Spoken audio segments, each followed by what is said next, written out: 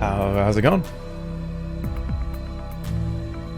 Well, I should wait a few minutes. Sometimes I forget pre-rolls exist on Twitch. But I'm here. Alright, let's give it a minute. I'll be right back.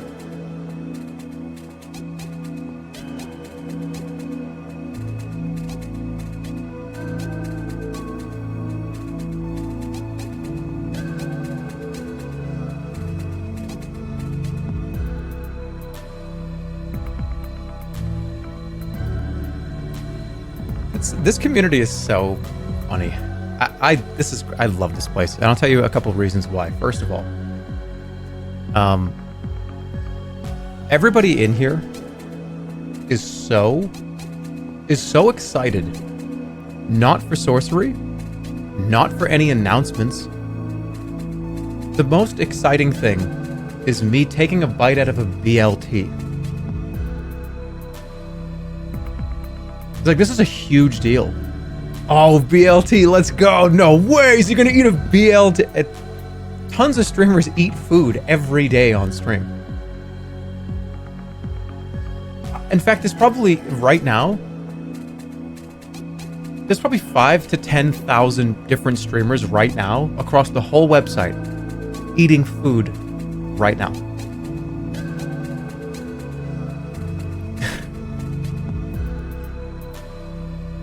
I actually haven't had a VLT in a long time, but we're not doing that immediately. I want to wait till a little bit later. We need to wait till most people are here. Is it a turkey BLT? Nope. It's just red, a little coating of mayonnaise, lettuce, tomato, bacon, toasted. Well, let's not get crazy here. Let's not get crazy.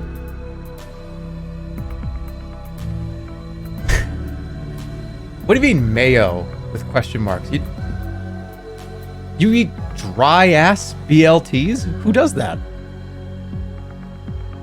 You just put lettuce, tomato, and bacon in between bread? That's dry. But the tomato... Yeah, mayo is always on a BLT. Always. I don't want that dry bread. But yeah, let's go over it. Let's talk about some stuff. Today is a very eventful day. Not just the fact that we're starting Sorcery Part 4. So yes, people thought I was a liar. We're doing Sorcery 4. Today, we're going to start it. We're also going to talk about Grotto Beasts. And the Grotto Beasts Tabletop Simulator mod. I have some photos to show you. Looks really, really, really nice. Have some news about that. Also something else to talk about. You'll see. And then, of course, the bacon, lettuce, tomato, and mayo sandwich.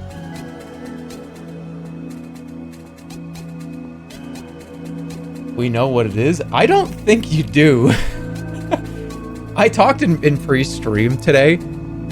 That is not what this is.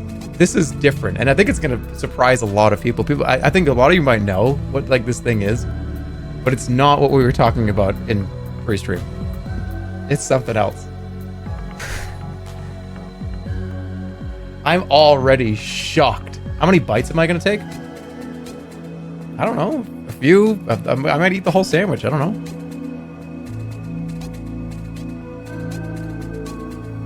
Eat an egg salad sandwich instead. Stop stalling? I think we have to stall today. Because the Sorcery Council, I need to make sure they're here. The whole thing? I might eat half and save half for later or something. You should raid somebody right now. To start turning my streams on to raid people. Hey, welcome to the stream, everybody. Big day today. Okay, who we raiding? I actually want to do that at some point. Hey, the shit we were talking about in pre-stream today, I'm gonna do that. I'm gonna do that shit. I'm gonna do that. Hope you're ready.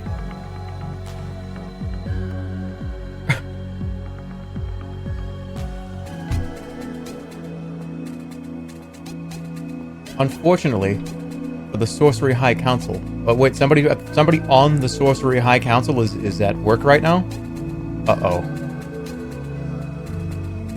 Well, how many people are on this council? We talk about the Sorcery High Council. I feel like it's like 2,000 people.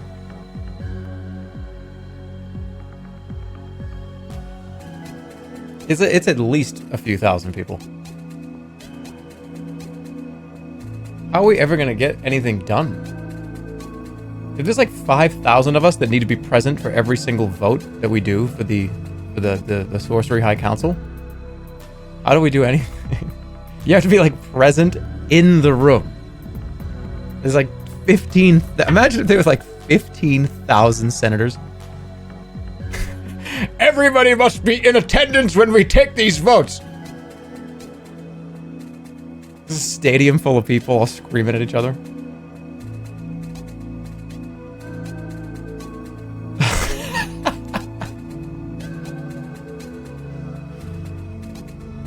Oh, they do. No, they do that in Star Wars? Is that looks like, okay, that's Star Wars? Oh, that's right. I forgot about the Galactic Senate. It's a Star Wars Senate, yeah.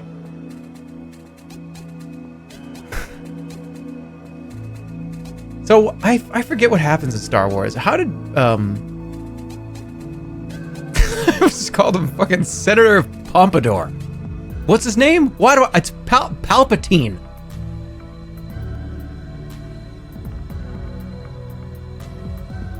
I am the Senate. Did he just get to say and do whatever he wanted? Like, how did that work? How did that work?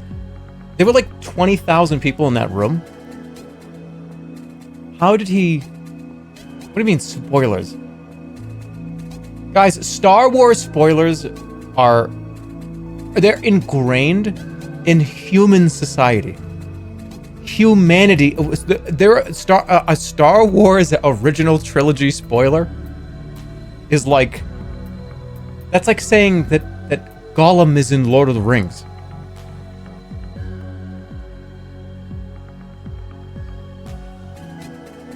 They gave him emergency powers.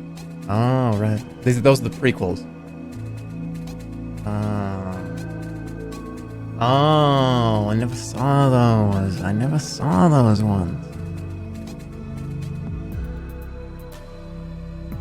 I just saw like 6 or 7 YouTube shorts of like I think Empire Strikes Back. I've never even seen the movies. I have no idea how it even happens.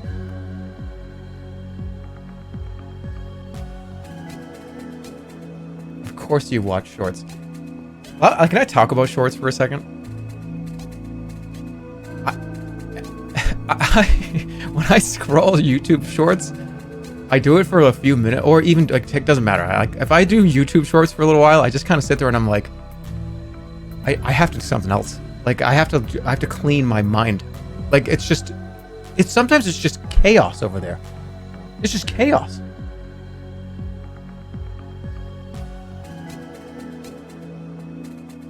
If I scroll shorts for like 30, 40 minutes, that's a lot, right? And it's like, holy shit, how long have I been doing this for? Now, let me tell you, I've only done this maybe 3 or 4 times ever. Maybe 4 times ever. Who scrolls for 40 minutes? I don't know. I don't know how it works. I don't know when am I supposed to stop scrolling? When am I supposed to stop? Just watch TikTok instead. I don't want to watch either one of them. I mean, some of them are cool. Like you go through, you're like, whoa, holy shit! I can't fucking believe that bottle made it all the way down and didn't break. That's fucking unbelievable.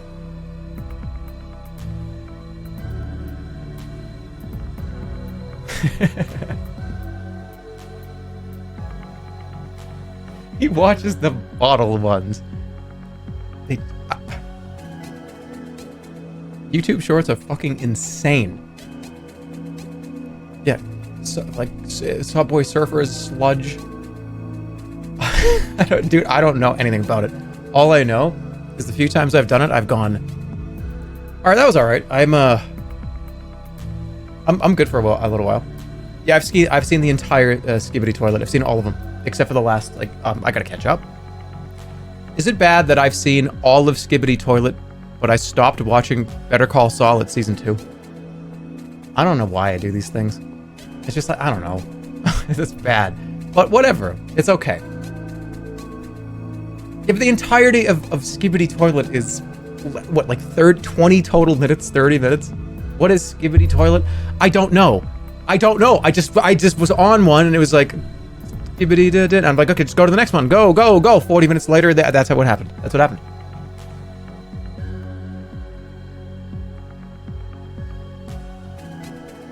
I just lost respect for you. Yeah. I'm dying right now. You need to grow up. Oh, grown-ass man. Oh, fucking grown-ass man. I don't even know. Maybe I haven't seen it all. It's hard to tell.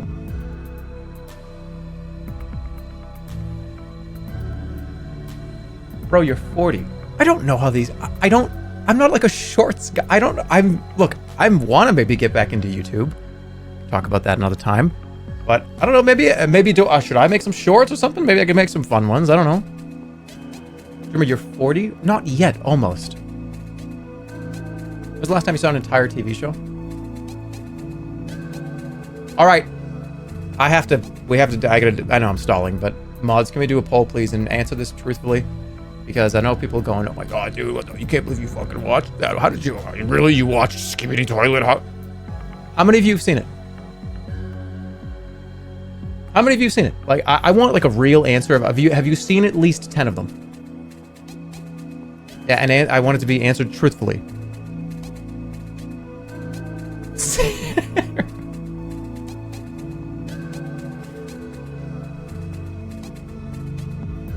Maybe okay. I think I watched the whole thing a while ago when there weren't the amount of episodes that exist now. It takes like 3 minutes. Yeah. All right. Did you? And I want real answers. And don't you lie. I know some of you are gonna.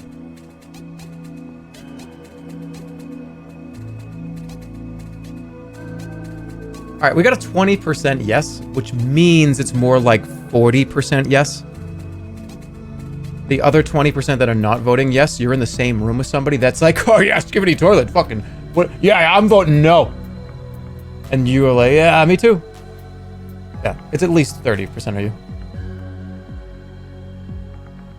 Whatever. I watched it. I watched some of it. Whatever. Who cares? We're good. 20% means 20%. It only means, no. It means like 30%.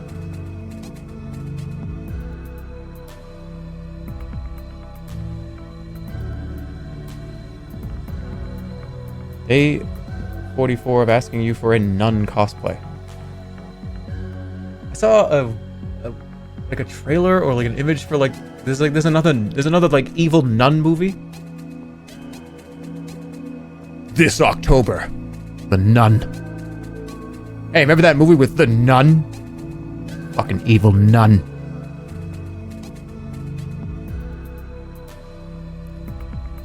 We're really leaning into the evil nun.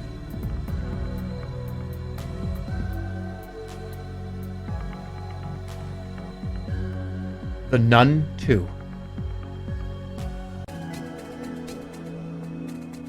It's a really old trope. Well, like the evil nun.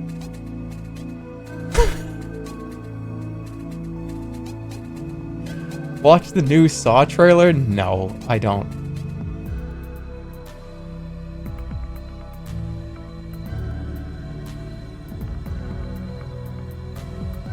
Yeah, I watched Skibidi Toilet because I was curious because I heard people talking about it. I was like, what is this? And then I watched it for a little bit and I stopped. I was like, okay, well, I'm done. Vinny fought you in Rivals of Aether yesterday. You won. Thank you. What's the lore? I don't know. Stop trying to justify it. Yeah, you know what? I don't even need to justify it. I did it. I watched it. Do I need to justify the fact that I watched this? Didn't Vinny watch this too? Wait, did Vinny watch this too, didn't he? See, that's where I got the idea. That's where I got the idea. That's where I got the idea. I heard he was doing it. And I was like, oh, I guess I'll watch this too.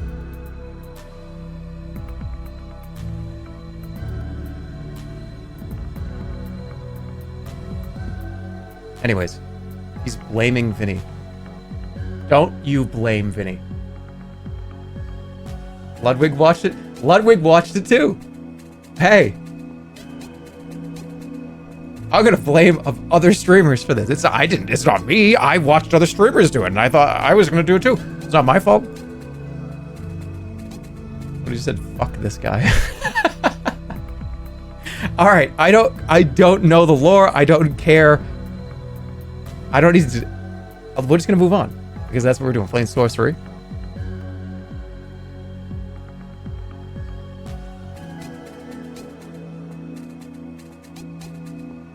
This lore? Yeah, I think so. I don't know. Do the voice. What voice? What are you talking about?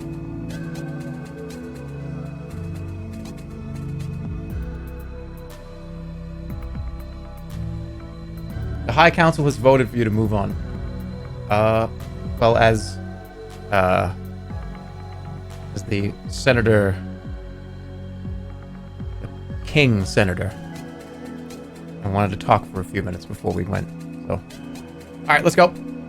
Sorcery Part 4. We have a lot of stuff to talk about later. I'm going to wait till a little bit later, though. Sorcery enjoyers. Let's go.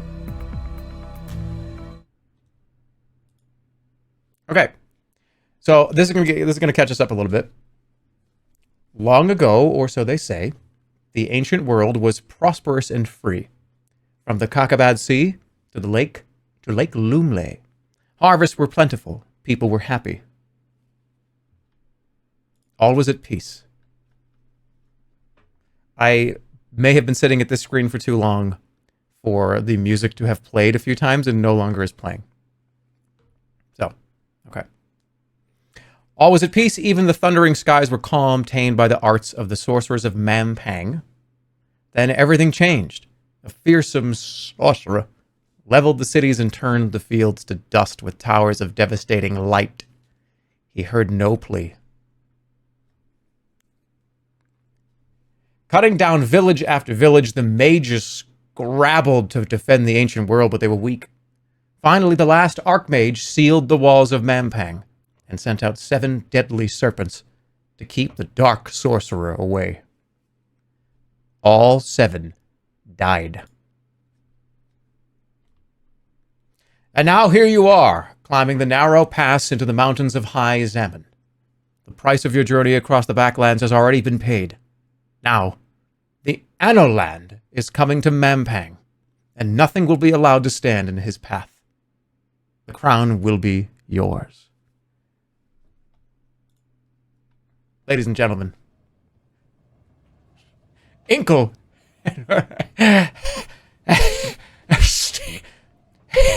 Steve Jackson's Sorcery. Part 4. Crown of Kings. Hey, there's the audio. Okay. So here to give you a recap, we beat the 7 serpents. We now are going for the Archmage. The Archmage is the evil Archmage. Where's the music? It'll come up. There's no sound. Yeah, there is. All right, here we are. The sun begins to dip, heading towards the horizon. You climb an ancient staircase, worn to almost nothing by the years. Look at the steps. Long ago, these steps were etched with messages, warnings, and words of advice and succor to the acolytes making the pilgrimage to the fortress. But they have long since been scrubbed away by dust, and the remaining marks tell you nothing. Check my provisions. You open your pack to check your provisions and nod with satisfaction. You have enough for 4 meals, but that should be enough. If you have not found the crown within 4 days, most likely it will be because you are dead. Okay. In the distance, black smoke curls upwards. You have 4 BLTs.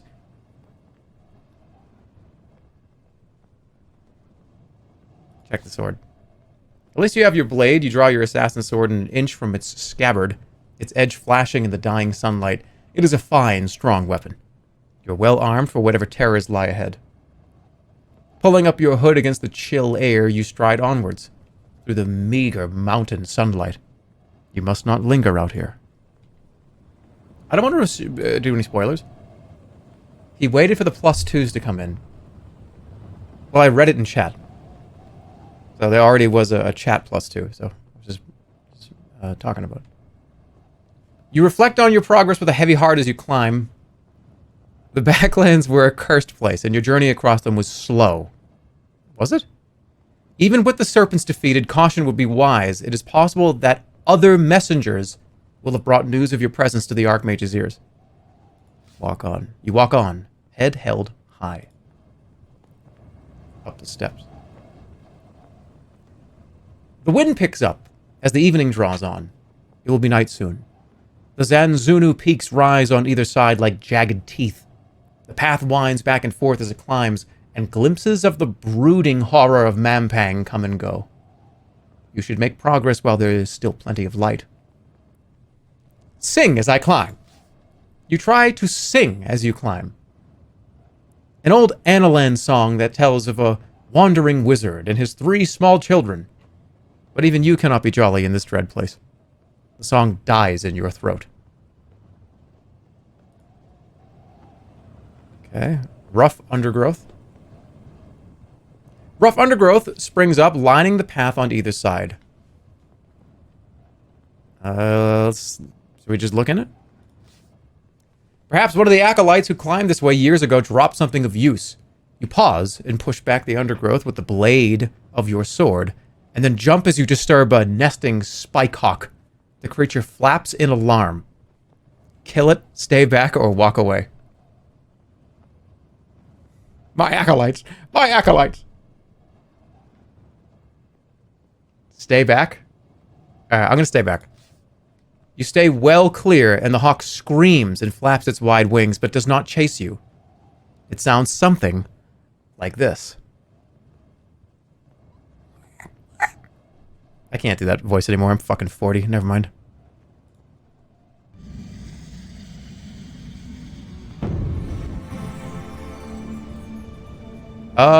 Should I talk? Maybe I can talk to him. Talk with animals? Let's just... Why not?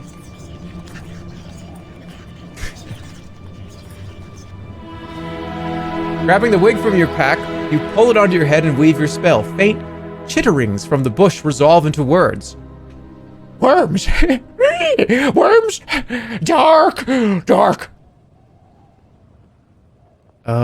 Speak a greeting? Greetings! I am a traveler. A moment later, the bushes part, and a mother spikehawk rises from the undergrowth.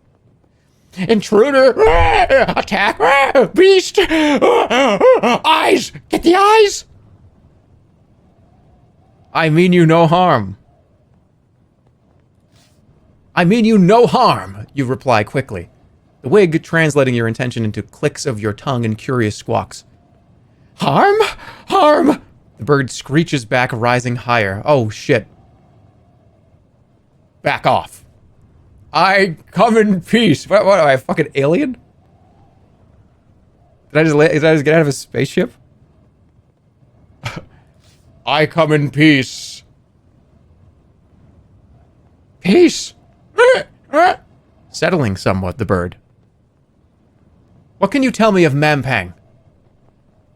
You ask. Mampang! Evil magic! Evil magic! That's not even a bird. That's just somebody that has the hiccups really bad today. But I'm gonna stay with it. Mampang! Evil magic! Evil! Finally, the spell fades. The bird settles back into the bushes. You resume the climb up the endless stairs. Hey, well, we avoided a fight. That's always a good thing. That was a donkey. Yeah, that was one step away from like... Yeah, it's okay. The sun is now sinking down, soon it'll be dark. You reach the top of the stairs, rounding the corner, you find 3 cave mouths set into the rock. 3 cave mouths. Let's take a look. You regard the caves with interest. The middle cave has the smallest entrance and probably opens into a niche and nothing more. The nearest cave would be large enough for a fire, but looks deep enough to contain any number of nasty surprises. A series of hoof prints lead into the mouth of the furthest cave. Okay, so in the furthest cave, something obviously went in there. The middle cave is small, really small. And the closest one is big enough to go in there and sit down, but somebody might be in there. Look at the hoof prints. You take a closer look at the hoof prints. They are deep enough to suggest a largest creature. But they are no longer fresh. They're at least a few days old. You also know that there are no prints coming out of the cave. Okay, so something's in there. What can I do?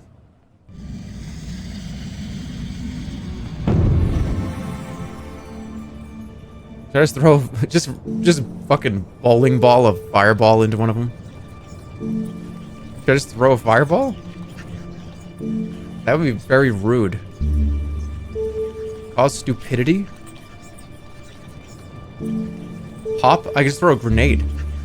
Why would I just roll a BLT? You craft a BLT out of thin air. Delicious mayo. Crisp lettuce. Crunchy bacon. Juicy tomato slice. You then squish it up into a ball and roll it into the furthest cave. Okay. I don't know. Open locks and doors. That's... I wonder.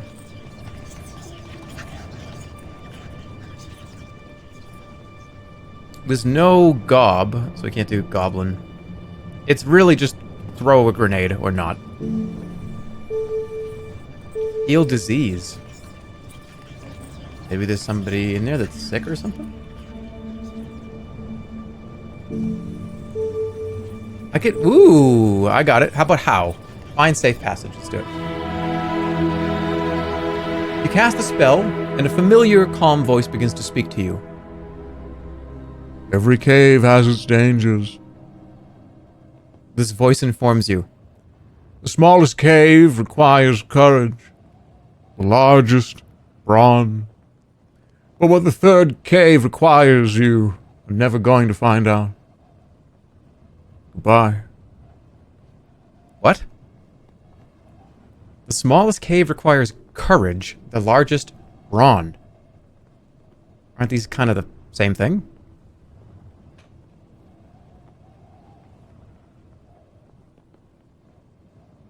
What the... How do I know what 1, 2, and 3 is? I'm gonna call out. Who's there? You call, hoping the owner of the hoofprints will appear, but there's no response. The caves are unlikely to contain anything but nasty surprises, surely. Okay, so this is the... What did Bugleberry say? Let me see. Okay. Small... Shallow is courage. Large is fight something. Right, obviously. The third cave requires you never find out. So it's saying don't go in here. Because I might just die. But that's sort of intriguing, isn't it?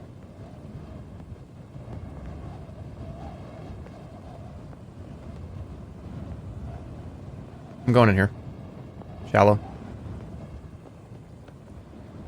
Right in the middle. You approach the smallest cave mouth and kneel down to peer inside. You might be able to crawl inside, but it would be a tight squeeze. I don't know if I want to... That would scare the shit out of anybody that was in here.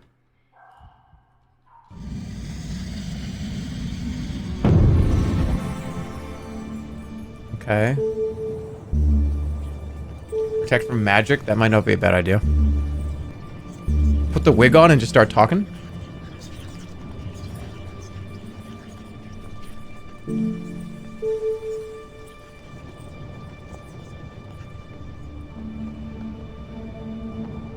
Do big? I don't think I can... What? That, I would just die. I don't think big is even an option. Summon replica. There's summon darkness. I wouldn't want to do that. Force field's not a bad idea either. See the future. I'm gonna do it.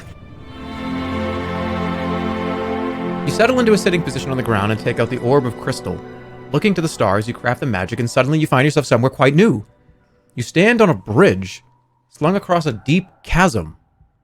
As you step on the planks of the wood, the bridge begins to whisper in your mind. Cruel and humiliating thoughts assail you.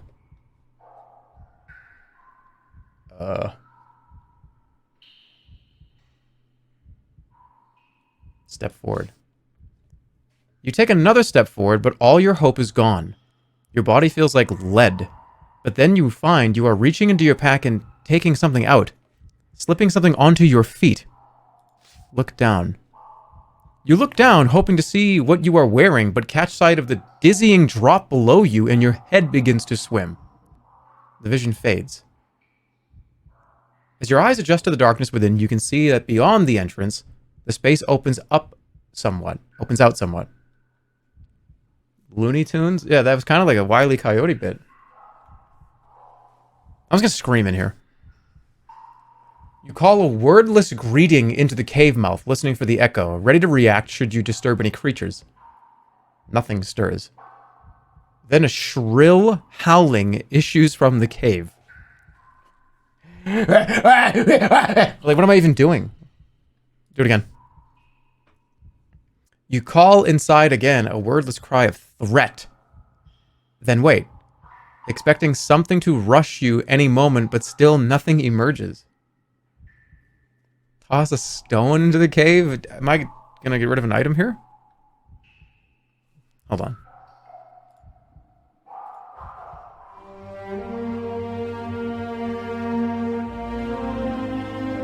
Yeah, that would be a pebble, right? I don't think I want to throw this. Just live in this cave forever.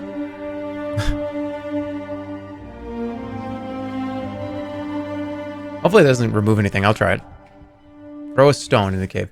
Okay, you find a stone nearby and toss it into the cave. Nothing happens at first. A howl issues from the cave once more. I'm gonna walk through here and just instantly die. Crawl inside. Stealing your courage, you crawl into the mouth of the cave. Inside the cave. You're barely through the entrance of the cave when the howling noise sounds again. It is now somewhere terribly close at hand. Just start stabbing out in the darkness? How about, let's get out.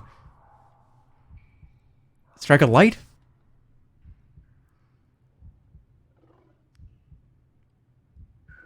You could use the tinderbox to make a spark. Burn the Marsh Goblin scroll. Burn my spell book. It's always the spell book. No, don't burn anything. I'm gonna wait. It's a fucking Zoombini. You wait a moment and slowly your eyes adjust to the dark, but you can still see nothing in the chamber. Then a tiny creature brushes your leg.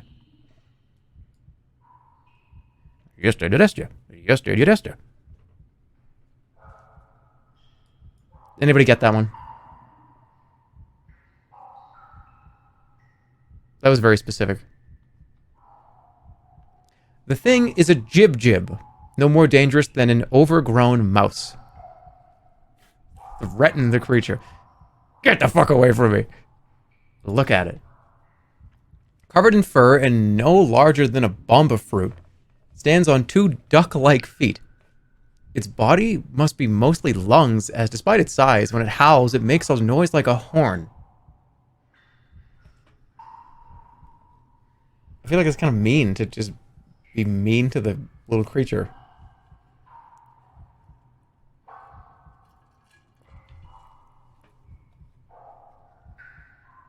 No, I'm going to leave the creature alone. You leave the creature, it howls a few more times, but is beginning to realize you are not afraid. A moment later, it scurries away out of the cave. Okay. The cave appears otherwise empty. This would be a dry, well-protected place to rest if it was nighttime. But it is too early to sleep. What time is it? I'm not going to eat. I'll leave the cave. So it was just a little Zumbini guy in there. That's it. I guess I could have threatened it.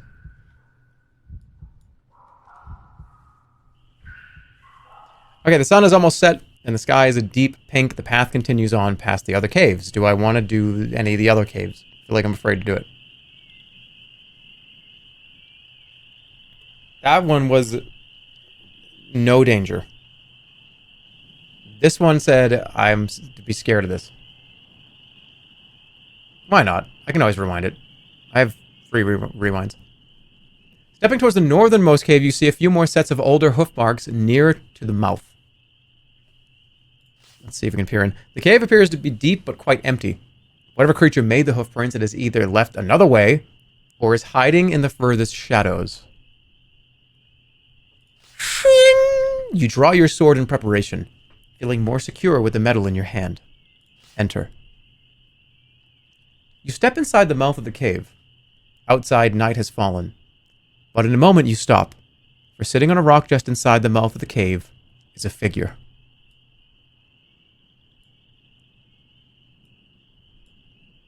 Okay.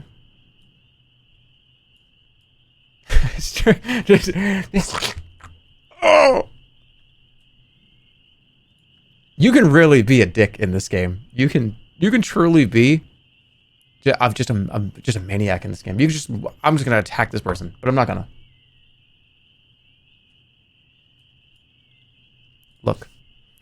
The figure is in shadow, but it is human-like and naked. A long mane of hair sweeps down over its back, which is turned towards you. Clearly you are treading quietly as the figure has not turned around. Honestly, I'm not even sure this is a good idea. Imagine just being... I feel like somebody being like, "Hey, what's up, dude?" What the? Somebody's in the fucking cave with me. Like, I would freak the fuck out. What can I do?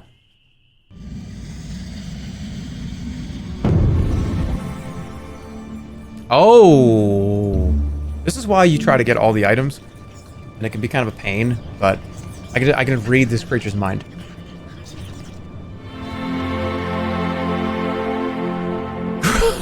That's even worse.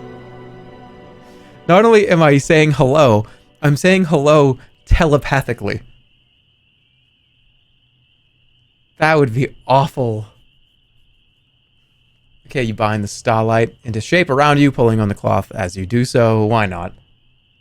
Greet the creature telepathically. Greetings. You think, but there's no response. As though you're not being heard. Can I listen? You focus and try to read the creature's thoughts. But despite reaching out with your mind, you sense nothing. Either it is shielded against magic, or it is entirely without thoughts. You remove the skull cap. You sense that this creature cannot rotate a cube in their mind.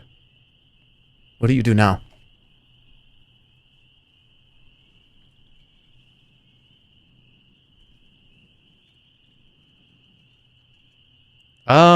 Whatever. Who is there? You call out. The figure makes no reaction. Call again. Will you not greet me? Still nothing. Perhaps the creature is deaf. Ugh, these are all bad. These are all fucking bad. I don't... Alright, you reach out to touch the creature's shoulder. The figure shudders a moment, then slides from its rock to the floor. Oh, I think this creature is dead. You look over the creature. It is a woman with a human torso, but her legs are thick with hair, and end in hoofs. Her face is a blend of human and goat-like features, and 2 short horns rise from her forehead. She is quite clearly dead.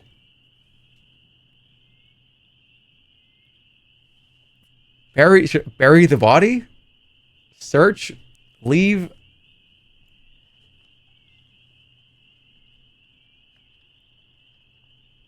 Can I... Okay, can I...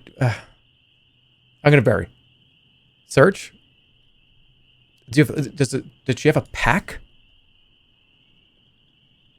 Oh, okay. She's carrying nothing. Her skin is quite cold. All right, we're gonna bury. We're gonna bury the body. It is hard work digging in the dirt of the cave floor with your assassin's sword. But after an hour or so, you've made a pit deep enough to roll the body into. You lay it down as gently as you can, and then move the dirt back over it once more. The dust clears, and you are left quite alone. Digging with a... Yeah, how the fuck would you dig with a sword? Use your hands. That'd be way more effective. I'm gonna sleep here. You should be safe here. Laying your pack down, you try to settle despite the hard floor. You've not eaten yet today. I'll eat something. You eat an apple and feel much better for it. Then you close your eyes and let your tiredness overtake you. Dream. What is left of the night is filled with visions. Jib-jibs are bouncing past you, appearing from all sides. Their maniac eyes are all but popping from their heads.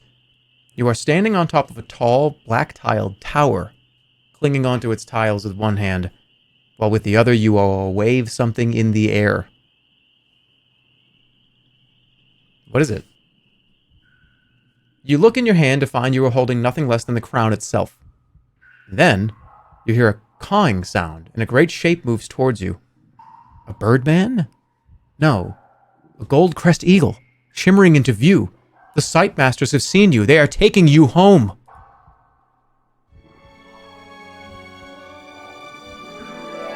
Okay.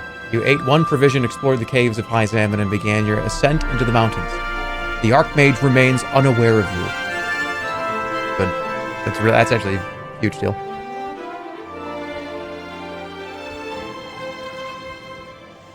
You wake to the sunlight spilling through the cave mouth. I just ate, so I don't need to eat again. You head outside once more, leaving the solemn earth mound behind. Sun breaks over the horizon. I guess I could... This one, I don't want to fight whatever it is in there, so I'm just going to keep going. You leave the caves behind. The steps are becoming wider as the path turns to follow the edge of a deep chasm. Walk on. A little further on, a rock ledge juts out into the chasm. 2 posts stand on either side, with a narrow and rather ancient wooden bridge lashed to them. Okay. I think this is the bridge from the future thing. What's the goal of part 4? The goal of part 4 is to go find the Archmage and go get the crown. Alright, look at the bridge. The bridge must be 100 years old at least. It is set into timber, supports driven deep into fixtures out of sight below the ledge. Seems like it might still be solid. Okay. I have to be careful because I think I'm going to fall. You glance down at the path ahead and see a line of hoof prints, similar to those you saw outside the cave. They lead away past the bridge. Okay. You lift your eyes to look across the chasm to the other side, where more mountains rise up. A cleft line in their peaks traces a narrow road, and atop one summit is what looks like a large bird's nest. Cross the bridge or move on. I don't want to throw it. I want to keep my money. Okay, time to continue. If the bridge is sound, it would get you quickly closer to the citadel. And somebody said, can you zoom out? Yes, I can. Here is Mampang. Got a little ways to go before we get there, though. Alright, this looks kind of interesting. The bridge, I don't know if it's safe. It might be. But I kind of want to go this way. This is much longer, but I feel like kind of interesting. All right, let's go to the winding path. You guys just got Elden Ringed, that's right. You make your way along the track, then pause for breath. The air stirs a little, still cold but fresh, at least. A jutting rock sticks out just by the edge of the ravine. Look at the rock. The rock is like a hooked claw poking out of the edge of the chasm and looking out over the drop. The far face is grown over with thick, fleshy green moss. Ooh, green moss. Why did I say it like that? Ooh, actually green moss. You grab a handful of the moss, it feels juicy and fresh. I'm gonna take it. No, not taste it. Oh, I guess I can just eat it. Eat it. Healing warmth. Yeah, we got full health, though. Look into the ravine. The ravine on the north side of the path is deep, but not impossibly so. A sheer drop becomes softer as the ground curves towards grassland within view. Let me take a look. So I could do this. I technically could drop the rope down, go this way and come up here. I think that's what that's implying. Investigate whatever this is. Or just keep going the long way down this path. I think I want to go the long way. Look, if this is part 4, this is the final part. So let's not skip it. Let's take our time with it. Let's go the long way.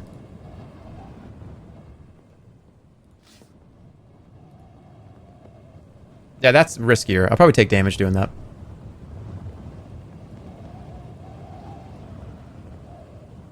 Okay, up the path. The path crosses a rocky plateau which rises gradually.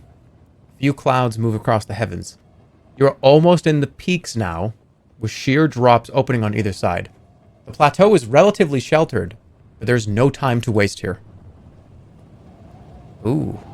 Okay, let's keep going. A sheer rock wall stretches high on your right, while a drop is to your left. Follow the path as it curves around. As the morning moves on, the wind begins to rise. The path quickly narrows, and you have to press yourself against the wall at times. You follow the trail around a corner, stopping short in view of a jutting ledge. The path turns to fresh mud, pressed with hoof prints.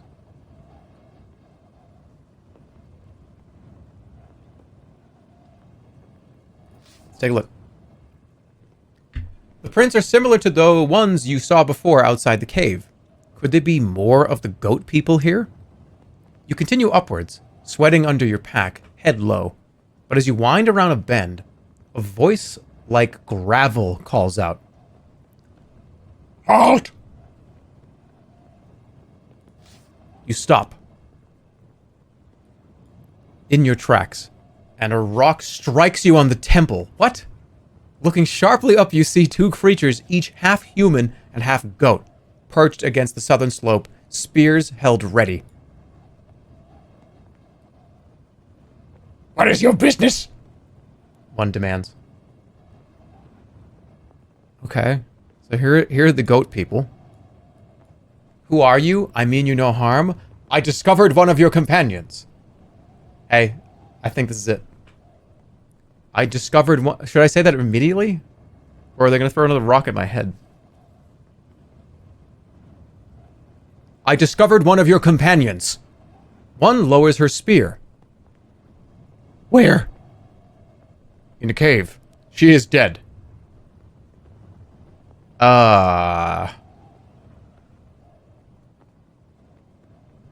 Shit. In a cave. How was she? She demands. Her concern is clear. Dead. That's not a nice way to say that. How was she? Dead.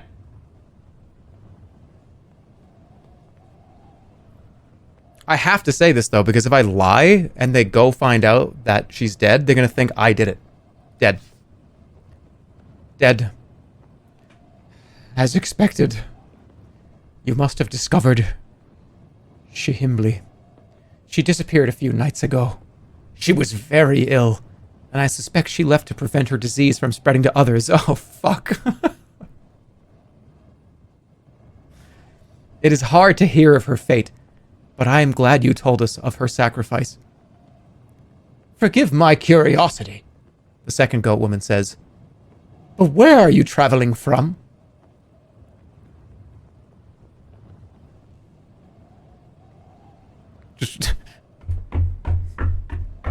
Just walk away. Tell them something. You take a moment to prepare a reply. Are these creatures servants of the Archmage, or are they his enemies? I come from Analand, and I journey to Mampang. From Kare, off to sell goods in Mampang. From the southern plains, with no destination in mind.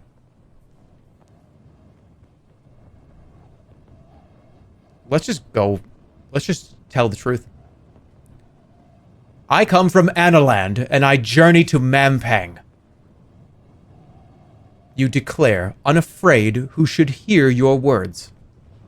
Mampang! Ah, the cursed place.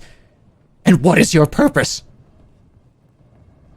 I will recover the crown of kings, to find a lost heirloom.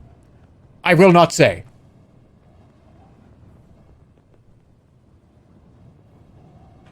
To find a lost heirloom. Do not mock us, stranger. We are an isolated people, but even we know respect. Unlike yourself, it seems. Do not test me. I'm not used to strangers. I mean no offense. Do not test me. I am sorry, I'm not used to talking to strangers.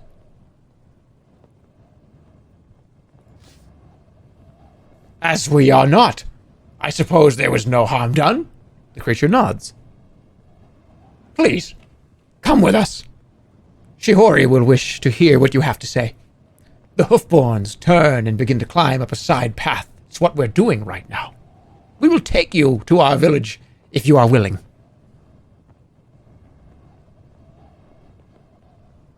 Who is Shihori? Our leader. The best of us. The first. You will come? I cannot come with you.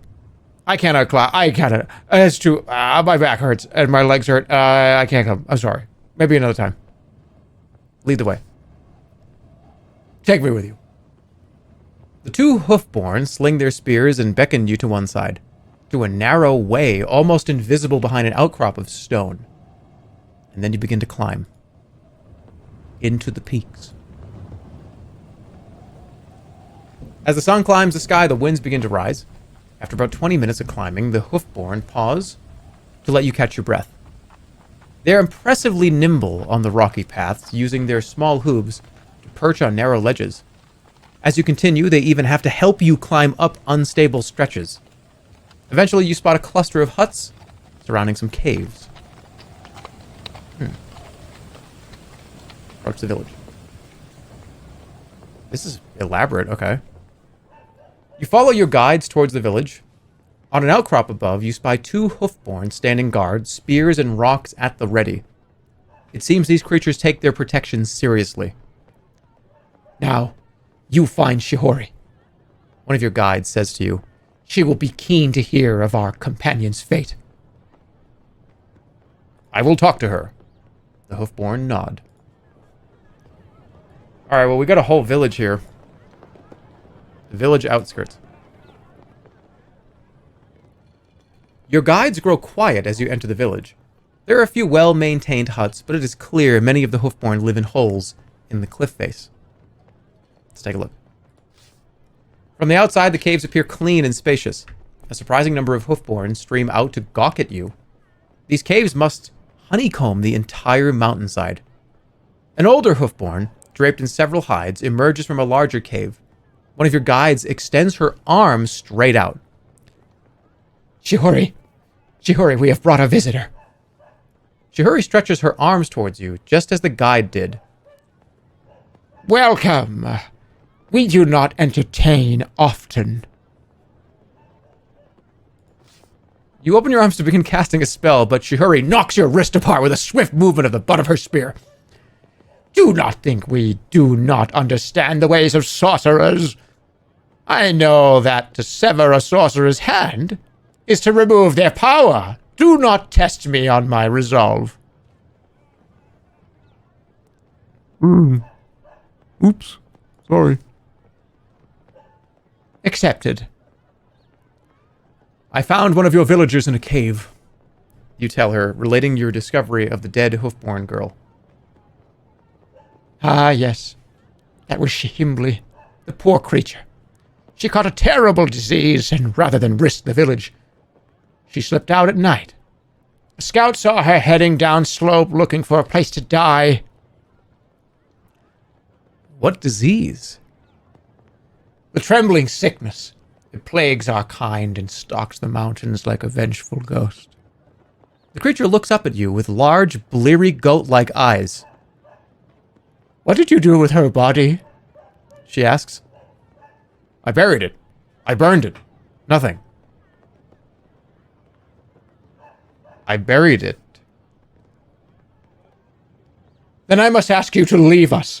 Trembling sickness is most infectious. We cannot take the chance. I am not ill. She looks uncertain. You do not seem to have the symptoms. Even as her spear point comes up. The girl had been dead for some time. You tell her, whatever disease she had was gone from her bones. How the fuck do I know that? I thought, what am I, a doctor? Am I like a scientist? How would I know that? Shihori stares at you and shakes her head. But she lowers her spear. I hope you are not lying to us, stranger. We have lost too many to the disease already. Shihori looks to your guide. From where does this one come? Analand. He claims to be on a quest. Is that so? Shh, don't tell. Ooh, it's a secret. Indeed. Do not tell me your purpose. I just wish to know this. Will it harm the Archmage? Well, I mean, I hope so. Greatly. Excellent! But you must be careful in Mampang. It is a chaotic place. And cruel. The Archmage wields complete control, but does not always exercise it. Petty crimes and suffering go unnoticed, but you will not. He has spies all over Zaman. It is likely he knows you are coming. I took care of his serpents. I do not think he does, not yet. I will be wary. I took care of his serpents. Did you? Then perhaps you have a chance after all.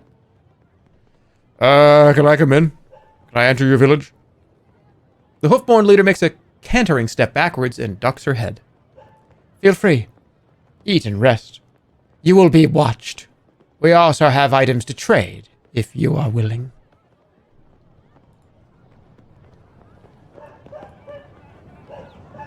You're diseased. That's not confirmed.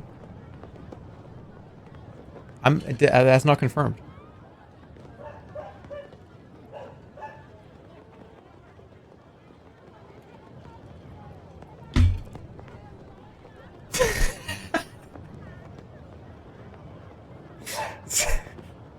I am not... fuck. But how... I don't know. How long was she dead in there for? Because that's a good point. Like, how... It's been a while, right? You step into the center of the village. The watching Hoofborn gradually disperse back into their groups. Some into caves, and others go to a gathering around a fire. Ooh, a few places to go. I got money, so let's go to the trader. Against one rock face, a thin Hoofborn stands beside a few broken packing crates stocked with trinkets. He raises his hand as you approach in greeting. Greetings. This is what we have, the trader tells you. I'm afraid it is not much. Perhaps something here will be of interest. From across the clearing, you hear Shihori call out. Treat this one fairly, Rahan. He is a friend to our kind. The trader nods. Who do you trade with? You ask, somewhat puzzled. The poor creature shrugs slightly. You are the first. But one day I hope to open a true trading post. You peer into the crates. The creature has a curious assortment of items. Why is he German? I don't know. I looked over at chat and I saw somebody say, 1 year later, one voice. And I said, you know what? Fucking next one's going to be German, okay? That's what happened. That is the truth. That is what happened. That's just the truth. I have to tell you the truth. Okay. You peer into the crates. The creature has a curious assortment of items.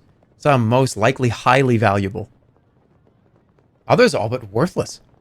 It is almost a parody of a shop. The crates are all labeled in scrawled writing. The first is marked 6 gold and the second 12 gold. A spear leans against one of the crates. Okay, look at the expensive crate. You scan the items in the high-priced crate. A brass rod with a weight.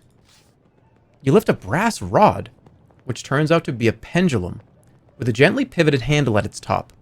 It swings with an easy weight until the trader catches it. None of that. I won't have you casting any sleeping spells on me. Okay. Of course not. What shopkeeper would fall for that? Indeed. Well, this is 12 gold? That's a lot of money.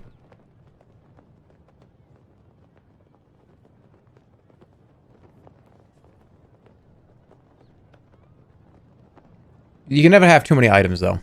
I'll get it. The long brass pendulum only just fits into your backpack. You hand over 12 gold pieces. You look up once more. There's nothing else in this box. Look in the cheap crate. The cheaper crate is mostly empty, and you have to dig to find anything amongst the sawdust in which things are kept. A glass bottle, a pair of nose plugs, orange rock dust, an apple. I think that's for like the smelly spell. Hold on, let's see.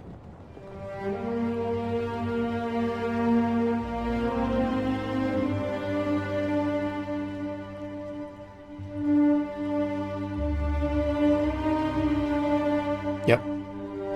It's Nif. Spell causes the air to fill with a nauseating stench so vile that any creature catching a whiff will need to vomit. This includes the caster, unless they are wearing nose plugs. The effect is more pronounced on creatures with large noses. Okay, so it's the puke spell. How much? No, I didn't want to click that. The orange dust is piled in one corner of the crate, but when you ask, the hoofborn assures you it is for sale. Finest amber grind. Better than the rust, even, if you know what to do with it. That was all of Europe in one accent. I don't know. That was remarkable how that happened. Okay.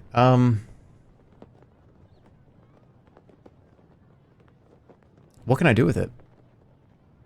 And what is that? I am no sorcerer. Orange dust? What is it? What is the orange dust used for? Sand? Firewater? Mirror? Yellow powder? I mean, it's orange. It was clearly orange.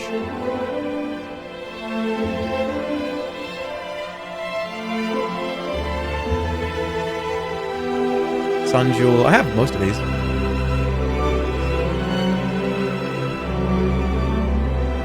Crystal orb. What is it for?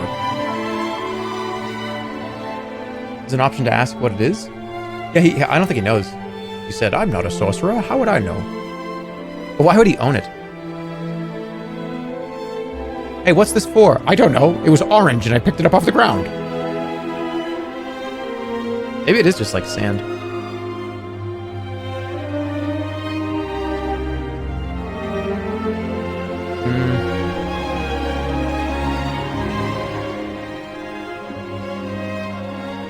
I mean, I got money. I got money. How much was it? 6 gold, right? I got money. I'll buy it. You pour the orange rock dust carefully into your pouch. You pay the merchant. You scan the remaining items in the crate. How much are the nose plugs? 6, right? Yep. Definitely want those. Glass bottle. Clear liquid inside of a glass bottle. What does it smell like? You go to remove the stopper. Boom. Hold on, let me do that better. You go to remove the stopper. But the hoofborn stops you. It's fire water. It evaporates extremely fast once exposed to air. So buy it if you want to drink it.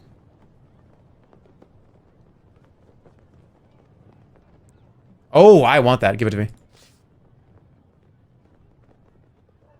Okay. What about an apple? An old apple sits in sawdust. In surprisingly good condition, considering it must have been here for some time. It's food. I want it. Oh, shit. There's a spear.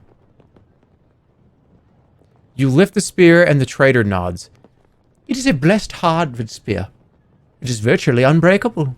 And very expensive indeed. How much? 70 gold pieces. That is robbery. But the trader shrugs. No. Robbery would be anything else. But never mind, you need not buy it after all. I have seen enough. You thank the trader and move away. How would you ever have 70 gold at this point in the 4th game? 70 gold. I guess if you just didn't buy a bunch of bullshit like I did. Okay, I've seen enough. Thank the trader, move away. The village is small. There could be more than 100. There could be not more than 100 inhabitants.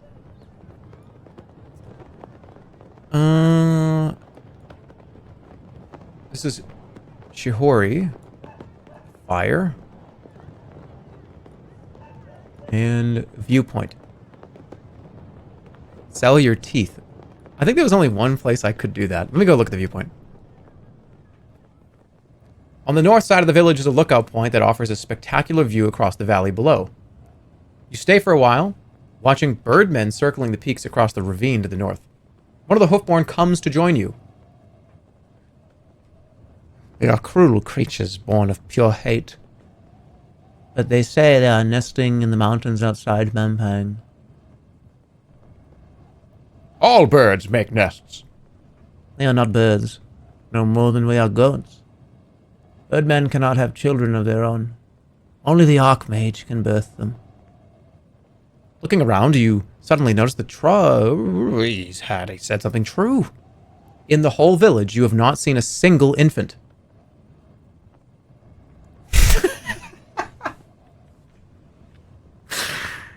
Oh, that's like top 5 best chat message of the last like month.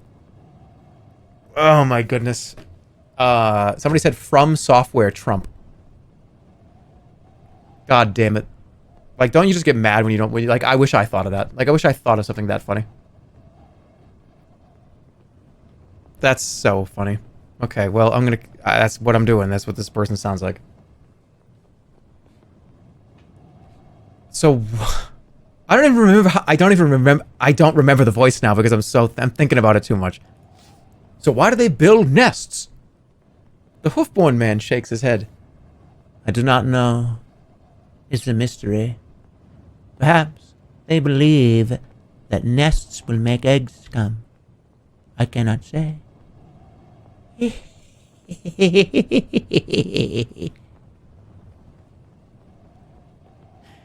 You cannot have children of your own? We cannot. The hoofborn strikes his chest with a palm. Ow, I did that in real life. Go in peace, stranger.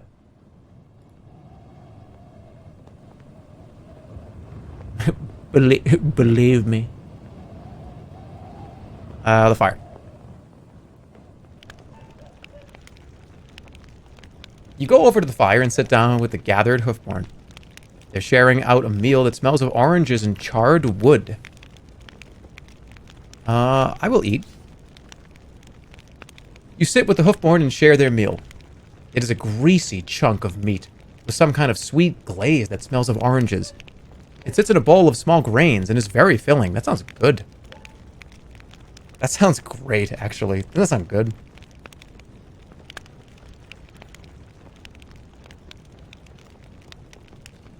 Ah, fresh water with some delicious... What's in here? I put something in it.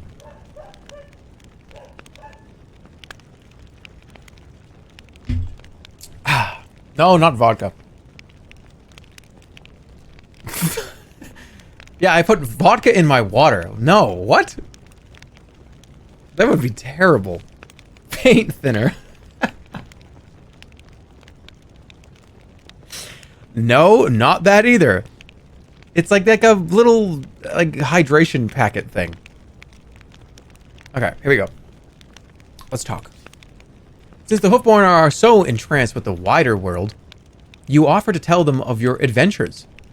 They surround you with eager faces as you speak of the gloomy, abandoned house of the blind noble Theta, and the austere meeting hall of the council. You tell them the story of your journey through the vast plains. You tell them about Lake Eklala and your battle with the dreaded water serpent. They clearly do not believe half of what you say, but enjoy the adventure nonetheless. They look wistfully across the mountains when you are finished. The fire smolders gently. Ask about the Archmage. What can you tell me of the Archmage? One of the goat people shrugs. Another laughs. Strange rumors come out of Mampang, stranger. Strange rumors indeed. I can imagine. There are those merchants and traders, mostly, who say Mampang is run by the guards. They say the Archmage does not appear. Perhaps he is a recluse. The goat person shrugs once more. The merchants say he is dead. They say if he was alive, he would be over 1,000 years old. But who can say? It is certainly true he never steps outside of Mampang. That is all they will say. You get to your feet once more and look around the village.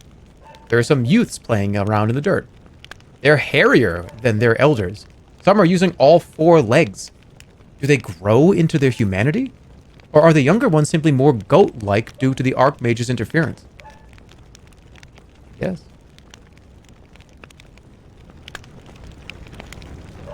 You hear? You approach Shihori, who is seated outside a largest hut, and nod a greeting. Greetings. I hope you are finding our village comfortable.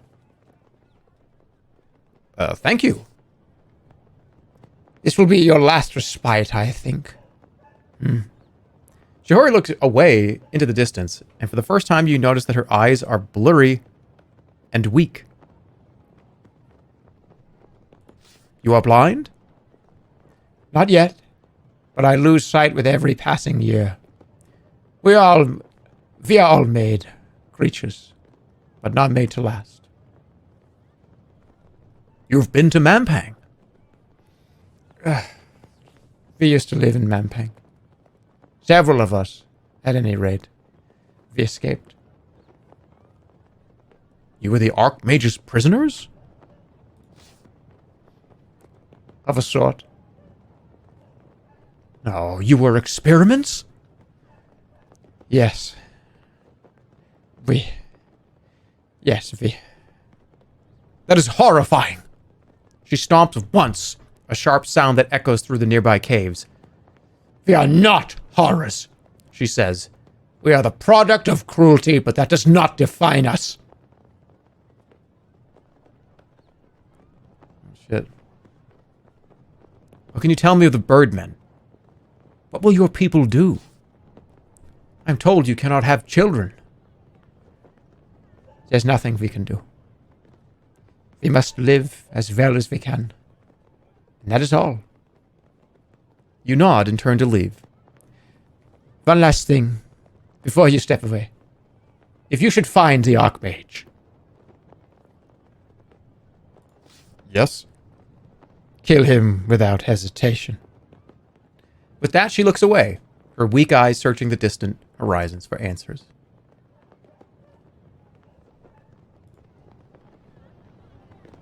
I will. I will.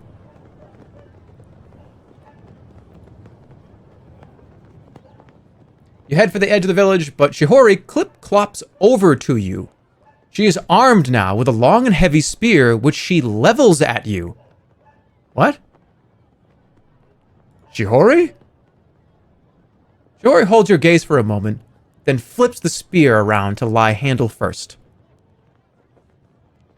The blessed spear. Take it as a thanks. It may help you to penetrate the defenses that surround the Archmage. This thing was $70. I almost bought this if I had the money. Go sell it for 70 gold. Thank you. I am honored. You take the spear and strap it to your back. It feels as promised, most firmly made. Now go, and may the gods of the old world be with you. You turn to take your leave. A guard accompanies you back to the main path. You're grateful for it. As the route is so steep, you risk a fall without help. So let me see, what is this thing? How good is it? Blessed Hardwood Spear. Hardwood Spear declared to be unbreakable by the Hoofborn. I have a lot of weapons. Interesting. Now this is really funny.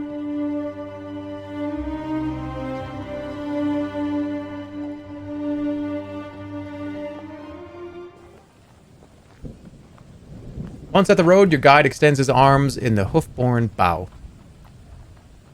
Thank you for your news and stories, traveler. But we would appreciate if you did not return. We cannot risk a spy from Mampang following you to discover our home. I will destroy Mampang! He smiles, extends his arms again, and disappears up the narrow path.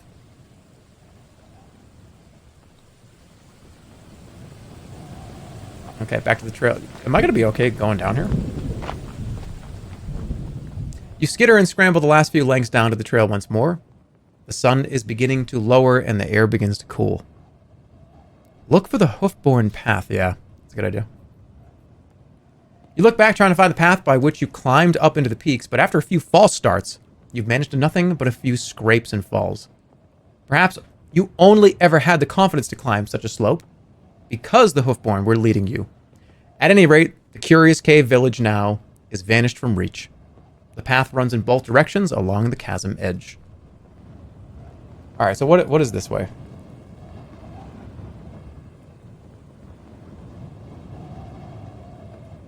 Can go over here. Can go over here.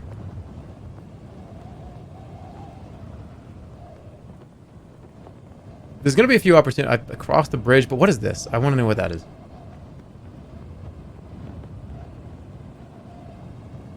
Bro, you're a wizard. Just float. Well, we're going to go this way anyways. You walk along the edge of a sharp ledge which looks down to the deep chasm. The gap is wide, but across it you can see a path winding through the mountains towards Mampang Fortress. A rope hangs suspended in mid-air above the chasm. Its near end is coiled up neatly on the path. That's probably a trap. Let's find out.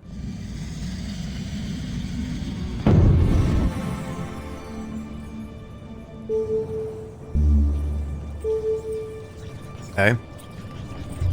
It's one way to do it.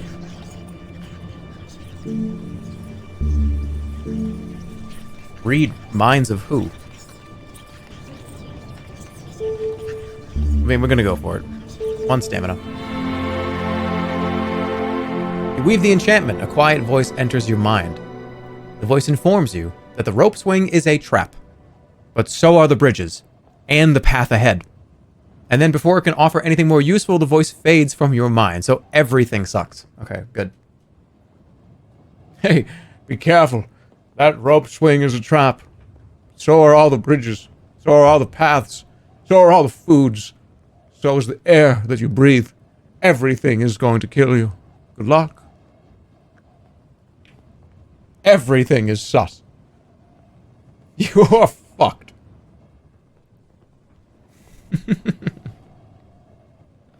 I guess it doesn't really matter. Looking to your right, you notice the trail continues. You think you see a bridge in the distance. What else can I do?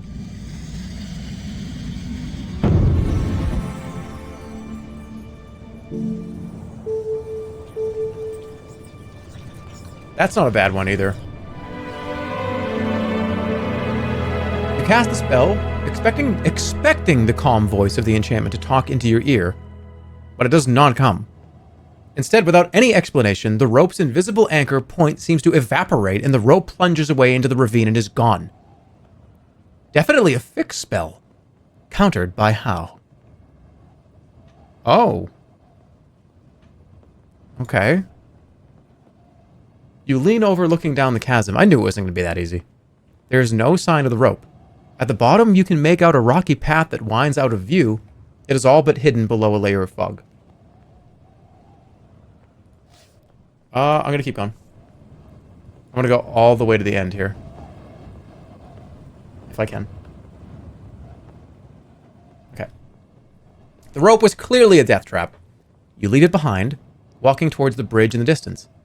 For a moment, you seem to see something moving on the slopes above you. Well, let's look.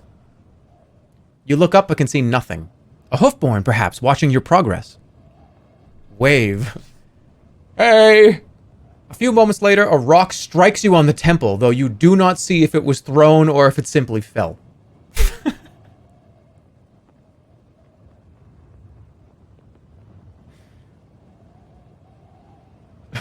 Okay. Apparently it didn't hurt very much. Make a move. Who's throwing rocks at me? Why? It has to be somebody from here. What the fuck? You definitely have a dent in your temple now. Yeah. It's Gollum. That's Shibiri the Rock Thrower. Shibiri is Elden Ring. Shibiri.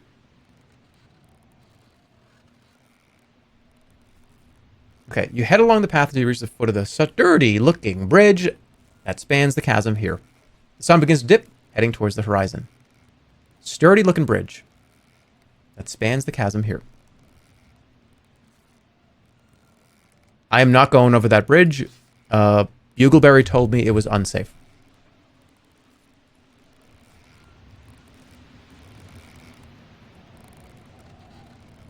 Make chaos. Take the world.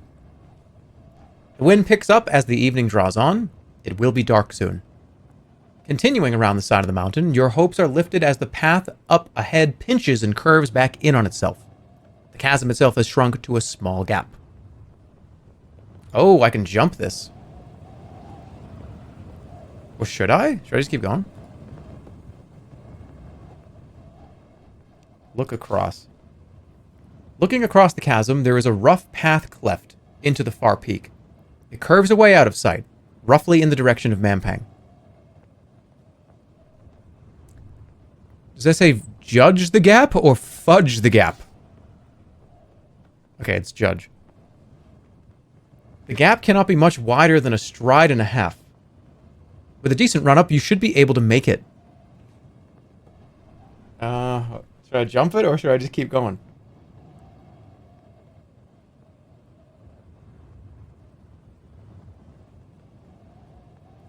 Just fudge it? Alright, I'm gonna fudge it. You take a run up, rush forward, and hurl yourself into open space. The jump is short, and you are confident until a moment before you land, when two strong talons scream down out of the sky and skewer through your shoulders. Hey! Look up. You twist your head up and find yourself staring at the feathered lower body of a birdman. Then you are being dragged up into the air, each wing beat sending arcs of pain throughout your body.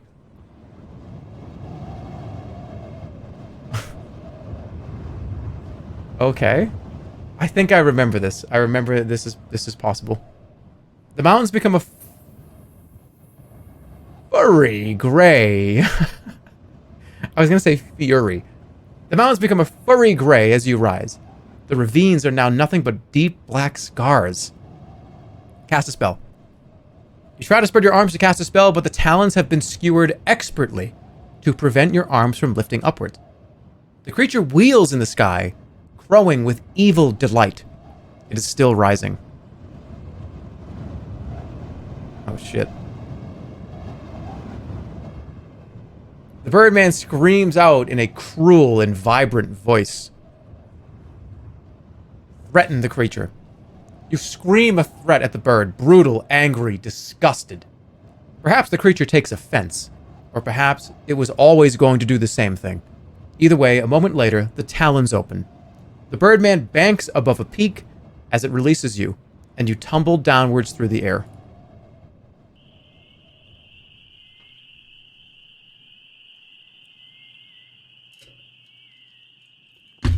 My health! I just lost like all my health. You land somewhere with a heavy thump that knocks all the wind from your frame. You're on some kind of loose straw, which has cushioned you. Overhead, the birdman wheels and circles away. Presumably it believes you cannot leave. Look around. It takes a moment to realize where you are. This is a nest. The nest is an intricate construction of twigs and branches built into a natural cleft in the peak. The wind whips past a short distance away. Everything it can grasp has already been taken. On one side is a dark hole in the straw that might be large enough for you to crawl through.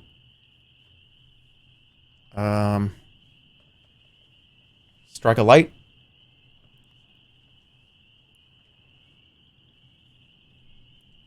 Should I wait? I don't want to burn my spellbook. I'm going to go inside. You crawl through the hole into the heart of the nest. I'm going in. The inside of the nest is a curious bell-shaped chamber open to the sky. The walls are of woven straw, matted with feathers and scraps of fur. Search the nest. You poke around the nest, eventually coming across a black face mask, packed roughly into one of the walls. But as you weigh your find in your hands, you hear a shriek from behind you. Draw my sword. Oh boy. You draw your sword as talons rake down your back, leaving deep cuts. You roll away, dodging another slash. Once on your feet, you come face to face with the nest's owner, who has returned. The birdman's wings are outstretched, clawed hands already up and ready to tear at your body. The vicious talons drip with your blood. Full blast. Probably a bad idea.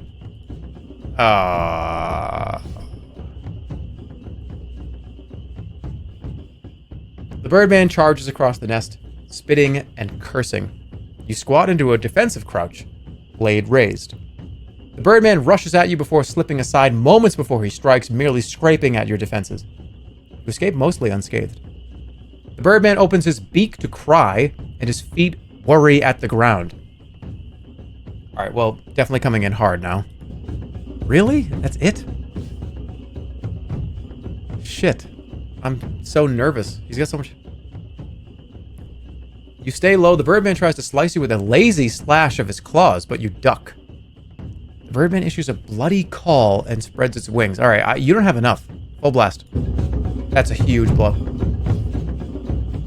That's a massive deal. Okay. Your blade sings as it parts the air, cutting straight through his own vicious, ragged attack. You cut the birdman deep into his belly. The creature howls at you in fury. He clicks together long nails once more. He is still determined to fight. Let's go again, then. Oh, you're fucking done. Okay, the creature screams in a blood-curdling tongue. He stretches his cruel nails. Do I still have more? I think I still might have more than... Yep. Alright, now I gotta defend. You cut a side blow. The birdman wails as your blow connects. He rises sharply backwards. He stretches his long nails. I have to defend. I don't have enough. I may have... That was like 1.8. Nice. Alright, got it. I'm just going it again. Just barely, but I got it. Another chance follows. You jump through the air, hoping to catch the creature. The birdman falls to the ground, feathers drifting from his body. The savage light in his eyes has gone dark. While the birdmen may be delicately boned, they are vicious fighters. You stagger back against the straw, grasping for... Yeah, your breath is gone. Look at you. All right, let's get that mask. You look around the chamber with interest. It is all wrong. It is as though the birdmen are not sure exactly how a proper nest should be made. This place is a weird hybrid, part nest and part straw hut. You crawl back out of the nest. Did I get the mask?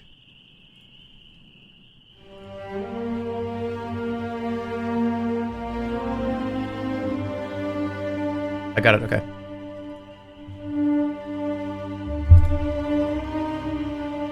Back outside.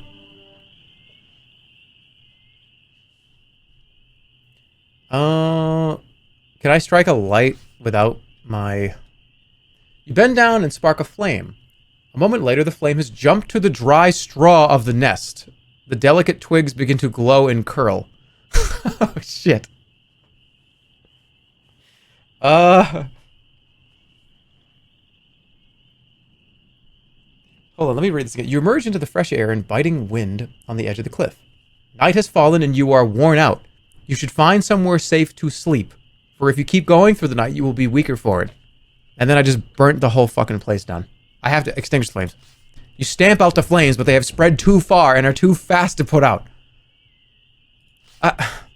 You wait, cruelly admiring your handiwork as the nest roars into a pyre. There's nothing else to do but risk the climb down to the path. It cannot be more dangerous than staying here. This was a perfect place to sleep. And to eat something.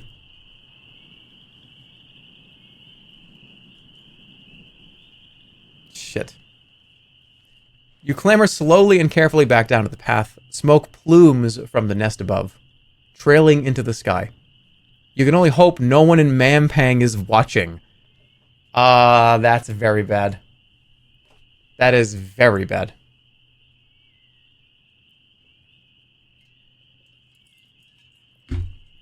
I might have to rewind that.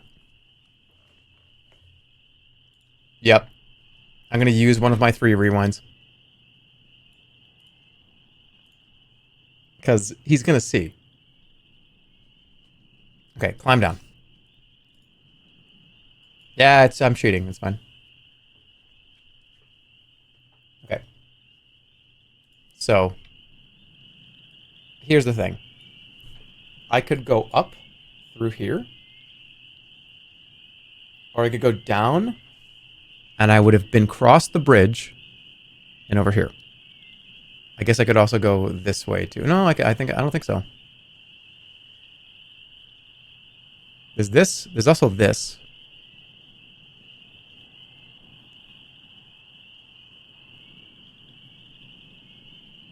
I'm not sure. But I know I'm going to go at least up here. You head down a slight incline. Mampang looms into view once more.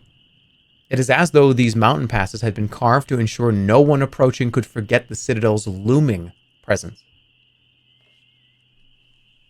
Look ahead.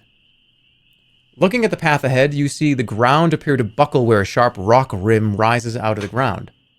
Before you lies a deep crater, as though an entire mountain peak had been scooped away. You will have to find a way across. The moon moves slowly across the dark Sky.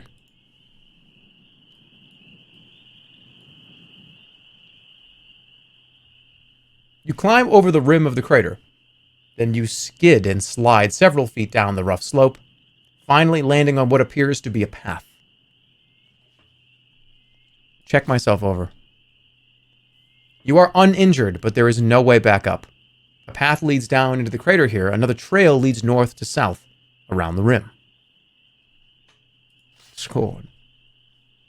The path down into the crater is wider and more beaten down than you might have expected. This is not the main road to Mampang, but this trail must still see some use. You would do well to find somewhere to rest safely.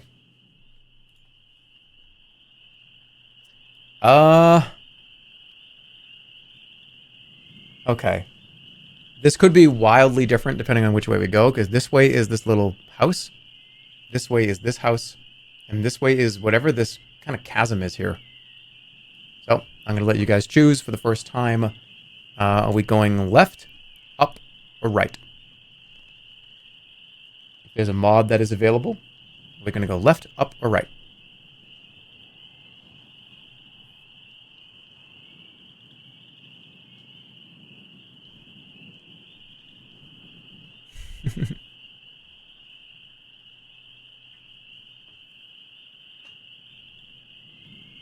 I'm seeing. I don't want to influence the poll.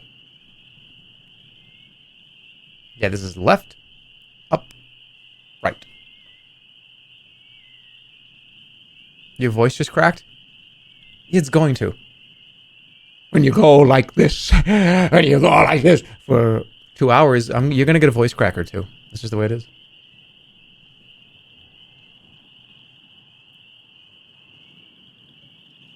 Somebody just pushed their glasses up and said, well, Jerma, that's not what happened. You've only done that kind of voice. You've been speaking normally. You've only done voices for about 26 minutes total. So, you're an idiot.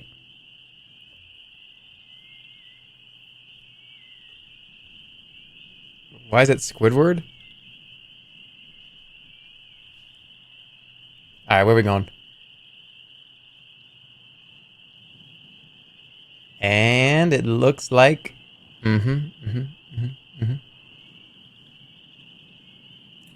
Let's go.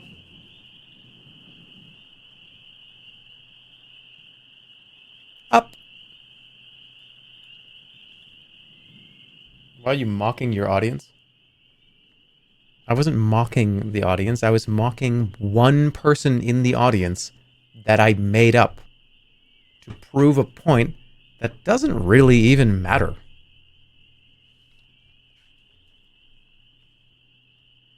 Okay, you follow the trail until it becomes lost under thick scrub. In the dark, you can no longer see the path. This is a really bad place to go to sleep. But I kind of have to. You try to lie down and curl up to sleep, but you are too exposed. Anything flying overhead would see you in moments once the sun rises. Better to find a place to sleep in this scrub. You get back up to your feet. Okay, well, I guess I'm going into the scrub.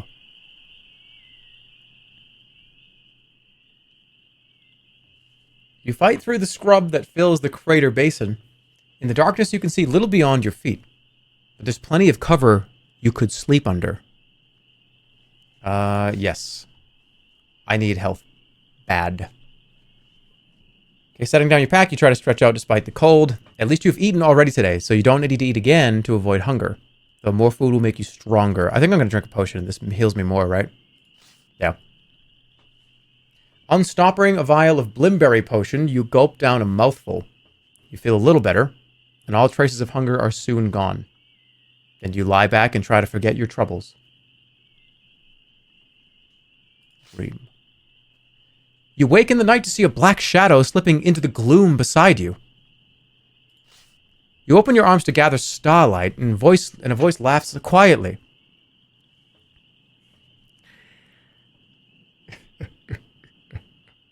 Two hands clasp yours and separate them. No need for that, Analander. The shape slips down onto the ground beside you. Make space for him. You make a space for him close by your side. It is a cold night, here in the shadow of evil. Flanker! Flanker? I near the end of my journey, as you near the end of yours. But, Analander, I fear the outcome. What do you fear? We have traveled a long road together. Soon we must separate. I am not afraid. I cannot know fear. I am a dead man still alive. An assassin is not permitted to experience mercy. And yet, here I am.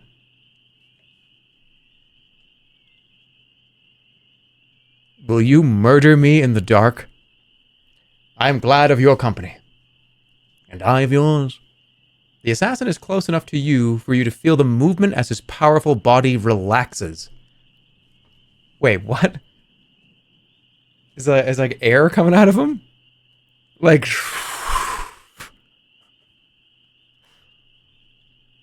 One of us will kill the Archmage. Perhaps. Certainly someone will die. He touches your shoulder briefly. Rest now. And so the night passes, but you know that in the morning he will be gone.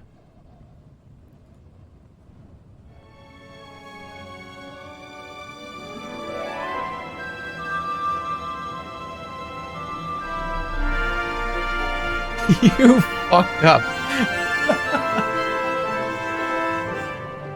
What do you mean?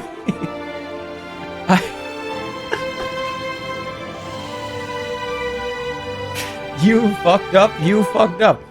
What do you mean?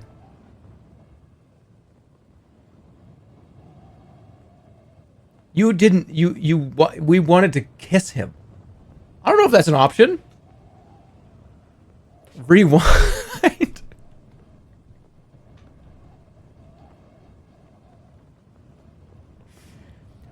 We don't.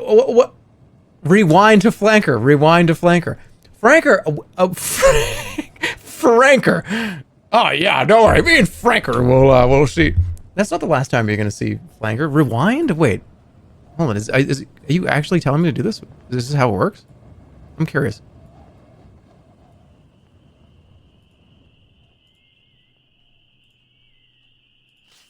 Okay.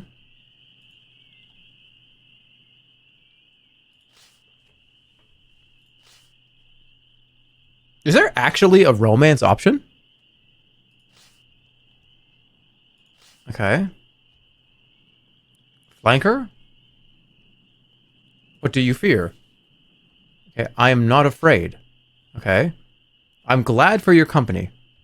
Can I ask you something? Anything. Will we survive this, do you think? Is there someone waiting for you back home? No one. I am a ghost walking after all. After this, I may go where I wish. Wherever you are invited. Who would make a dark ghost welcome? But as Flanker speaks, he breathes softly into the dark, very much alive. He's got full health. And so the night passes, but you know that in the morning he will be gone. I have 20 HP now.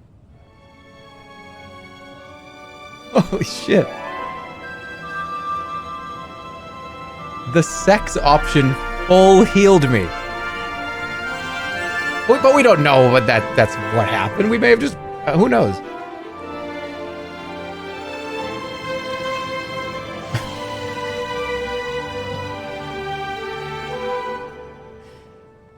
Sex full heal.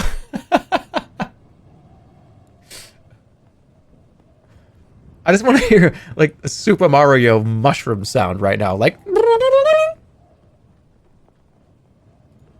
Okay. Well, that's pretty awesome. I have 20 fucking health. I had 4.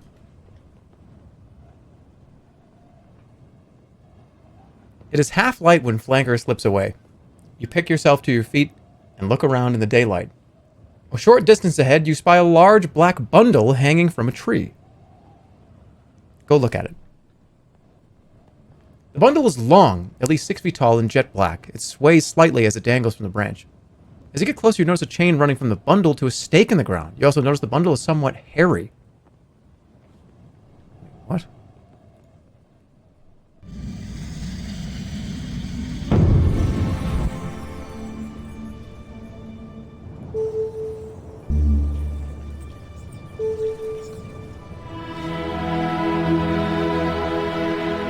Consulting the constellations above, you bind the spell, and a steady voice begins to speak to you. The bat has a loud wail, loud enough to be heard in the citadel. Be careful! Okay, I'm not fucking with that. The chained bat has not yet stirred. Perhaps you can slip past unnoticed. Yeah. Tightening your pack, you begin to creep past the creature. It sleeps soundly as you pass the tree. Near a tree.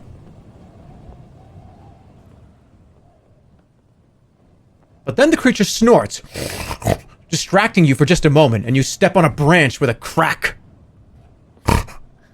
Wait, is this the part of the movie or TV show where we get to step on like 5 things and we get to hear over the course of a few minutes? Yeah. Or is he just going to get right up immediately?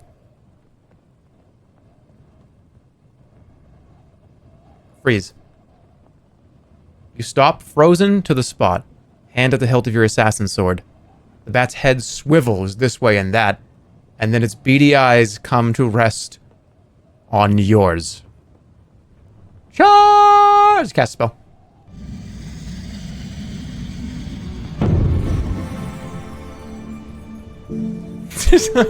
I'm throwing a grenade. You wind the stars into order around you over the last of your pebbles. The superheated pebble lands right on the bat's nose. It shrieks in pain, distracted and hurt, but... Why did I not blow it up?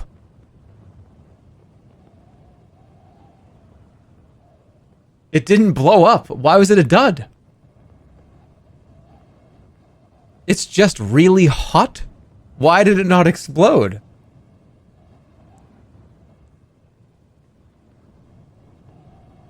Hold on a second. No. I'm sorry. I'll keep the same thing going. But I thought I was gonna blow up. Well, that didn't work. Okay. Summon replica creature? No. There's Zip, which is teleport. There's Zen, which is hover. There's also, yeah, this is Zap. Let me teleport. I've never used a spell before, ever. I'm gonna teleport.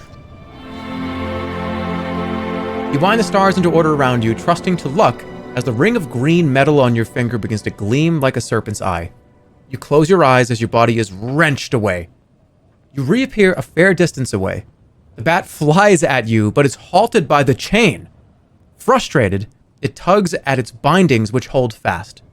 But now that it is unable to attack you, it remembers its mission. It turns to call reinforcements, and you are too far to stop it. Shit. One more. One more. Last one. Okay. Try to creep past.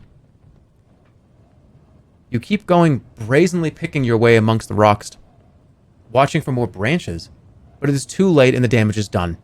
The beat of leathery wings comes from behind, and then 2 claws slice at your back. You tumble to the ground, coughing with pain. The bat lifts out of reach as though about to fly above the tree. Stop it.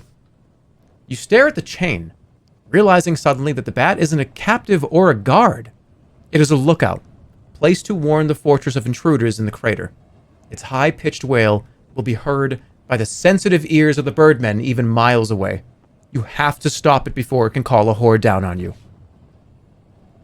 Yank the chain? Throw the chakram. Wait, what are any spells I can do now? That I couldn't do before? No, what? Okay. Zap? Zap might not kill it. I'll try it.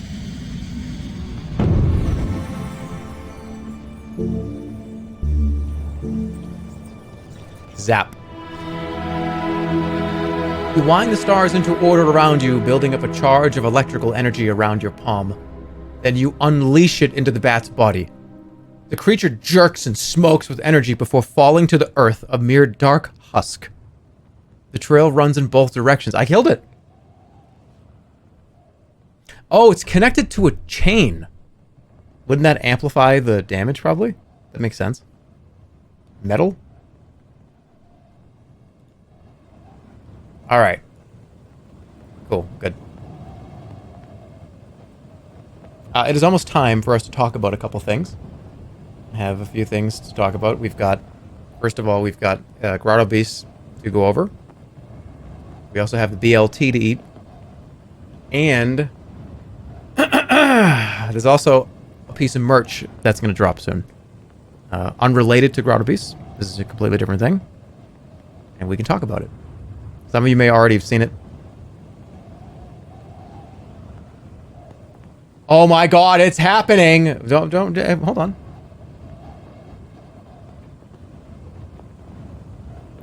Is it your face mask? No. No, it is not.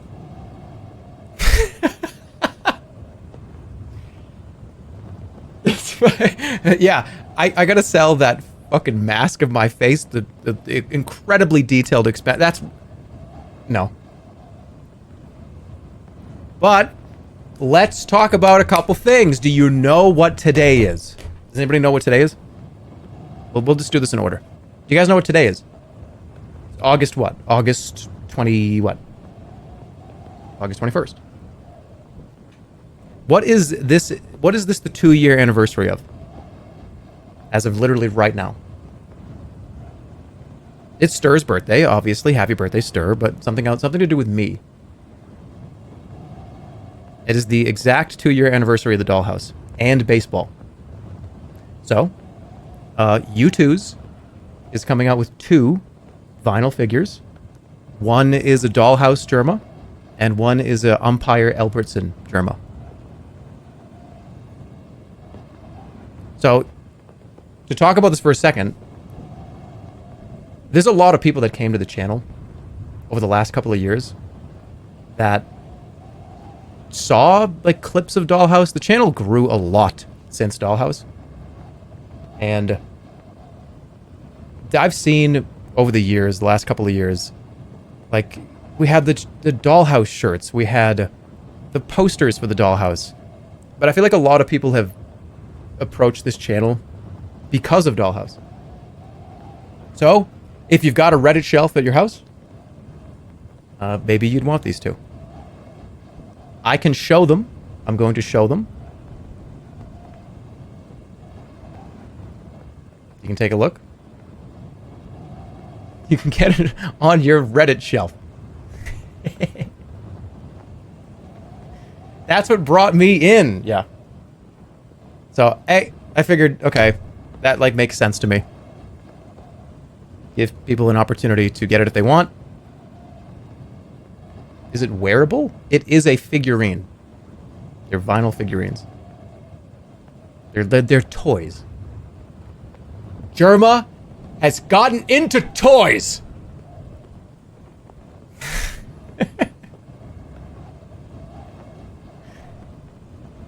Alright, let me go back. Let me go pee. Let me take a BRB. Because I have Grotto Beast stuff to talk about, and I have to get the fucking BLT up here.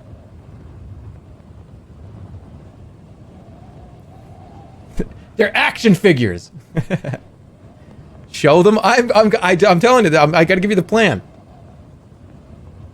Should I eat the BLT while I do this?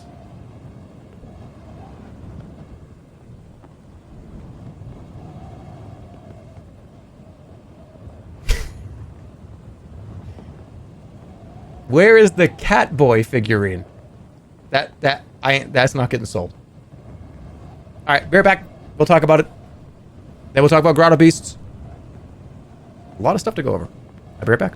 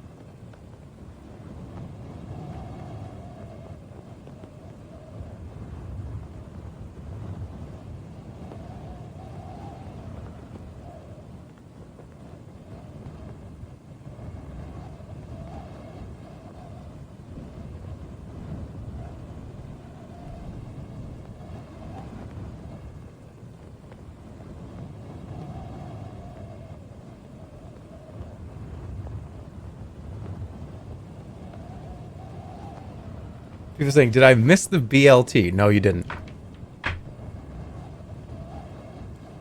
I got it right here. This thing looks good. It's just a regular BLT. This, okay. People, I don't know what you're expecting. You have to eat it on face cam? I am going to eat this on face cam, but I'm not going to eat it fucking weirdly. Okay?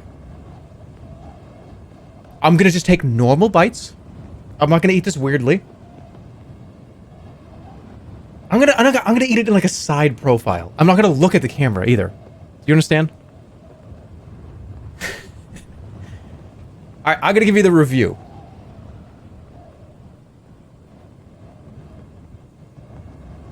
But first I have to be... I'm gonna jump scare you, by the way. I'm about to be on camera. You ready? That scared me and I knew it was happening. Okay. So, here we go. I'm so grainy. Here you go. You ready? Alright, so hold on. How do you feel? Ready? Umpire Albertson. Pretty cool. And BLT, let's go!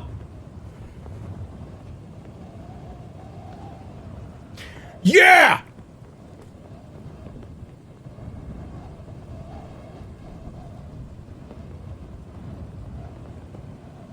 That's good. Hold on. Hold on. What about Dollhouse Jerma? What do you think of that? Take a look at this. This shit's real. This is a real fucking toy. Let me open it. Is it crispy? Yeah. Sorry about the wicked grainy footage.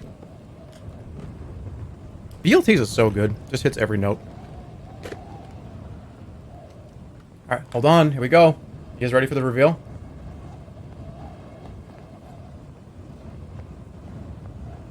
Let me get it out.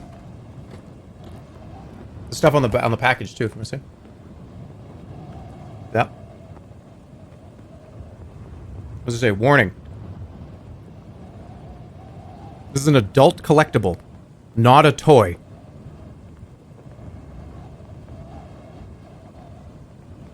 I just may have called it a toy a lot. Let me take this out.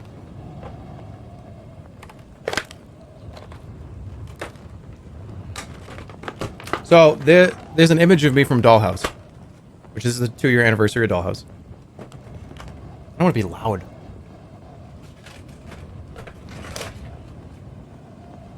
Okay. Let me get it out of the package.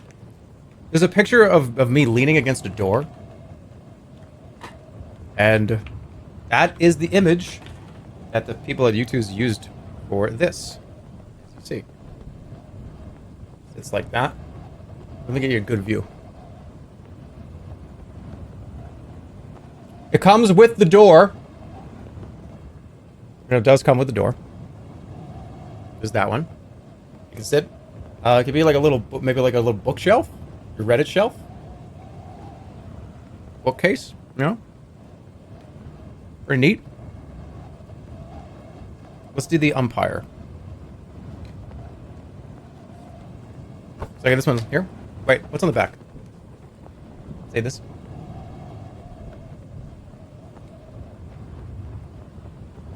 Can you detach the door? That's a good question. I don't know.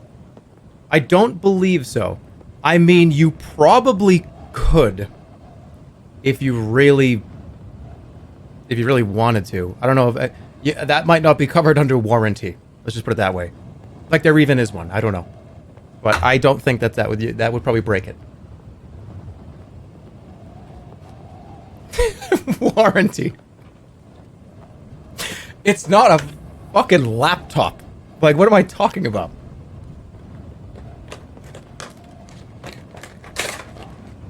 I just don't want this to be loud. So this is from the Umpire, which also was August 18th. So this is kind of the doubling them up a little here. Oh my god, I just almost broke it. Here's this one. You got the square there. Accurate mustache. Got this thing here too. They stand on their own. So they do stand up. There I am. I'm very upset about that last call. But yeah. U2s. These are not available right now. These are available on the 28th of August. So next week. Look at that fucking mustache. Look at how good that looks. That accurate mustache that didn't have to get filled in by a professional makeup artist. The box has some cool art stuff on it too. Like in here. Inside, I don't know if you can see inside.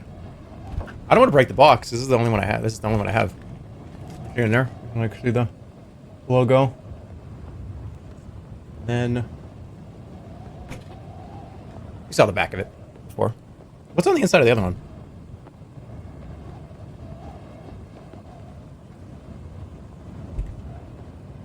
Who's that? There he is. But, if you want to get them, they are available on the 28th. They will go on sale on, I believe 12 p.m. Pacific is when it's going to be available. Oh! Fucking no way. No way. You know what I mean? Like, no fucking way is that going to happen.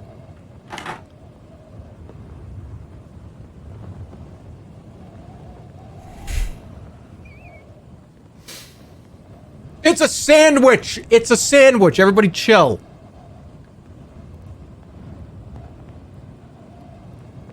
This is really good. You want to get a good look at this? Okay, so this is a BLT. Let me open up the box that the BLT came in. Okay, here we go. As you see here. So yeah, get a look at that. Pretty good. Pretty good tomato ratio there. These are available in your house. You just make it. Dude, that was way too 3D.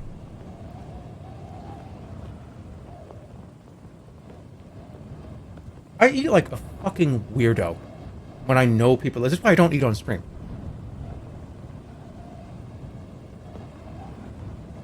When people are watching me eat, I know that a lot of you can agree with this.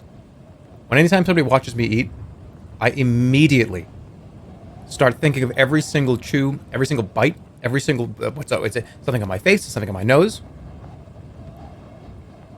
I just want to be like in my own private room when I eat. Let's get a taste of that tomato. Fresh. Actually, I'm glad I'm eating this. But yeah, those are the U-chooses. It's I believe, I don't want to get the price wrong, but I think they're $29.99. Show it to you one more time. Look at them. I'm gonna get them together. Here you go. There they are. 1 and 2. Hey, what's that? Hey, you're out. I'm not out. I'll just call the bear. No, that was a foul ball. Fuck up. You know, you could do that.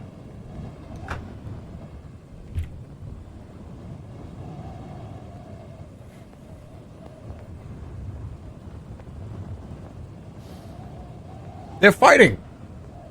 Yo, what about the warranty? Yeah, there's no. I don't think there's a warranty. I don't think there's a warranty. I said that just 'cause I was talking just nonsense. Oh yeah. Anyways, let's talk about what that means. I want to make this pretty clear. Doing something like this. Hey, dude, Dollhouse was 2 years ago. The Baseball Association stream was a year ago. Why are you doing this now? And I think one of the things to really just give you is, I think this is probably one of the last pieces of merch I'm ever going to do. Grotto Beasts, we still are thinking of maybe some stuff.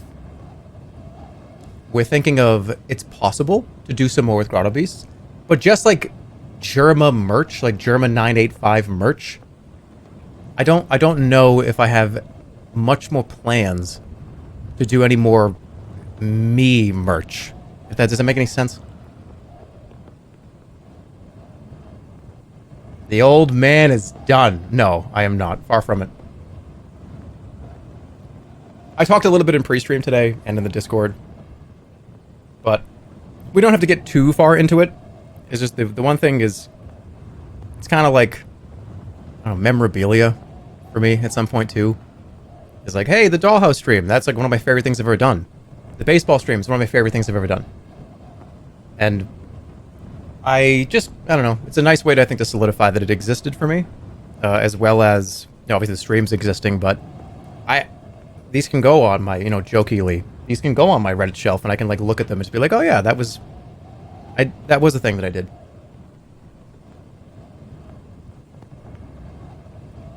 But personal merch, this is probably one of the last ones. And I did say Grotto Beast because we're going to talk about Grotto Beasts, because I want to show you a couple of really interesting things too.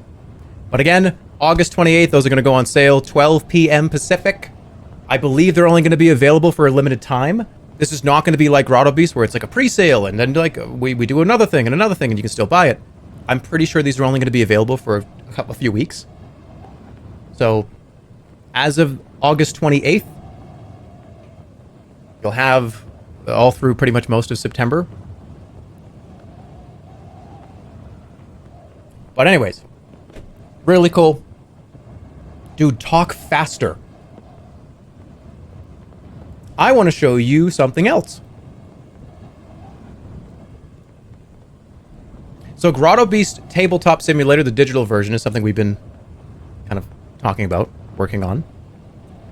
Those of you that have been following that project, the physical version was a great success. I'm really happy with it. All the core team is really happy with it. Barring a few bumps along the road, like we knew that was possible. I want to show you now the progress on the digital tabletop simulator mod that will be for free. So this is the first image that you are going to see.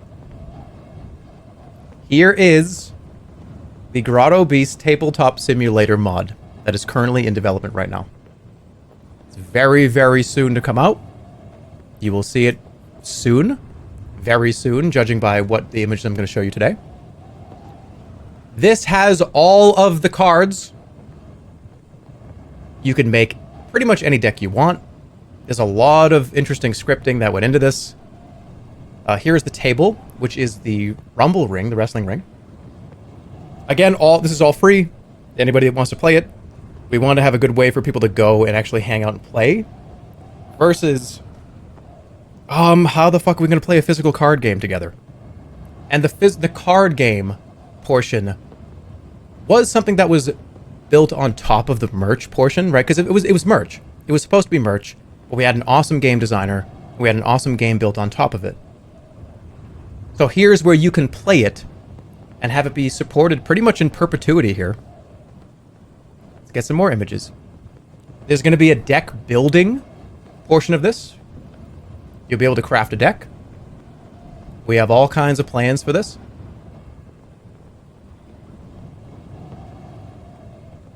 You make your entire deck. But not just deck building and deck crafting. Well, let's get a big view. Look at how cool this is.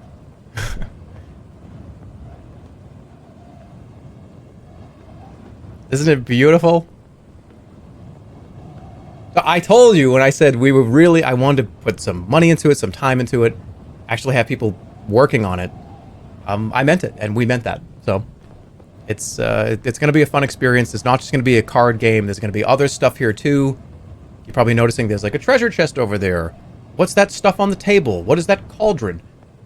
There's a lot of stuff that we're going to put in. Toys. There's going to be lots of little fun activities.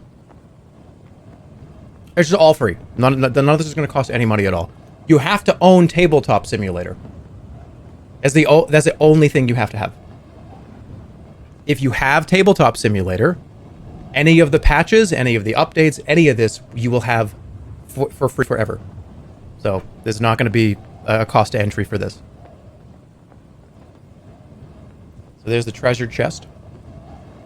What's in the treasure chest? Well, you'll have to find out, because we can't just tell you everything.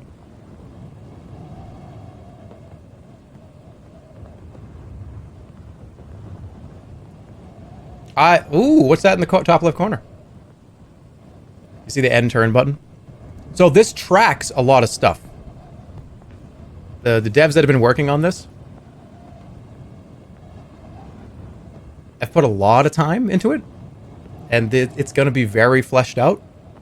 What I've seen of it so far has been 2 thumbs up.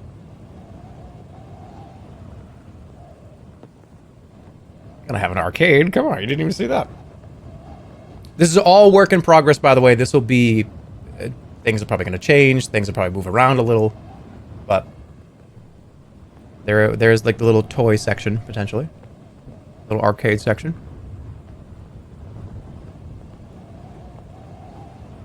Space to move around, walk around. Somebody said, I am so sorry for whatever I did to get timed out. Well, at least you're apologizing for it.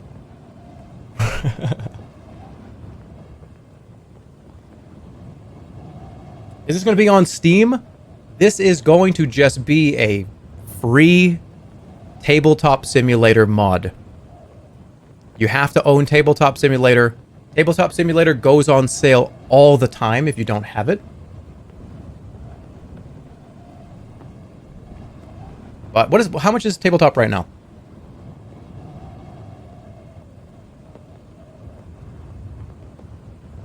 It's 20 bucks right now? Tabletop goes on sale at least a few times a year for sometimes up 10 bucks usually.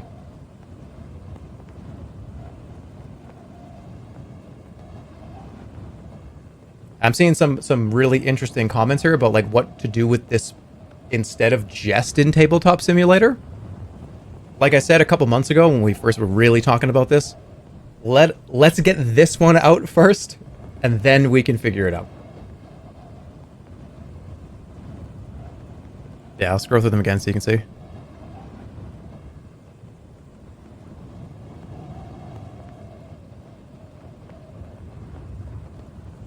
Mobile game, Andy. I don't think Tabletop is Tabletop Simulator on iOS?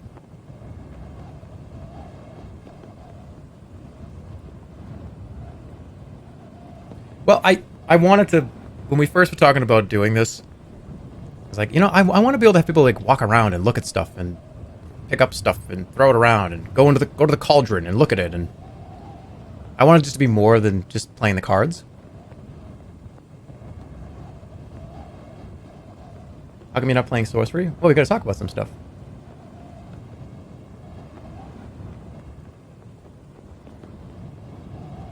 Tabletop also has VR. Oh, that's cool. And again, it's just a tabletop mod. It's not a paid anything. It's just... the project did really well. And I would like to see it be supported and have people be able to actually play it and not have to worry about how or where or why or how am I going to do that. If you've got a buddy that wants to play with you, then you can. And it's all the cards are here. You do not collect them. You don't earn them. They're just available.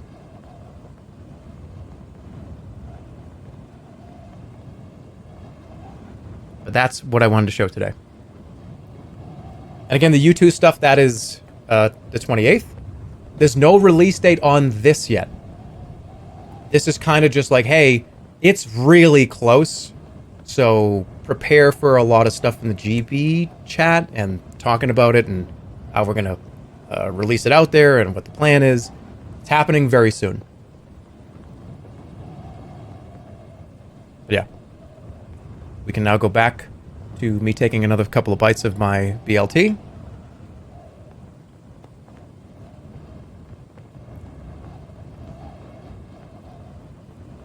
I'm gonna eat this off camera. I can't believe I got the fucking sauce on my face. Great.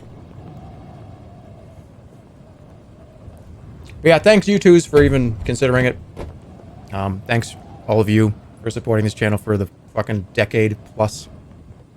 Figured it'd be like kind of a nice little, hey, it's Dollhouse stuff. Remember that? Okay. I'll take one more bite on camera and then I'm gonna do the rest off camera.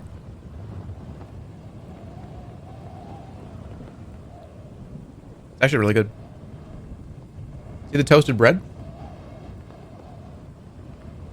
You don't think I had the bread completely? I don't think the bread is toasted? What are you on about?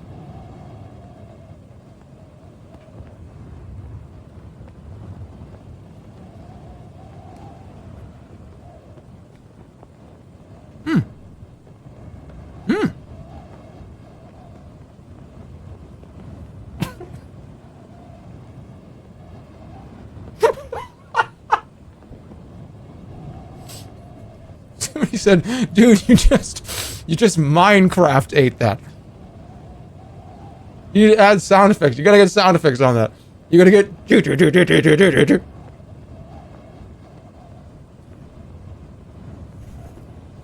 Ow.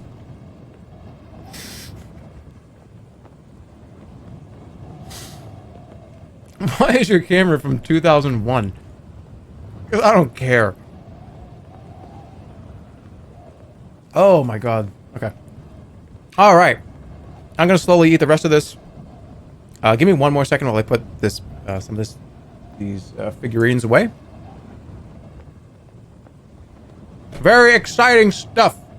Woo! I'll see you guys in like 2 minutes. I'll be right back.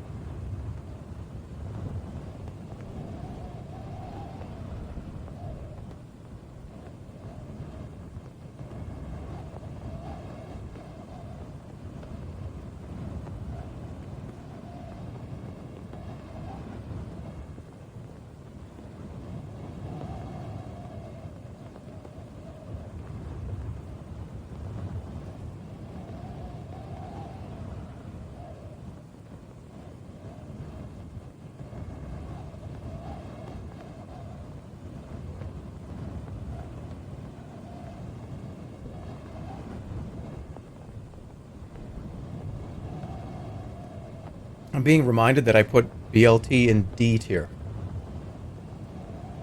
Yeah, well, I'm kind of full of shit. I think you've probably figured that out over the years.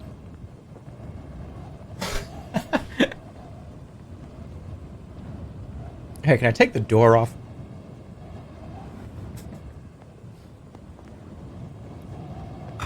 Oh, I got a hiccup because I got it like 2 hiccups off stream, but I'm gonna pull this one.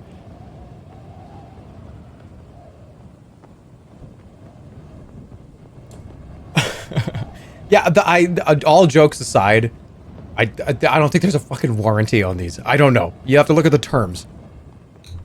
I'm not gonna say that and be completely wrong. It's an adult figurine.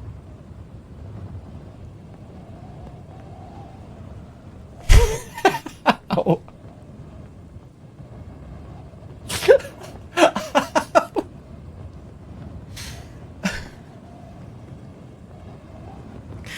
Oh my, I can't laugh like that. God damn it.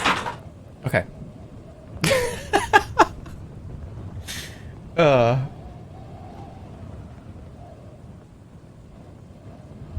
You can't retire yet, somebody said.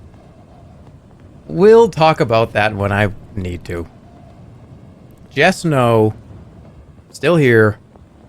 Still here. We're not talking about that right now. He's gonna have to talk. No, we're not talking about that right now.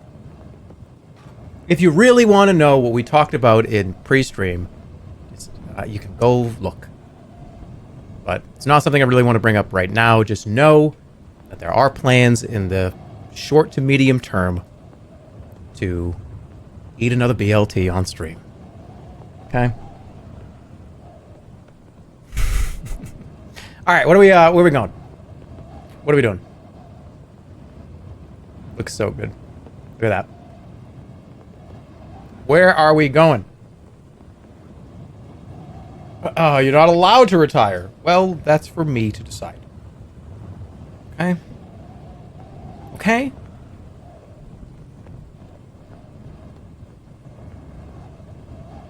Go to Tomato Town?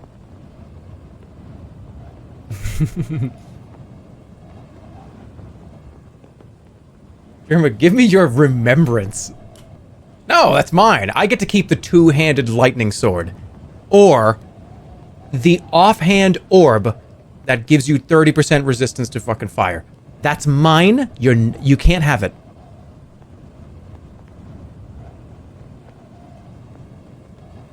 Alright, I'm gonna go to the... I'm gonna go in, like, this way. Come here. Can you take a shit in this game? I think you actually might be able to. I could be wrong. That's actually pretty possible. Maybe? Okay. There is an unshakable gloom about this place. A few birds are singing thin and miserable songs. A thin plume of smoke rises to the east. Look at the smoke. From what you can make out, the smoke seems to be rising steadily, but thinly. It is more like a mist than a smoke from a bonfire. You slip onwards through the crater. Can you use a neti pot in this game? No? Alright, I'm going to the smoke. I'm actually glad I ate that BLT. I feel like way better. Hadn't eaten that much today. You break from the trail and head across the loose dirt towards the rising smoke. The air begins to get warm. Sweat trickles down your back as you get closer to what appears to be a crack deep in the earth.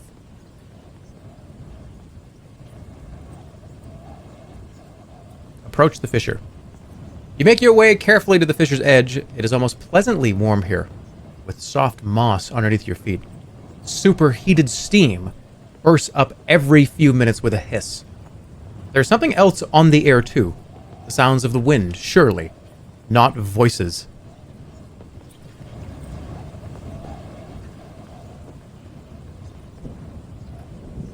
What can I do here?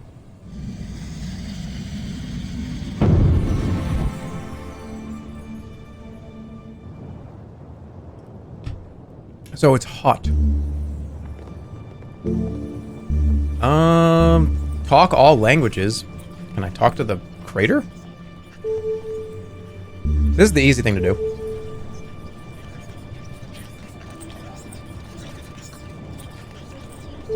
Yeah. Always sus. To craft the spell, a calm voice speaks into your thoughts. There's little to fear here. Echoes. Nothing more. I'll prove it to you.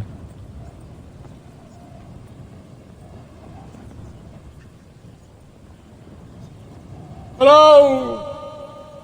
Hello! See? I told you, that's all that was here. Okay.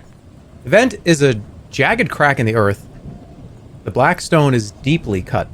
Strange shapes flicker within the rising jets of steam, seemingly murmuring. But whatever your spell says, you can definitely hear voices. Where are they coming from?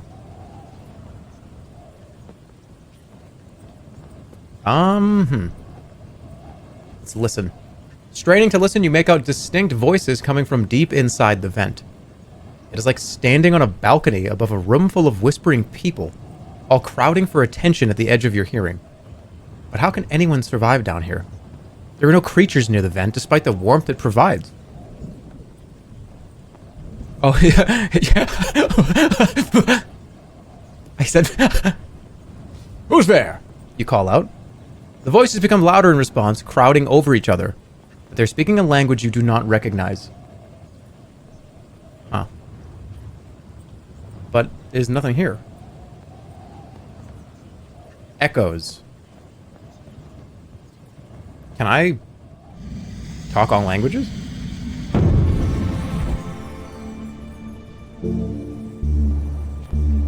Cause sleepiness. Can I understand if I put this on? Pulling out the green wig, you put it on and cast the spell. The voices from the crater transform into a cacophony of overlapping curses, wails, and complaints. They're confused. Many of them hardly make sense. Okay. I'm going to speak to them. You greet the voices and they respond with surprise. Green shadows flicker near the vent. You can hear us? Can you see us as well? Do we exist? They do exist. Yes, you lie. The tension eases, but many still swirl and cry. Who are you? We are the dead of Agbad. We lived in a village here. It is lost. A village? Here? The earth was not cracked when the village was built. How did you die? The earth opened. Every house was lost into the fire. This vent is all that is left, and we are trapped. The rocks pressing and heat burning. I still feel it on my skin. Can I aid you? How can one aid the dead? Put out the fire! Are you not the Analander? Who's that? Should I say yes?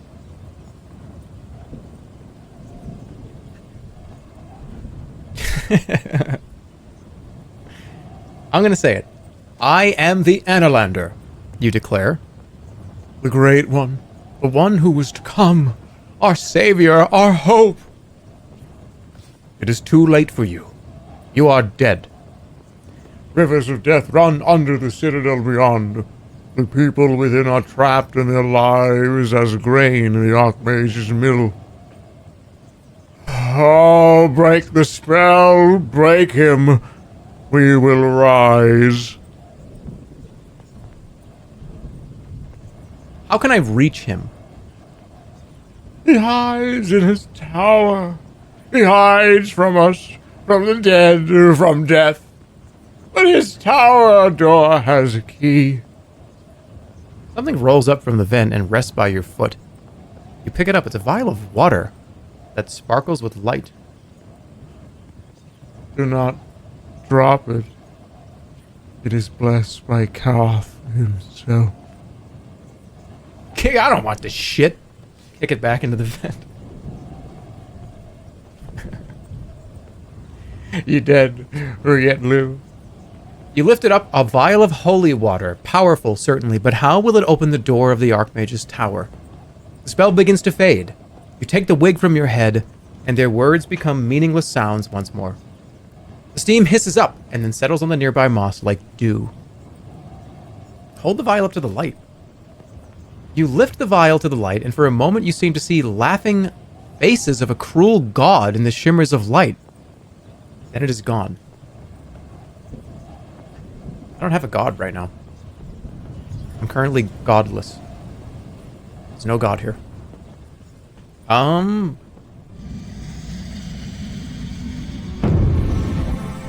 Why would I use this right now, though?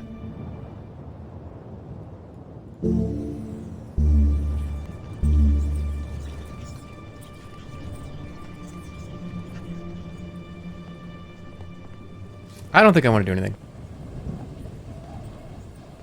Okay, as you turn, you hear something approaching you from behind. A voice murmurs in your ear. There you are. Then you feel the definite presence of a hand resting across your back. What is going on? You sit up sharply to find a glowing presence holding a curved dagger that it has been stroking up and down your back. It is a death wraith, leering at you from under its death mask. In one bony hand, it holds something up. Something short and white and stubby. I've been looking for you. I've developed a taste for you, you see. It opens its jaw, revealing a terrible black void, and it delicately pops the thing into its mouth. Wield by magic chain.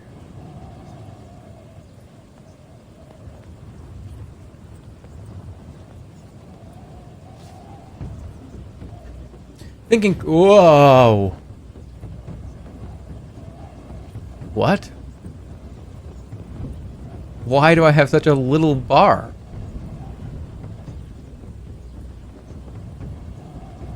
I can't do this.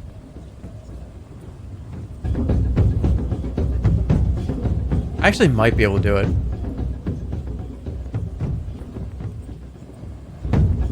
That's bad. He just did 2 full blasts at 4.7? That's kind of annoying. Oh, okay.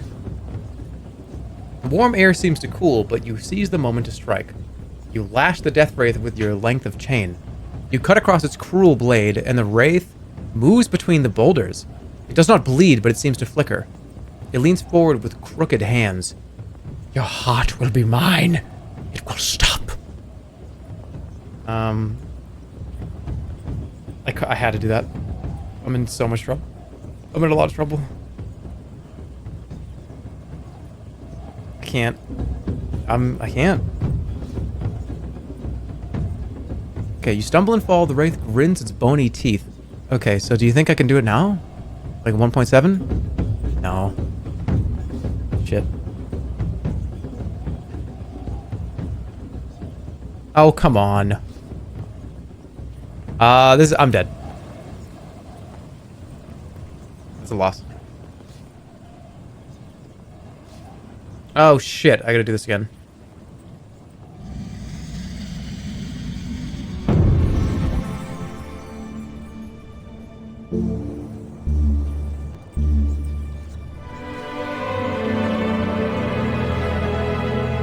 Okay, so how do I beat the wraith?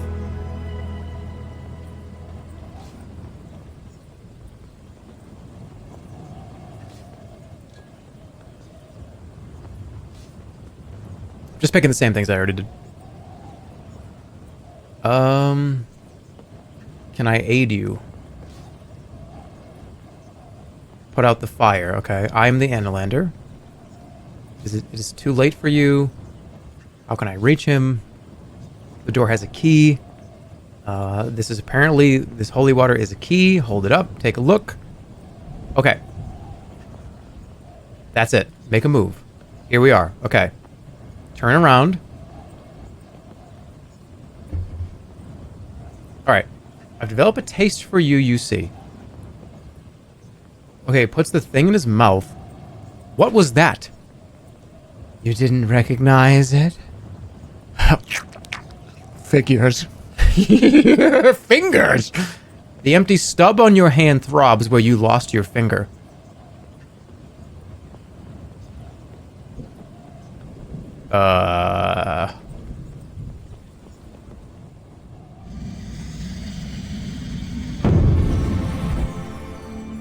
Well, that's weird.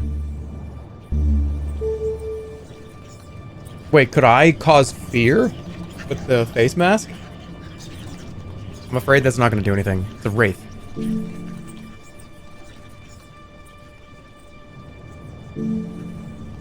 Oh, it's not going to work.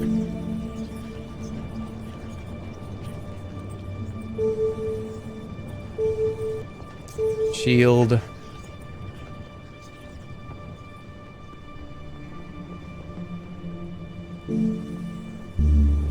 Dim is stupid. Wait, can I make him stupid? You craft the spell, but it seems to have no effect on the Death Wraith. Perhaps it has no mind to muddle. Where did you get that finger? Dug it out of a hillside in the dirt. I've been following you ever since. My darling. Give it back. Oh, it's no use to you now. Besides, I've come to ask you for another. How am I going to beat this? This is impossible. How am I supposed to beat this?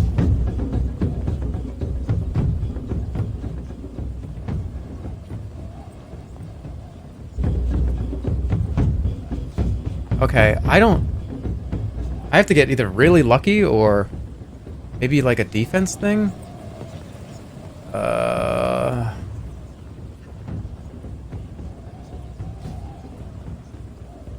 I don't think I can physically win this fight. I mean, that's alright, but my stamina is so low. I can't go over 2, no matter what. I have to defend until he does like a 10.0. I guess I could try. No, it's gonna, the same thing's gonna happen. Oh, come on!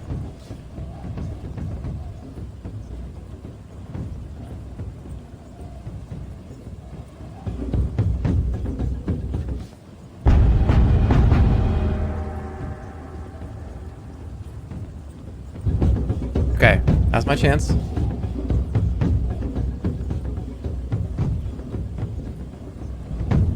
Stop! Okay, just kill me because oh my god.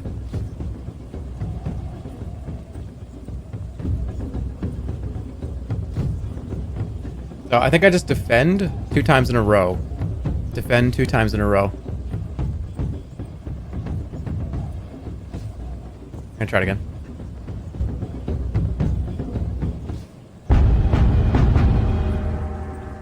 Okay, so defend.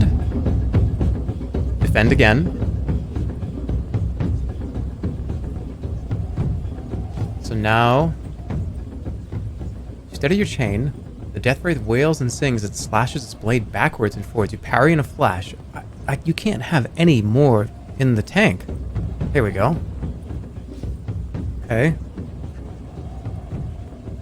Try to do it again? 1.0, right? Oh, fuck. I think I just blew it.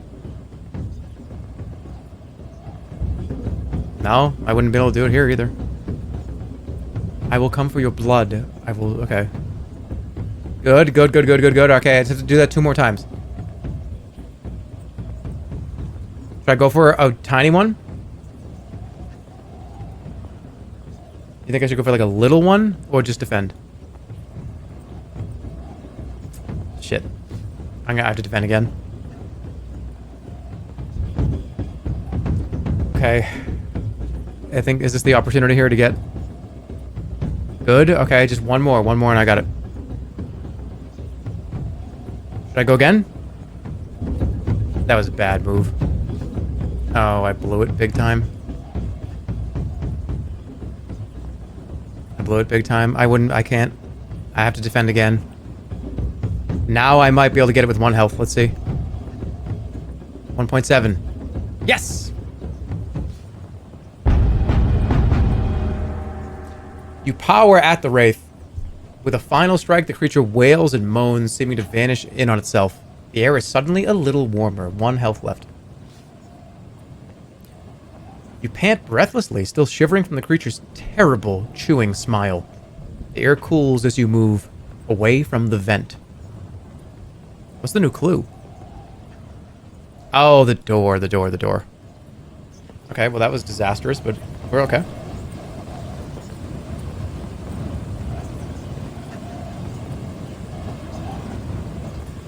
Could have been way worse.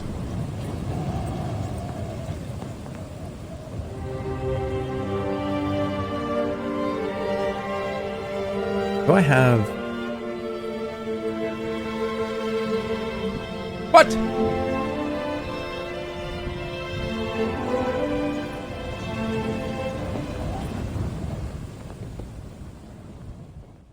You make your way around to the front of the low building. The air moves a little around you, still icy but fresh. Look at it. The wind washes through the upper story, and gripweed and yellow bright spark peer out from the shattered windows. The building was perhaps once an inn, perhaps a trading post, perhaps a place for guides to welcome newcomers to the great fortress beyond. Now it has crumbled to half its state. Pick the bright spark. You pluck a sprig of bright spark. It has bright yellow flowers, but it is completely useless as most wild plants are. So quickly you toss it aside.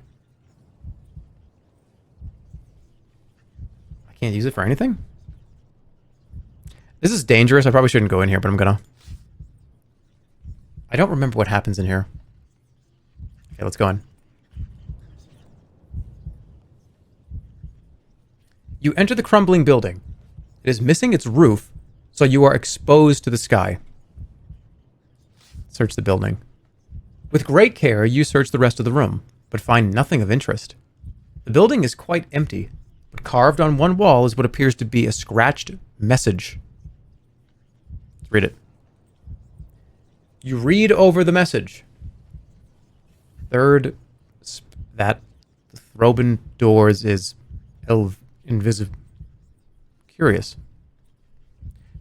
The third spell that open the Throben doors is the spell of invisibility. The third spell is a spell of invisibility. Very cool. You take a moment to rest admiring the sky, but you cannot wait here forever. You must keep moving. Then there's nothing more to find. You slip outside of the Age building and back into the light.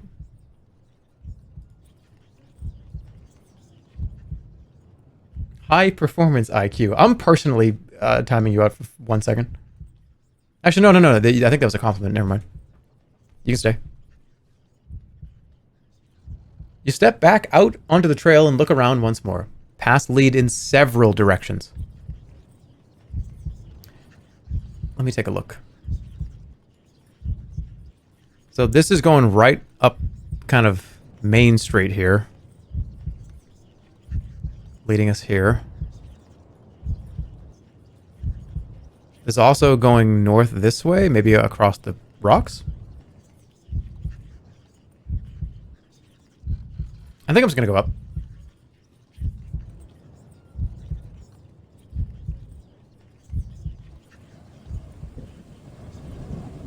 Let's go up the road. A few clouds scud across the sky. The trail passes a deep crack in the rock, which extends southwards, growing deeper and wider. There's no way across the fissure, but the path leads in either direction past it. His toupee is strangling his brain.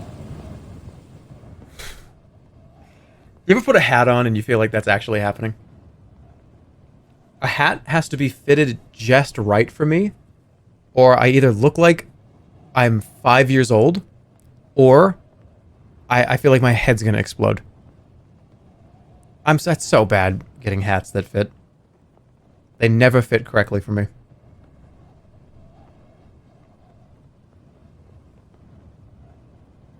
Okay, you make your way up the curved, dusty rim of the crater. An open pass leads forward and up. The skyline is suddenly dominated by the looming specter of Mampang. As the morning moves on, the wind begins to rise. Look at the citadel. Spellbound by its presence, your eyes follow the lines of the citadel's walls. Gnarled spires twist upwards towards the sky, as if in agonized prayers to the heavens. Sharp angles and jagged points protrude everywhere. Demonic gargoyles line the outside walls. Look away. You try to look away, but you cannot. It is as though the towers have gripped your eyes. The sight would be enough to break the courage of any brave soldier, and its effect on you is much the same. You feel a knot of fear bury itself in your stomach, where you cannot shake it. Despite shivering at the sight of the citadel, you feel yourself compelled to step forward.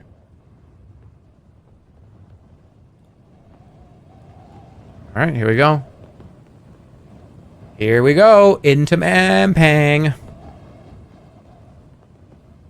You clamber up the far slope of the crater until you are on the main road once more. Look down the pass. There are most likely guards stationed with a view over the pass. This is the only route into the citadel and is certain to be guarded. Then suddenly you feel a wave of nausea. The ground beneath you shifts, the sun slides sideways. Oh boy.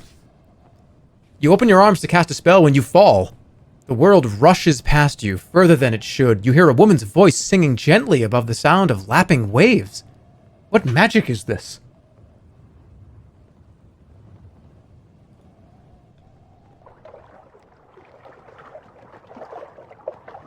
Back in Shumantanti Hills. Waves lull and wash towards the shore. Lapping water. You lie on a bed of stones, looking up at the bright sunlight. Where am I? This is not High Salmon. A feeling of dread creeps over you.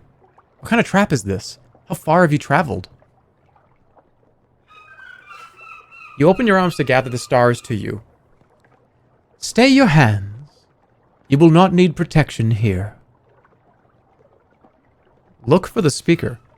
You turn this way and that, looking for the speaker, but seeing nothing but the washing water and spray. Who are you? You call. I have many names, but none truly describe who I am. The sea washes at your boots as though inviting you to step forward. Am I dreaming? A gentle wind tugs at your coat. As you shiver, you realize this is no dream. You are standing on the shore of the Kakabad Sea, barely half day's walk from Analand. This is my hometown right here. This is where I came from. This is part 1. Those of you that are curious, this is Sorcery 1. So we're back here. You crunch towards the shore. In the glinting water, a boat slowly rocks to and fro. And in the boat sits a woman with a loom. Why did you bring me here? You ask. We have walked a long road together.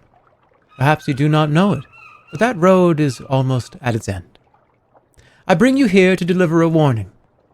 I am Libra, goddess of justice, and our long road together has almost reached its end. I have kept you safe many times, saved you, but I can do no more.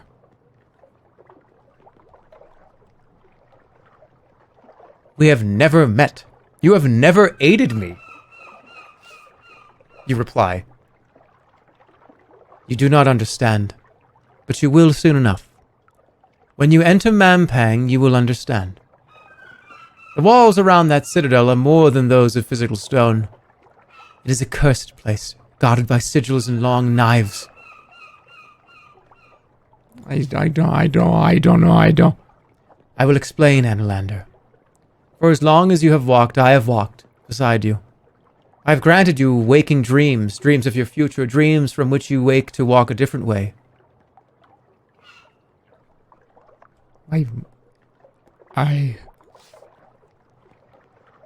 Waking dreams. The kind that seem real.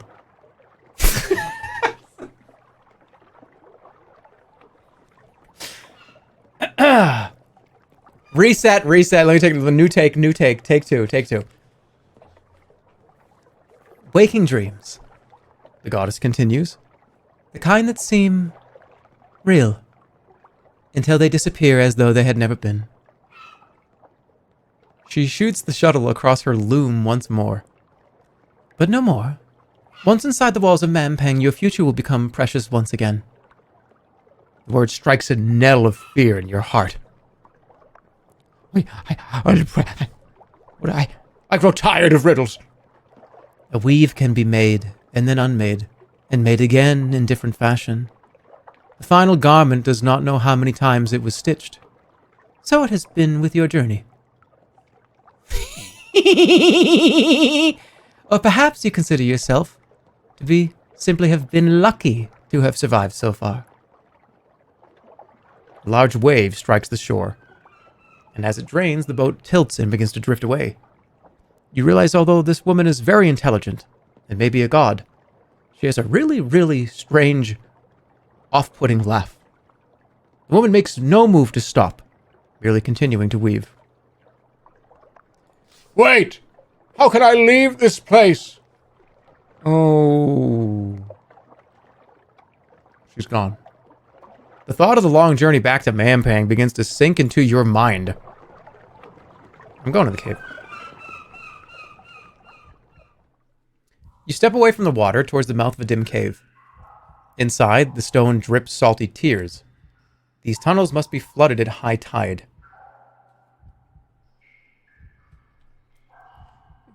Gideon Ofnir, the all-knowing, is just Santa from the Christmas M&M's commercial. I don't get it. Okay, let's look around the cave. The cave walls are jagged and irregular, formed by lashing waves and shifting rocks of 1,000 years. Here and there, crystal seams wink from deep within the frozen stone folds. Go deeper. You push deeper into the cave, climbing over fallen stones. I'm so sorry. There's one person in chat that's going to make me redo this line like 5 times until I get it the way that they want it, so I'm going to just get in front of this. You push deeper into the cave, climbing over fallen stones. The stones follow the line of the deepest darkness up into the towering cliffside. Somewhere overhead are the low hills around Cantapani, and a short distance from that is where your home is. You climb higher still, upwards into the rock, and something in the distance begins to roar and moan. You are not alone in the darkness. I can't cast any spells here. You open your arms to cast a spell as a great wind begins to rush through the tunnel, gathering in strength and force as it tries to push you back. Your arms are pushed apart, and their power unbinds before it can form. You are falling. As you begin to fall, the stars reach down to catch you. You are back on the edge of the pass. Was that real? A taste in my mouth. There is a taste of salt in your mouth, but nothing more.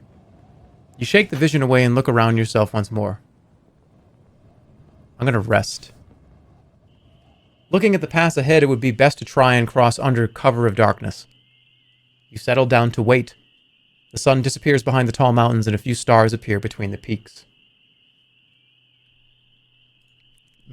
Okay.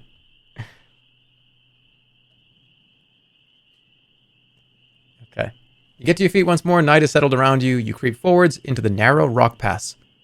This is the only corridor to Mampang. There is no other way. the pass. You ever seen Arrested Development? Yeah.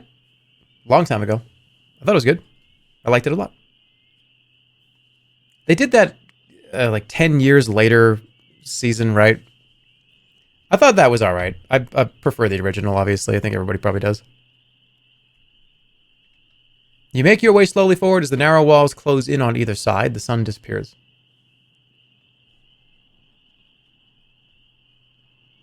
Okay. Look ahead. In the darkness, you can make out little but the slight curve of the road and the mountain slopes that cut out the sky on either side. Stop and listen. You still your breath and listen for any movement, but only hear the wind whistling through the pass. I'm going to climb the rocks. You grasp the rocks and try to climb, but it is too tiring. You only manage to climb up a few feet before slipping back down. The pass lies open, there are no obvious traps, and there are no ways around. Okay. The only way is forwards. You move cautiously along the shadowy pass. It is barely wide enough for 2 horses to ride. But the walls on either side loom high and threatening. Starlight pulls around you. There is magic here. Peer upwards. Looking upwards, you see the cliff edges look smoother, somehow, as though loose rocks have been moved away from the cliff edge. What can I do here?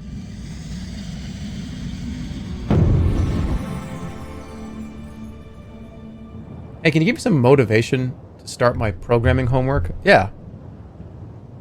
Go do it. Alright, I think we've solved that.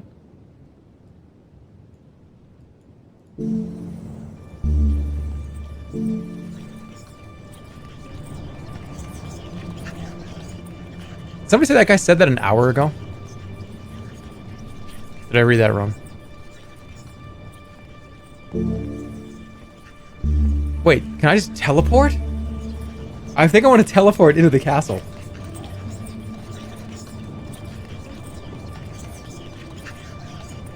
Alright, I'm either going to try teleporting or... That's cheating. Is it though? Does it make a smelly smell? Yeah. You grab your nose plugs and stick them into your nostrils before casting the spell. A terrible odor begins to blossom from your sleeves in a choking cloud. All it accomplishes, though, is filling up the pass with a noxious stench. No guards tumble from high perches, coughing and choking. Well, I definitely can do that up there. I'm going. 100%. I can do that in front of the gate. You pace silently along the narrow path. Perhaps no one is expecting you after all. I'm definitely going to do like a big, like, stinky move up here.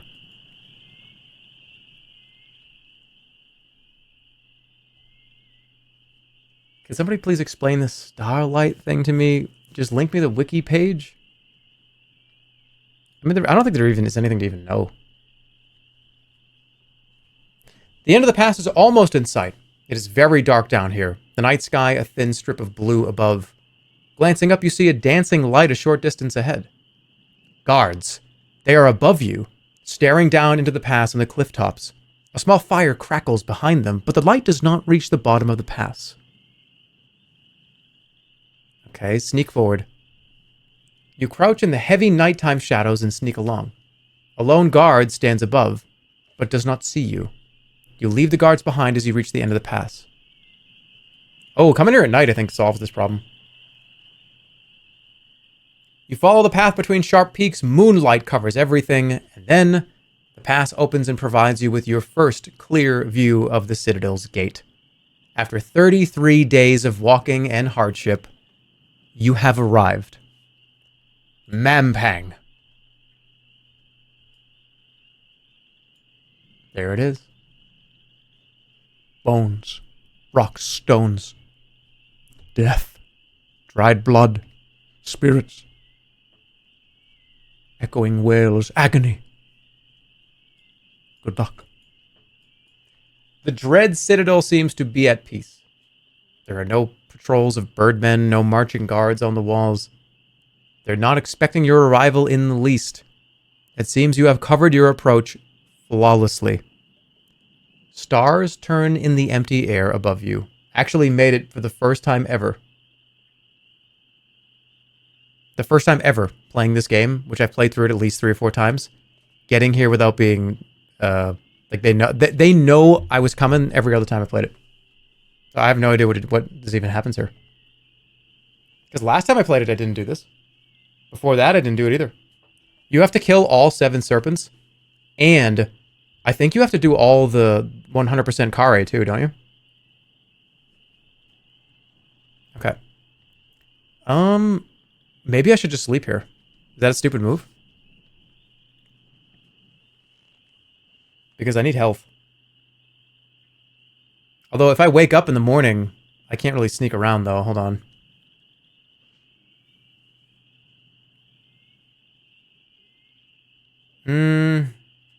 I'm just gonna do it.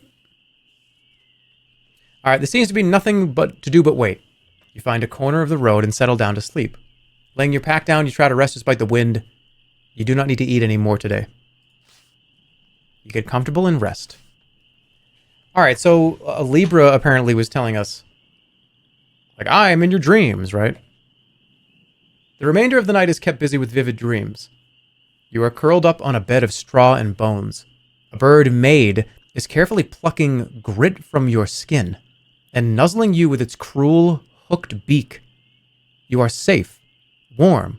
She feeds you with still living rabbit. A pair of rich black eyes are fixed on you. A figure in shadow purrs your name. The voice is rich, beautiful, and compelling. Aliana or Flanker? Flanker? I am here for you. I will take your hand. Flanker murmurs softly in return.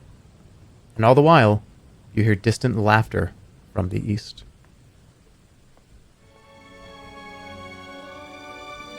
You ate some provisions, met Libra, the goddess of justice, and the long peace. The Archmage remains unaware of you. Okay. You wake to the rumble of cartwheels along the road and pick yourself to your feet. The wide gates are open but surrounded by guards. Scores of merchants cluster around the end of the road. People. People. You take a moment to drink in the sight. Mampang's walls are towering and they march away on either side, guard turrets jutting against the dark blue sky. The fortress is the size of a small city, and somewhere inside is the Crown of Kings. Look for ways in. You scan the area for entry points. The main gate, the side entrance, the road. The main gate. A short, well-paved road leads right up to the main gate. It is bound in strips of iron and taller than most trees. Carts approach the gate in orderly fashion. Most are searched, emptied, and turned quickly around. A few are allowed into the yard. Guards armed with bows stand ready to cut down any unwelcome visitors. The side entrance. Following the wall with your eyes, you see a path following the stone wall of the keep westwards. There may be another entrance that way. Or the road. Finally, away to the east, the road from the gate disappears off towards distant lands. Heading that way would mean leaving the citadel behind. Time to make your choice. Watch the carts. I feel like I may have done this last time. You watch the carts carefully. Each is laden with goods. The guards inspect them fairly curiously, patting down their contents. Contents? Contents. Before waving them through. Their contents. Alright, am I hiding in a cart or are we going somewhere else? It's time for a poll. It's time for a poll. Hide in cart or make a move. Because after we pick one of these, I think we're stuck with it. And while you figure that out, I'm going to drink some more of my delicious drink.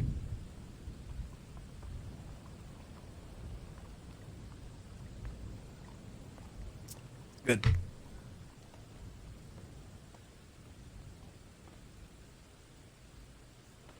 Did you eat the BLT already?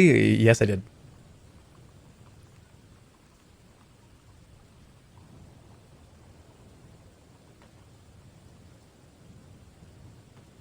Eat another one. Are you drinking absinthe? No. Why would you just automatically go to absinthe of all the drinks in the world? Oh, making a nice sip of my nice beverage. Is it absinthe?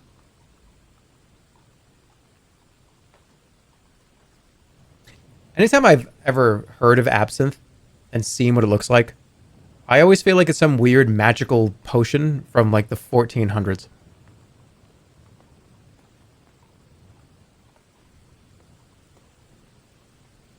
Alright, looks like we're hiding in the cart.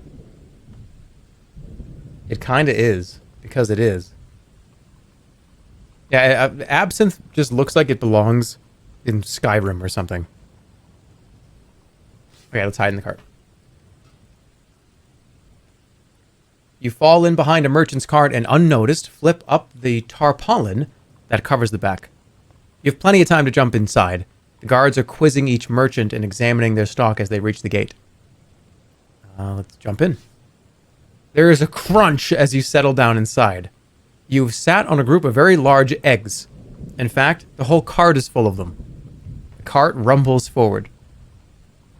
Uh-oh. The cart rumbles slowly down the rough road. Just cast a spell. Alright, what can I do in here?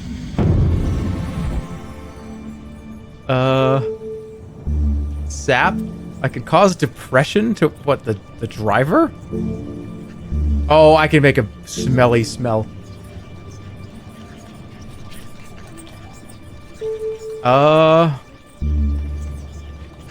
What is this one? Oh, summon a giant. Will they know it's me, though? If I summon a giant and just say, hey, just, like, jump over the fucking fence or whatever it is, jump over the gate. Okay. Hold on. We might need another vote, because this is kind of important. Force field. Alright. Are we going to... Okay, it's either depression... Smelly.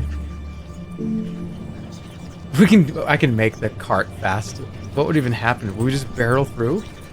Alright, smell. What was the last one? Oh, okay. Giant, smell, or... What was the first one? Depression. Smelly, giant, depression.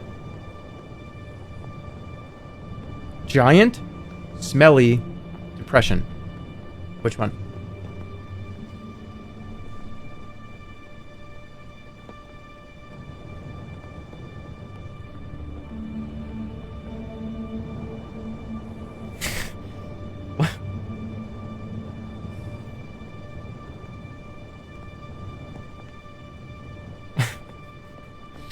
Yeah, saying it together sounds kind of weird, right? All right, it's gonna be smelly. Smelly's winning by so much. All right, let's do it. There's no way. There's hundreds more.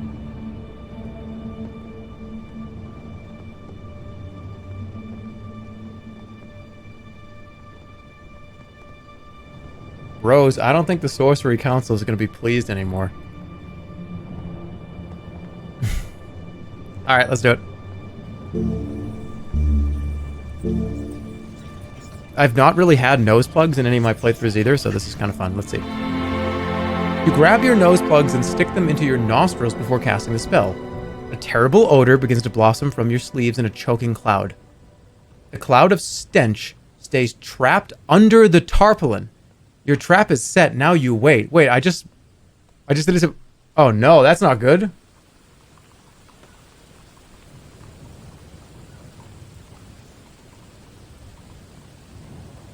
It's underneath me. I've got it trapped with me. The cart trundles forward, then stops again. You hear a guard's boots crunching near. What have you got? The merchant's voice is reedy. Basilisk eggs, sir. For the Archmage's table, I am told. Wait. You wait in your stench-filled cart with literally bated breath. Is that so? Let me have a look. Corner of the tarpaulin lifts, letting in a little light and letting out the smell. The guard staggers back, coughing and choking. What by great nipples? Basilisk eggs. The merchant replies as if talking to a child. They smell terrible when they go bad. I'm gonna wait. You wait in tense silence. Fine. Get on with you. But don't open that tap again. The cart rattles forward to the gate of Mampang, and then inside. Yeah, we did it. Didn't alert anything. Finally, for the first time ever. There's a thundering echo for a moment as the cart passes through the tight doorway. Then it emerges into the relative quiet of the Mampang's main yard. You slip out of the cart into the yard. I can't believe that worked. The shadow of Mampang falls over you like a cloak. It is as though the sun itself has dimmed, and you feel suddenly more cold and alone than ever before. But you have no choice but to continue. A voice in your head whispers, "Good luck," before fading into the murmur of waves. You've entered the citadel of Mampang. Here no decision can be rewound. Uh-oh. Jesus!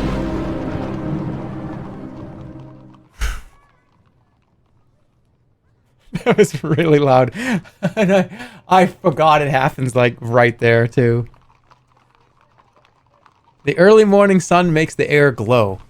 It is immediately clear. This was once a grand entranceway. The remains of tall statues like those on the southern shore of Lake... You know the one. Line the road on either side, but their welcoming expressions have worn smooth, and their bodies have sheared. Count the statues. There are 4 statues on one side of the path and 4 in the other. It's 8. Look at them. Each stands or stood twice your height, and their arms are all outstretched at different angles and orientations. They're clearly in the act of crafting magic. But which spell is each casting is all but impossible to tell. Many have lost their arms and many more of their fingers, and most of their pursed, whispering mouths have crumbled to powder. Approach a statue. The statue nearest to the gate is reasonably intact. Going over to it, you make out a portion of a ruined inscription at its base. D.O. The statue opposite also has a carving at its base. Read the carving opposite. You cross to the other side of the path and squat down, making out the letters O.T. So they're countering each other? So that's Doc and Hot? I think we already knew that. The next statue along from the gate is broken at the waist and carved with F.A. at its base. Stands opposite another, whose carving reads OK. I think that's fall. And then walk. W-O-K. I think we already knew that too. Look for more. You search the other statues for any more readable carvings, but one is missing entirely. Another 2 have been firmly destroyed, leaving only the last statue in line, which stands tall, arms raised upwards. It holds a stone vial upended in one fist, and has a skull beneath its foot. Look opposite. Opposite the statue is nothing but an empty plinth. Carved at its foot are 3 characters, overgrown with moss. Clear the moss away. You pull the clumps of moss free to reveal the name of the spell. Zed. You cannot hold back a shiver. This is truly the fortress of sorcerers. A place where the weirdest spell of all is not hidden away, but displayed in the main yard. Perhaps someone here even knows what this spell does. You hurry away from the statues, feeling as though they are watching you.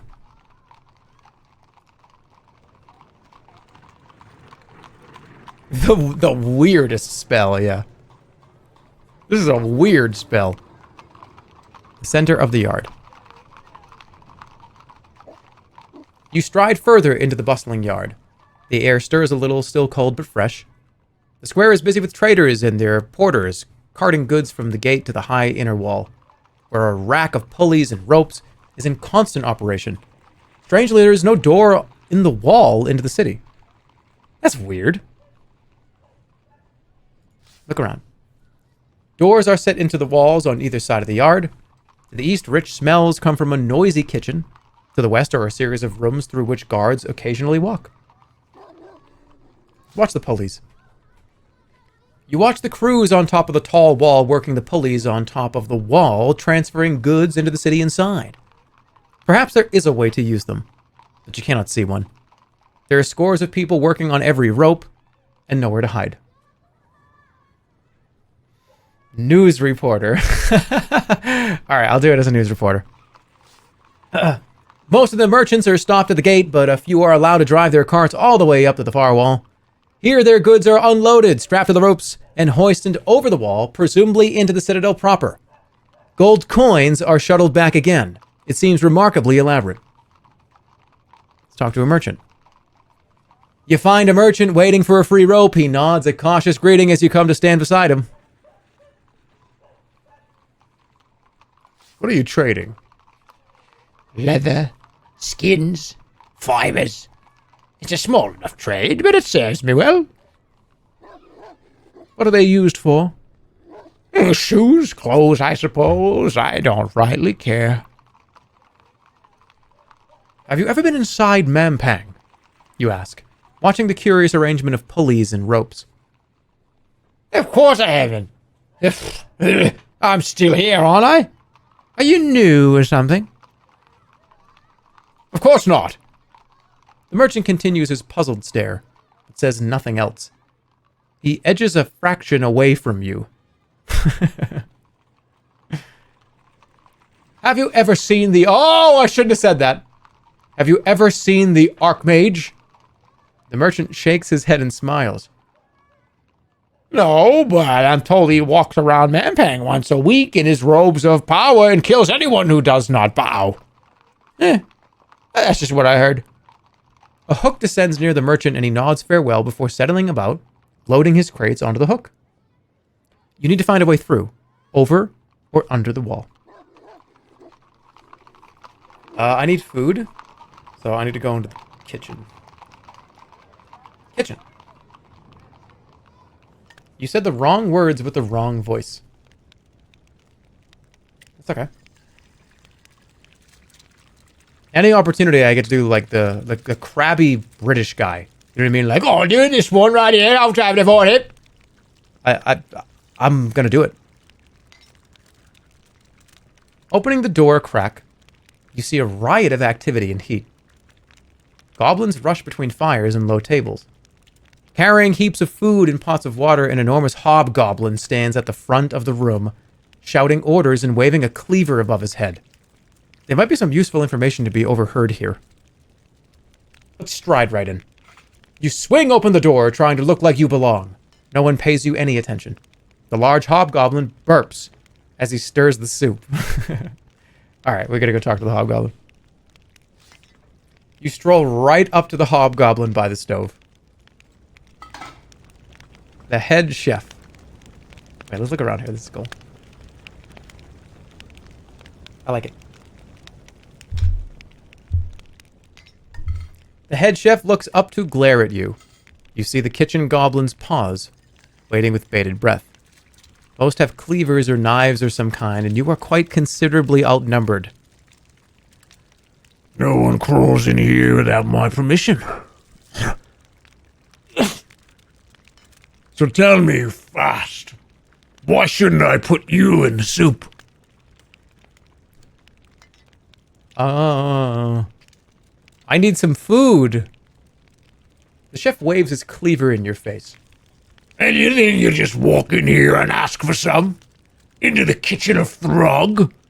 The man who serves 1,000 hungry gods a day?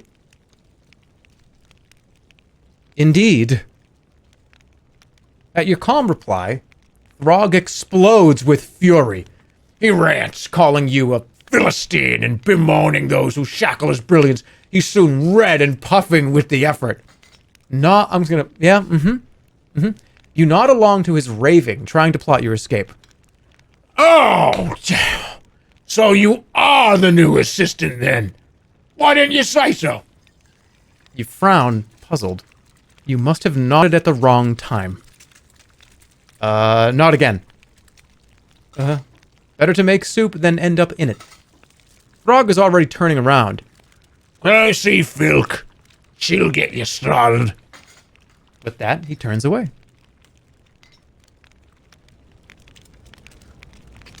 Wait. Should I just go in here? Run. Yeah, running I think would be a bad... Remember, there's no rewinds. So we can't really make more than one decision here. No rewinding. Locked.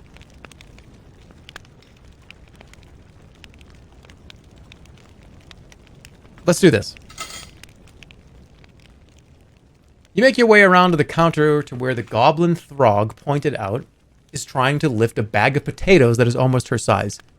She collapses under the weight, but scrambles out from under the bag when she sees you. She is gigantic for a goblin, but still a head shorter than you. Her apron is mostly stains, dirt, and a few threadbare ruffles. I love all of this up here. It's just this interesting just texture on all of these illustrations. I love it. Okay, help her up.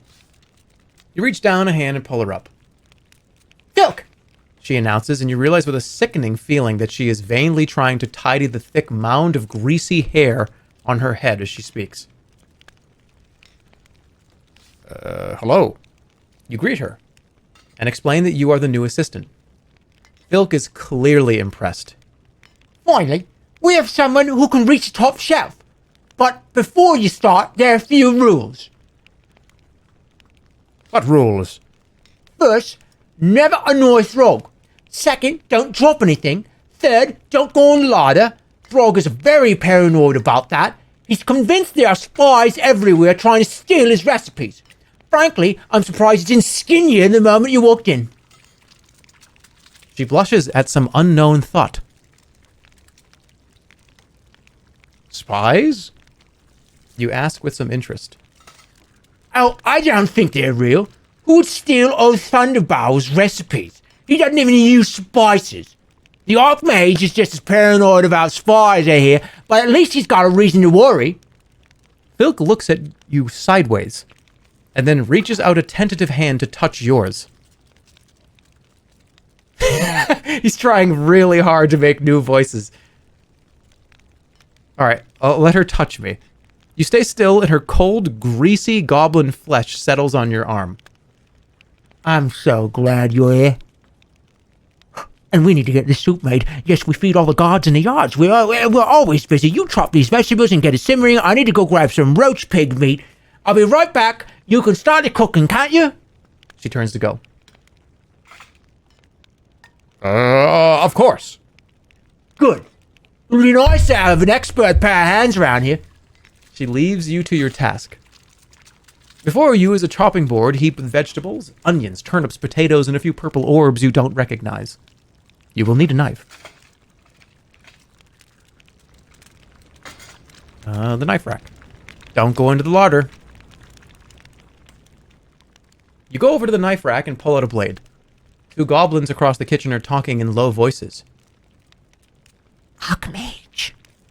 It's a bit of wood the guards prop against the tower window.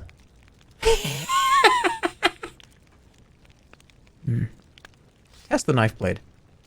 You test the edge. It is so dull you doubt it will cut butter. If it's a bit of wood, how do you explain the birdmen? They're not natural. Sharpen the knife. There's a whetstone in the counter. You drag the knife blade back and forth a few times until it is keen. Okay, go back to the counter. Then you head back over to the counter. Filk steals a quick glance and flashes a crooked smile.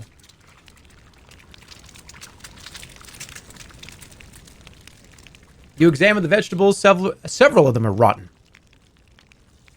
I'm told the bird men are breeding. A third goblin hisses to the first two. I heard they have a nest. Chop them coarsely, finely, or throw out the rotten ones.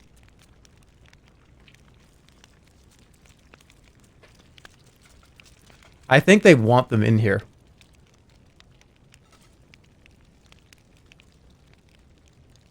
It's a soup, yeah. Throw out the rotten ones, but I feel like that guy's gonna come over and be like, Those were good. right, I don't know if, I'm not gonna say anything. Of course. You attack the pile carelessly, the polished blade sinking into some of the more rotten vegetables. You end up with a haphazard pile of chunks and goop. Filk walks past, carrying a tray of over-baked breads. Stick them in a pot. Once they're boiled, no one will care what they look like. She offers a quick, nervous smile, then is gone on another errand across the room. Okay. Pots.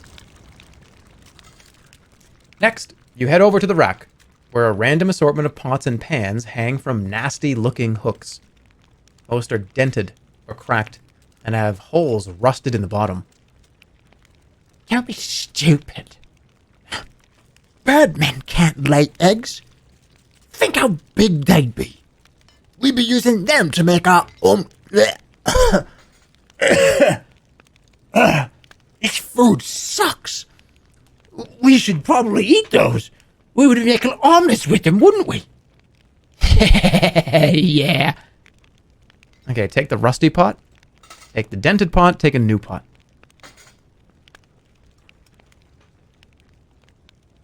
This audiobook sucks. Hey, well, guess what? It's free. This is a free audiobook.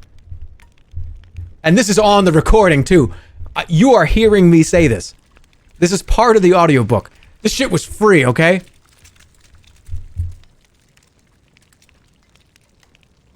I'm gonna take a break. I'll be right back. I'm gonna drink something. Hold on, give me a minute. No, don't edit this out. Keep it in. Keep it in.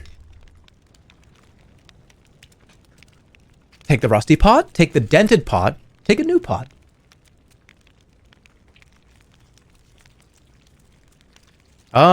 I don't know what the right answer here is. Take the dented pot. Okay, yeah. You grab a serviceable pot. It's dented and old, but should hold its water. Take it. You heft up your pot and head over to the stove. At the stove. Returning back to the stove, you fill the pot with your mangled vegetables. You add the cleanest water you can find, which isn't very clean, and place it over the fire. The group of goblins are still muttering. You should pop through the tunnel and find out. The third goblin says. Oh, except there's no tunnel in the larder, of course. That rumor is totally false. Stir. You stir carefully, allowing yourself to relax for a moment as you take in the aroma. It is an oddly calming moment. But then your reverie is broken by Filk returning and dumping roach pig meat into the mix. Hot water splashes up. She looks disappointed. Well, it's soup, I suppose. We should add some more flavor. There are spices over there. Go look. You fucking wanker. She hurries away once more.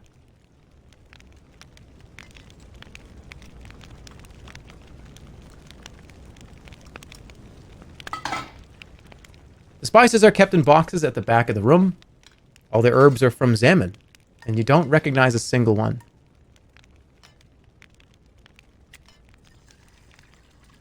Okay, read the labels. 3 labels stand out. Ant powder, Melted Curios? Curios? Red eye tears.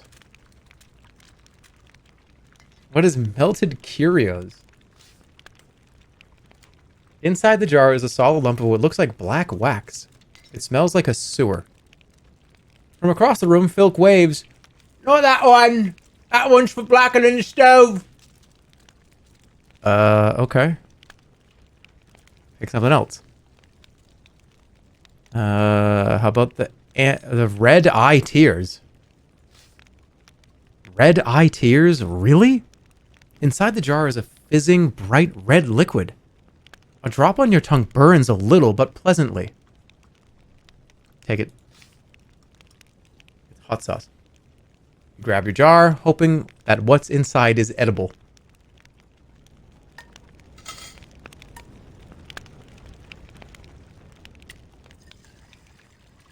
You take your jar back to Filk. She squints at the label, then smiles. Well, that's an interesting choice. Empty the jar of spice into the pot, or give the jar to Filk. We're just going to dump the whole thing in.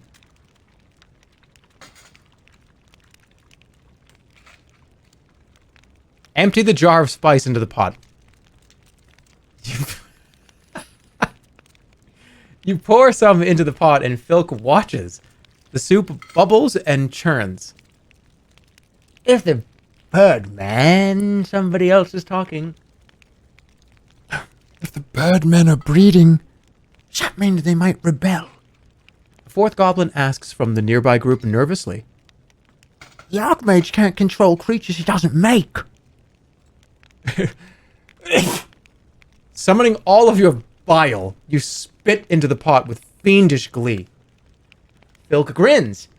Traditional goblin cuisine. I didn't know you were so worldly. She spits alongside you. Your two phlegm streaks mingle into one spiraling galaxy of mucus before being lost from view. That is disgusting. Should I taste it?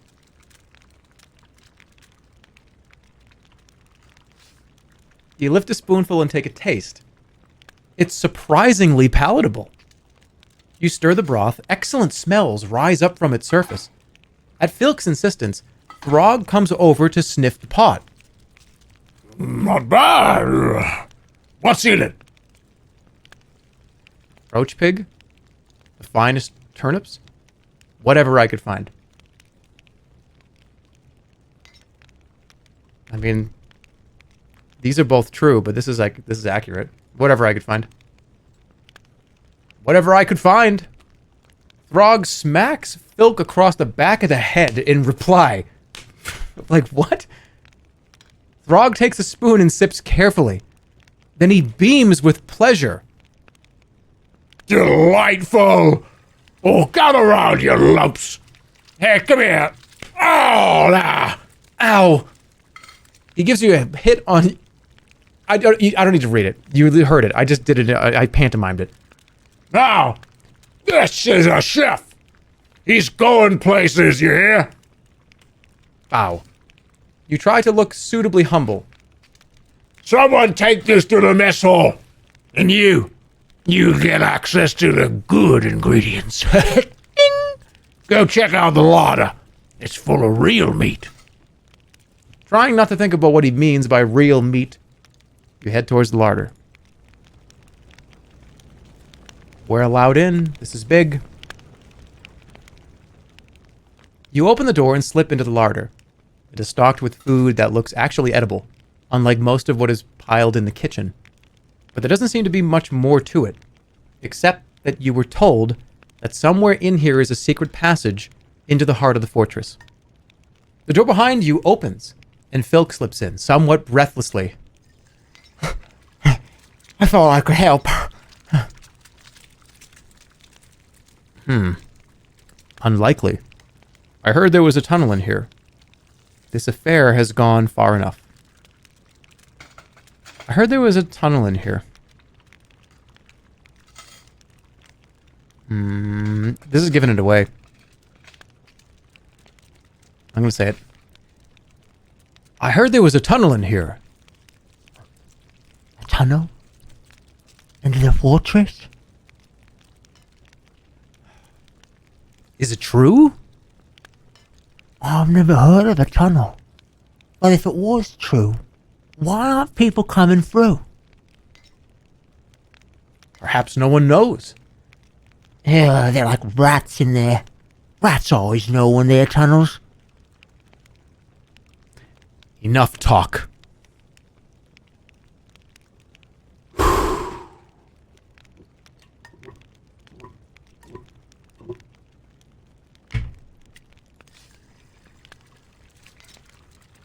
You turn, ignoring the gobliness once more, but she seems content. She comes to stand beside you. So? What shall we do next? Tap the walls, inspect. There's a lot of other things here. Take some. Ooh, hold on. Take some rations. You were warned on your travels not to eat from the larder of Throg, but was that because it would anger Throg, or because the food was somehow tainted? Should I try it?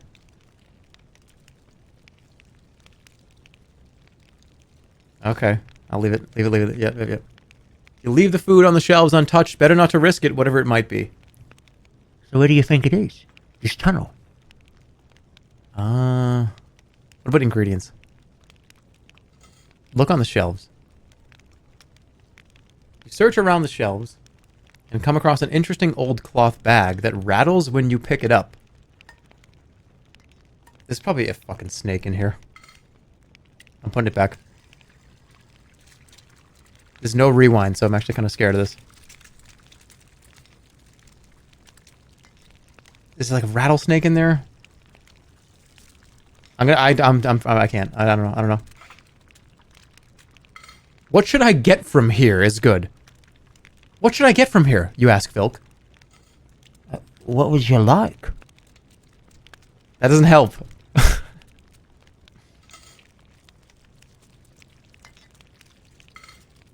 Search around the sacks. You move some sacks to get better access to the far wall, but it is solid stone. But as you're pushing them aside, you realize the sacks are stacked very oddly. A patch of floor right next to the teetering stack is bare. Whoever stacked them avoided a single spot. What is it? Have you seen something? Look at the spot. Inspecting carefully, you notice a thin seam running across some floorboards. A less clever observer would never have noticed it. You pick up a nearby fork and pry at the seam. A section of floor pops up on disguised hinges. A trap door! Where does it lead? Where does it lead, you ask her. I have no idea. Inside the city? Look down the trapdoor. You peer down into the darkness below the kitchen. A chill breeze is rushing along the tunnel. It must go for some distance. It really is. A channel under the wall. Do you want to come? Inside? They're all mad inside the walls. I won't even be able to sleep again knowing that's here. Okay.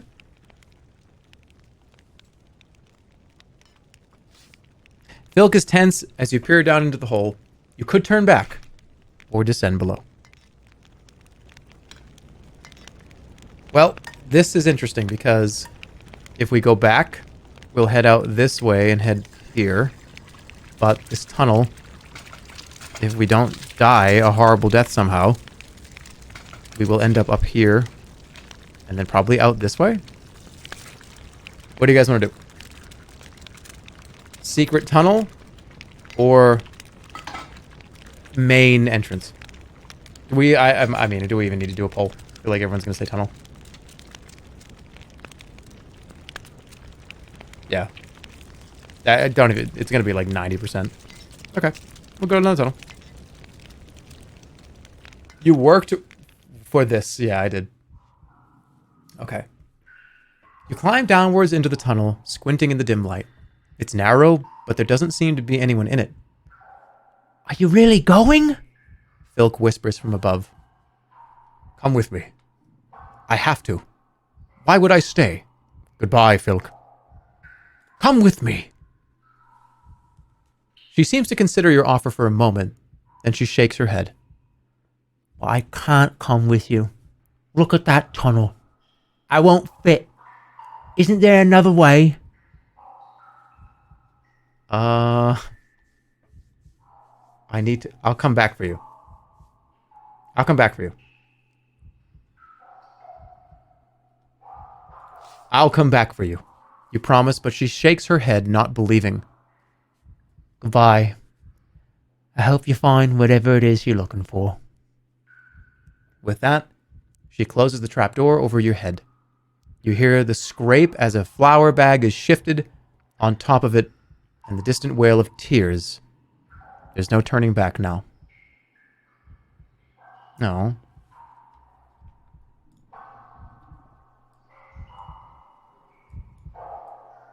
Okay, let's go.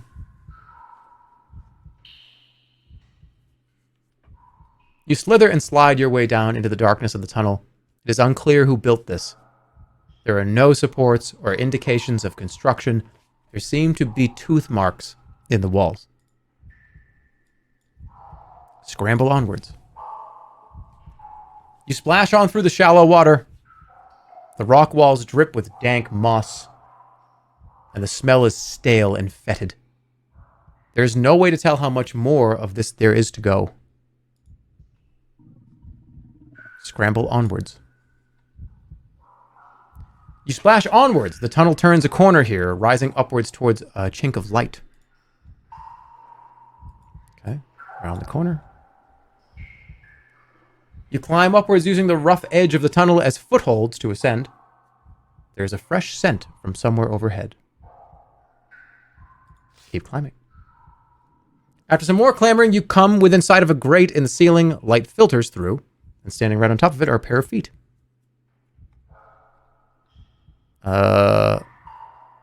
Let's see. I'm going to listen. You wait a few seconds and are rewarded as the guards above begin to chatter. I'm bored. Silence! Guards don't talk. But what are we guarding? I don't know, but this spot's always been guarded, so we're guarding it. Even if nothing ever happens here. Hold on, cast. What can I do? You need to fart box the room. I could just zap. No, that would cause mayhem. Dumb. How much health do I have?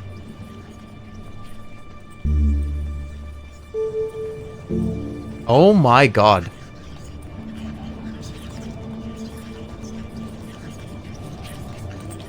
This is gonna be a problem. I'm trying to stay undetected. Create illusions. Ooh. Let's do that. Reaching up to the stars, you create the magic, and the bracelet at your wrist begins to glow. You have just a moment in which to choose your illusion. You find the guard's mind nearby, ready to be deceived by an illusion. Swarm of rats? Set the grate on fire or release a poison gas.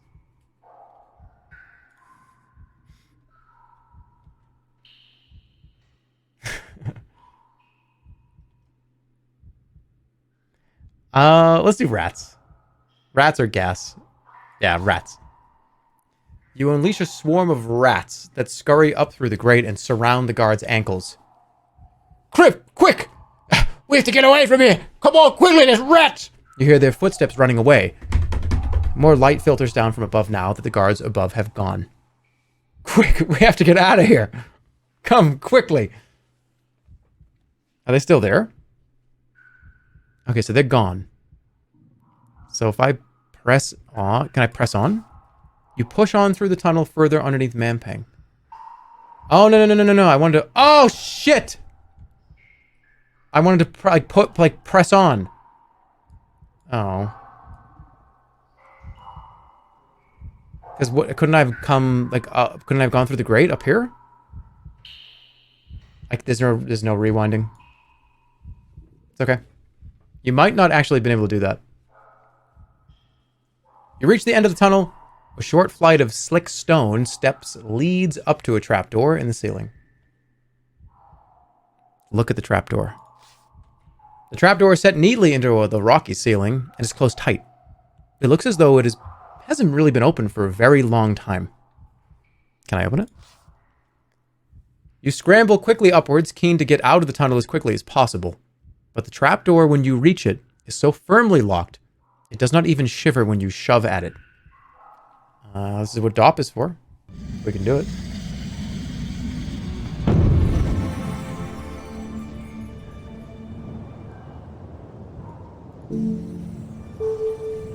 Should work, right?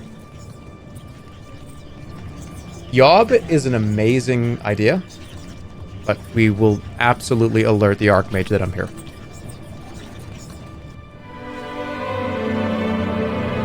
You weave the constellations into a pattern around you, but nothing happens. The trapdoor does not even shake. Perhaps it is protected by some magical defense? Or else, it is not a door at all. What? You bang on the trapdoor, it doesn't budge, not even slightly. More suspiciously, it barely even booms. Pull at the wood. You pull at the wood of the trapdoor, and after some work with the chopping knife, a strip falls away, revealing smooth rock beneath. It seems this was once a trapdoor, but it has since been filled in. Perhaps with a petrification spell cast onto the wood itself. Oh. There's no way up from the tunnel, it seems. You turn back hopelessly towards the thin light from the grate.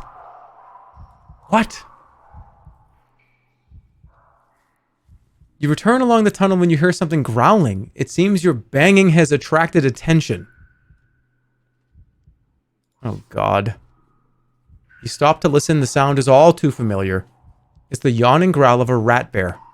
The sound is getting closer.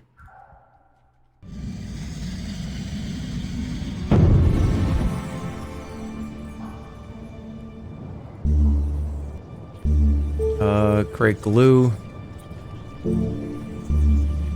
A jig.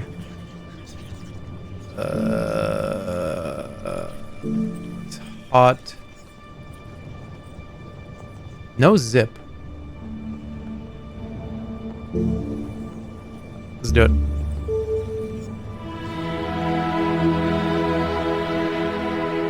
You cast the enchantment, pulling out your bamboo flute and starting to play. For a moment, it seems like it is having no effect. The rat bear lashes at you with its tail and claws. But then you notice that the attacks are rhythmic and symmetric. The creature is dancing. Nasty, spiky dancing that would kill anyone who came too close. But dancing nonetheless. It is unclear how this will help you, however. Let's go down the tunnel. You lead the rat bear a short way along the tunnel. It splashes and twists in the water, making strange shapes and movements with its tail. Keep playing, keep playing, keep playing. You keep playing, hoping to wear the creature out. Perhaps it is working. It is hard to tell. You finish your playing and lower the pipe from your lips. The rat bear ceases its dance and looks at you through narrow animal eyes. Then it bows its head, turns, and disappears down the passage into the dark. You stop to recover your breath. But though you are alive, you're still stuck down in the dark.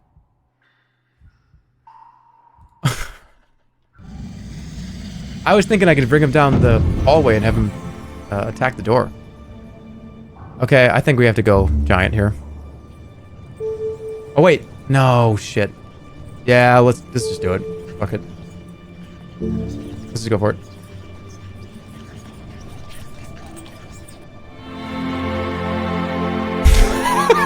Shit.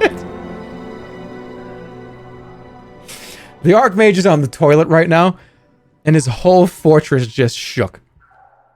What the hell was that? What was that? You pull a giant's tooth from your pack and throw it on the ground, casting your spell across it. The tooth erupts into a column of smoke from which a towering giant steps out. The giant does not fit in the tunnel, and once it appears, it fills the tunnel entirely, grumbling.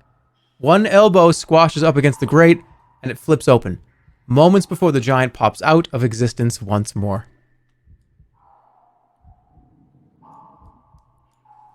All right, let's get the hell out of here. Hold on, like, look up at it yet. It's just, okay, it's open. Listen, anybody there? Nobody there? Let's go. You jump to try and grab the overhead grate, but you cannot reach it. Probably float up there. It was already open? Wait, the grate was open already. Oh, goodness. So just... What? What is Zob? I've never heard of Zob.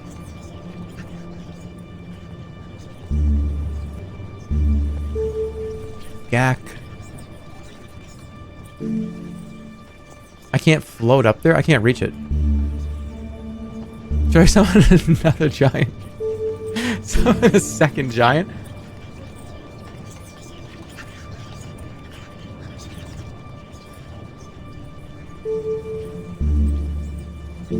Replica creature. Illusion. I just need to get out.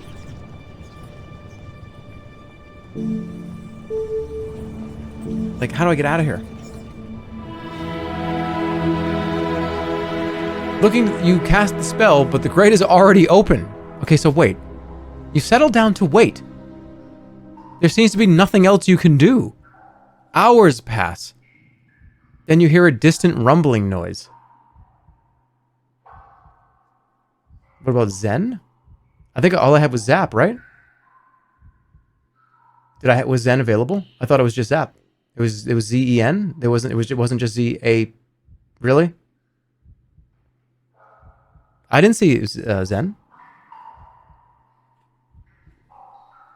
I had Zen? Oh, I thought it was just Zap.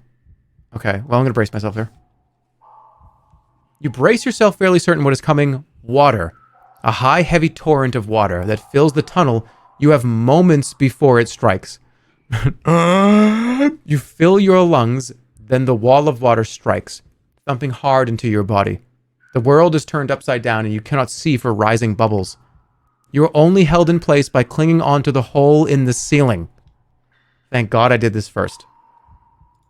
Pull myself up. As the water rises, you grab onto the open grate and haul yourself upwards, fighting hard against the current. Keep pulling. You keep pulling, hauling yourself towards the hatch. Things brush past your body, washed away by the current. Climb out. Nice. After more heaving, you manage to pull yourself out through the grate. Once your legs are out of the water, getting free of the tunnel is easier. Of course, all of your water-damageable possessions have been ruined, including the goblin's precious parchment. Oh, great. Wait, is that bad? Thankfully, however, the pages of your spellbook are protected, but all of your soft food has been ruined. That's fantastic. Out of the tunnel. You step out onto the dirt of Mampang and kick the grate shut behind you. You try to shake the water from your cloak. You are in a narrow alley between two large buildings. At the far end, you can see a glimpse of some kind of plaza. The wind picks up as the evening draws on. Soon it'll be dark once more. You slip your way forwards. This is where we ended up.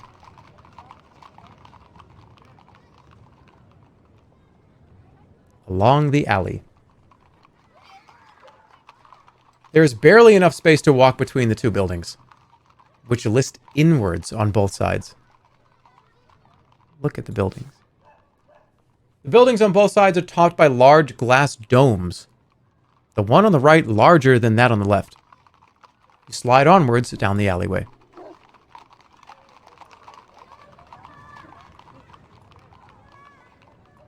Let's go. The alley widens out a little here as it approaches the square at the end. You are inside the city. Time to explore. Looking around, you are surprised to find that this part of Mampang is more like a city than you expected. There are merchants, laborers, and swaggering guards. Washing hangs from hooks outside the stacked houses. Of course, there are far more wicked glares and knives tucked into belts than even in Kare. Suddenly you feel hooked fingers catch your arm. Turn around. You turn around and catch a glimpse of a hoary old beggar, pulling at you. But then something happens and you lose sight of him. A moment later, the tall buildings of Mampang that you traveled so far to reach have disappeared.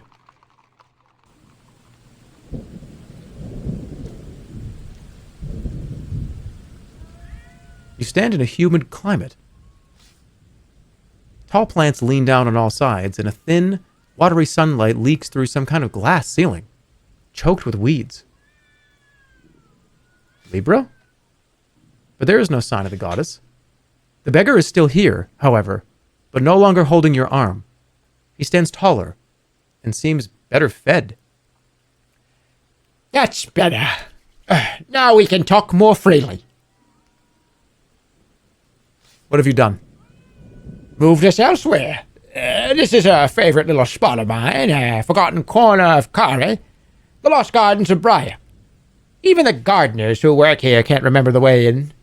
It's on all the maps, but no one can find the entrance. My own little fortress. He reaches rather tenderly for a nearby plant and pulls off a graying leaf. Who are you? My name is Throbin. The beggar bows most politely. You notice he wears a circlet of finger bones on his hand, on his head. Some have called me necromancer. They only mean that death has never stopped my work. You're dead? Sometimes, not entirely, though I rather think I soon will be. Well, soon can be confusing, of course. Perhaps we should start from the beginning. Robin smiles. Come, let's take a walk, shall we? He begins to saunter between the trees, and you follow. This place is hidden from the Archmage? You observe. Quite so, quite so. The Archmage would chew a death sponge mushroom and then eat my brains if he had the chance. But for us all, it's best if that doesn't happen. I must return to Mampang.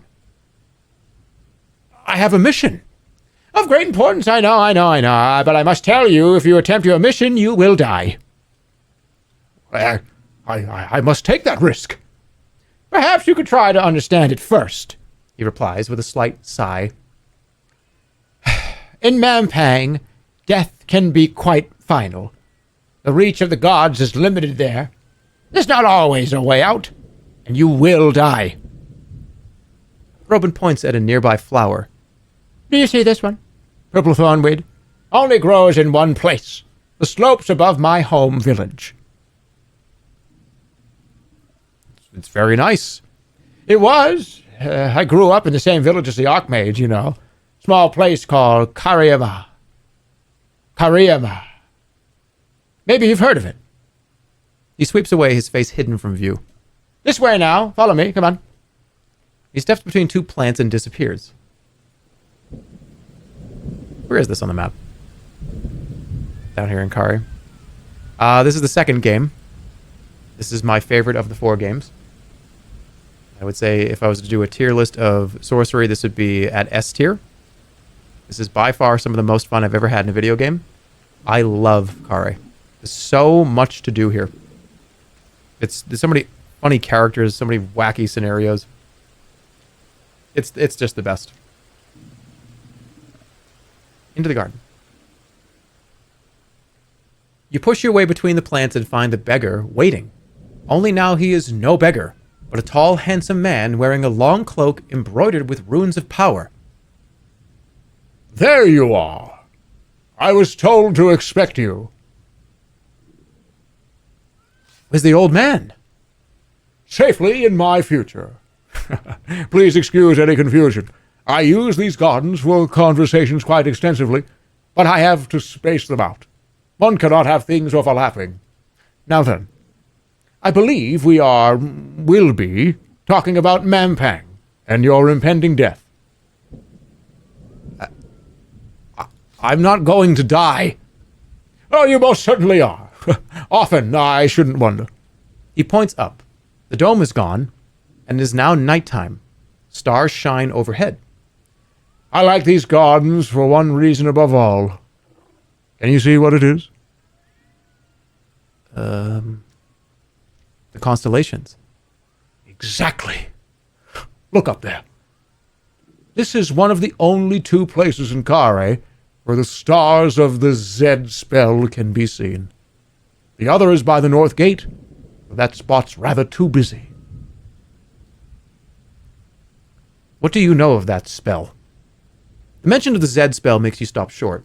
The secret magic, the most powerful knowledge unknown to all. What do you know of that spell, you demand?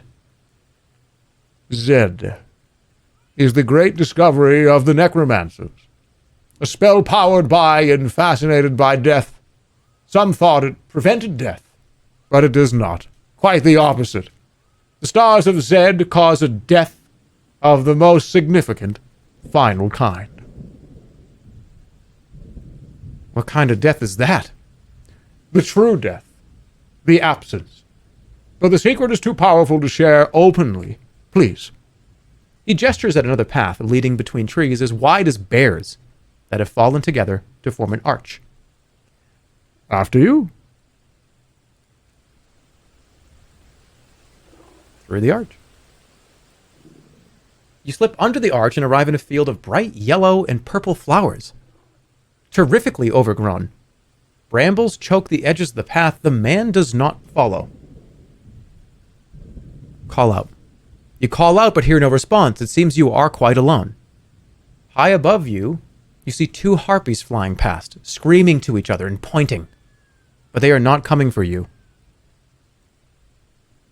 Search the bushes. You search the bushes but find nothing. There's nothing hiding there. Nothing is waiting for you. Move on. The beggar has abandoned you. It seems you must find the path back to Mampang yourself.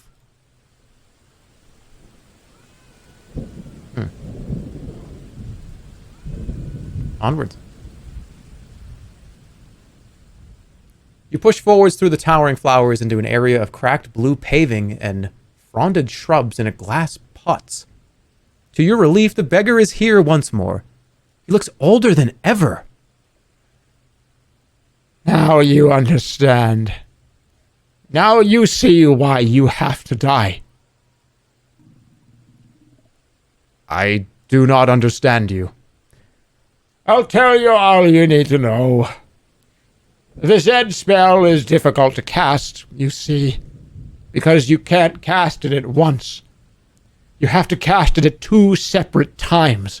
2 times, but 1 casting. Got it? Like left and right hands clasped together. He demonstrates, linking thumbs and flapping his fingers like a butterfly. Go on. So you cast it then and before. And when both castings are cast, they are the same casting. 2 castings at different times cannot be at different times, so the time between disappears. He squashes his butterfly fingers into a single 2-handed fist. The time collapses? Beautifully put. The beggar spits a tooth and picks it up to admire. Be valuable, that, one of these days. Take the tooth. You reach down for it. Uncouth villain! Ah, now we'd best be getting on. We don't want you coming back here when you finally die.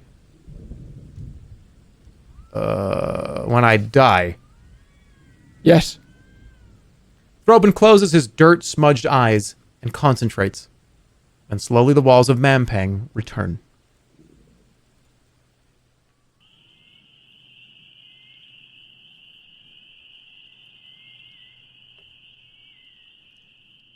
There you are again.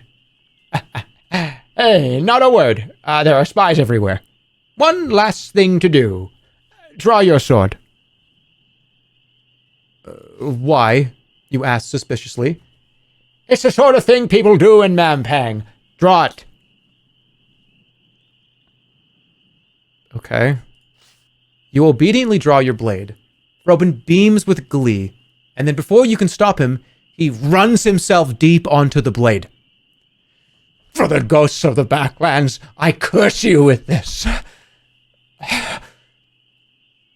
He whispers, and there is fury in his eyes. In the last moments, you see him hurl his arms up, creating some kind of incantation.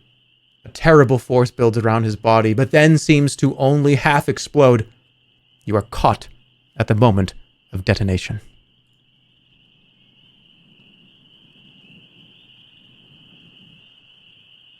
The explosion dies away, its force curiously unspent, as though waiting, but you feel stronger for it.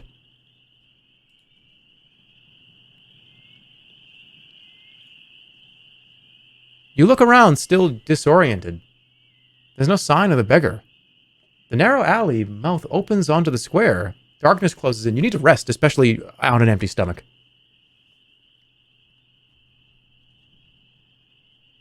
I'm going to sleep here. The alley isn't a bad place to rest. It's quiet, secluded, and offers plenty of shadow. Removing your pack, you try to settle despite the strange noises that drift through the air. You've eaten nothing today, but you have no provisions and only 2 vials of blimberry juice. I'm not going to drink that. Close my eyes. You close your eyes and let your tiredness overtake you. What is left of the night is restless with visions. You're lying on cool, moist ground, underneath a tall, swaying tree. There is a nagging pain in your leg, and you look down to see a sapling growing up through your thigh. Try to move. You try to move away, but you are attached to the ground, as though the roots of the sapling were your own tendons. Through it all, you feel the heat of Analand burning should your quest fail. Sleep will not heal you if you have not eaten. You ran out of provisions, entered the citadel of Mampang, and were cursed with the Zed spell. Still unaware. You get quickly to your feet. You've not been discovered, but you should not wait any longer. Ladies and gentlemen, the mystery of Sorcery Part 4 will continue all the time.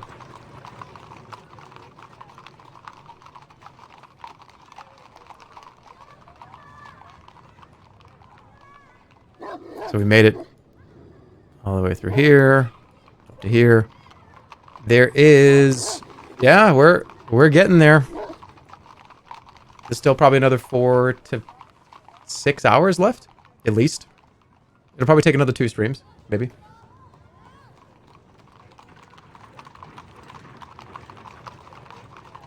Yeah, I know people saying, hey, why did you say this is one of your least favorite games in the series? It's not really my least favorite game in the series, but it's definitely the hardest. I think I like them all for different reasons.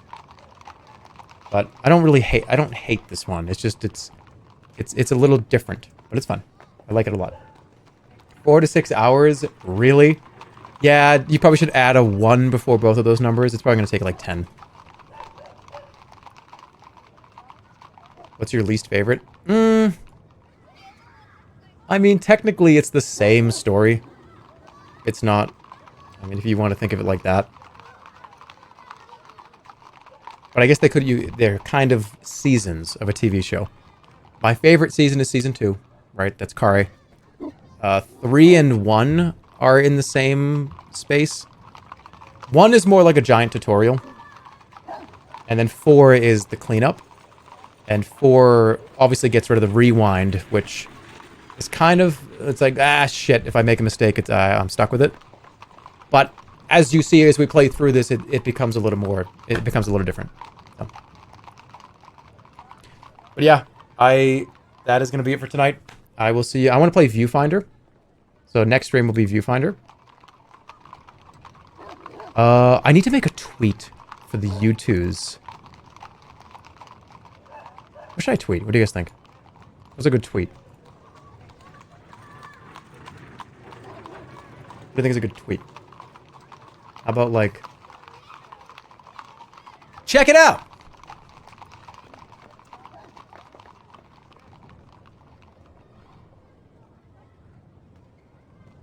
You're never going to stream again? I'll be back in, like, a few days.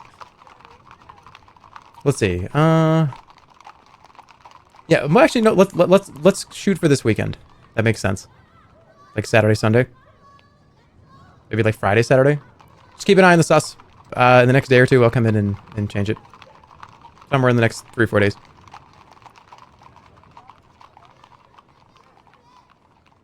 When is Sorcery 4 Part 2? Now that I've actually started it, I don't want to have it just sit here and not be done. So, I would imagine we'll go back to it probably next week.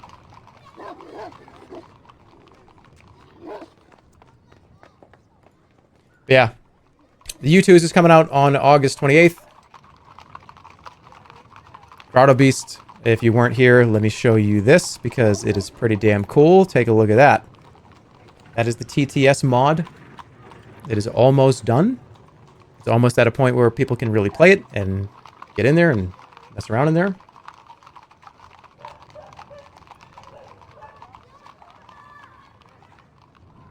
If you didn't see some of the other pictures, let's just go through them pretty quick. It looks really, really cool. I like the ring. Like from the commercial. They fight in the ring. You actually play in the ring.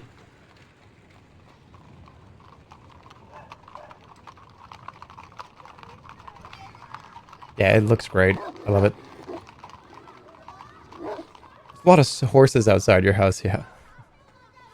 What is this exactly? This is Grotto Beasts, but this is a free standalone. Well, that's not true. It's a free mod for Tabletop Simulator. We've had developers working on this and artists working on this for the last month or two, last 2 or 3 months. And it's going to be available very soon. It has all the Grotto Beast cards in it. It is free. And it's just for anybody that has tabletop to just play it if they want to get in a group and have fun. Once it gets a little closer, I'll show it a little more. Can you do that in a 1700s accent? Okay. So here we have the Grotto Beast tournaments.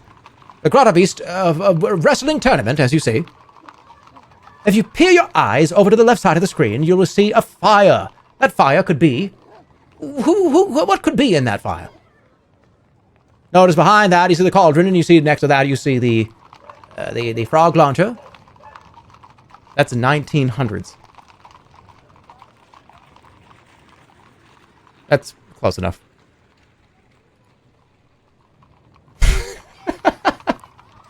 Dude, that was a snake oil salesman from like 1880 or like 1890 or something. All right.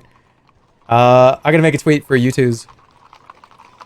It'll be up probably tonight or maybe tomorrow morning. I might see if I might just put it up tomorrow morning, where more people will see it.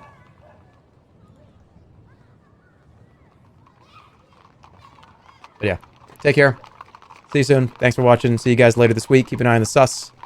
I am gonna briefly talk about this because I don't want to confuse people. In pre-stream, we talked about slowing down this year. And I know back in January, and obviously back in June, I talked about this a little bit too. But I'm getting close to starting a different kind of period of my online content life. And I want to just briefly talk about it. Because I don't... This is not like, hey, everybody, it's like time to retire. But soon, I'm going to give you kind of what the plan is going to be. Plan is obviously like once I started working at Off-Brand, that's going great. I love that. On a bunch of projects, I've been clicking with the colleagues and all the other work. It's been great. But I really want to focus a lot on YouTube. I want to get back to making original YouTube content. I've talked a bunch of times about, hey, I have a video I'm working on. Hey, this video that I think is going to be really funny. I really want to spend time on that kind of stuff. But just the frequency is going to slow. I mean, I'm getting older. I need to start to get my health back in order. I think it's just the right thing to do. And I'm imagining like over the next few months, you'll probably see a little bit less streaming content and a little more YouTube stuff. I'm calling it kind of a soft retirement because it's not really it is, but it isn't. I really want to do some more YouTube stuff, get a little bit further away from streaming.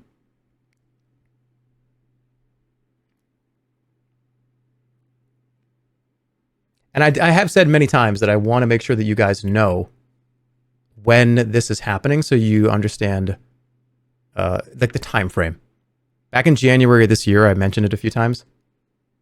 And I don't want to tell anybody like, oh, hey, in January, oh, I'm retiring. Like that's just, you can't even call it that. But I'm sticking around. It's just going to change a little bit. I'm going to condense a lot of my social presence, like social media presence.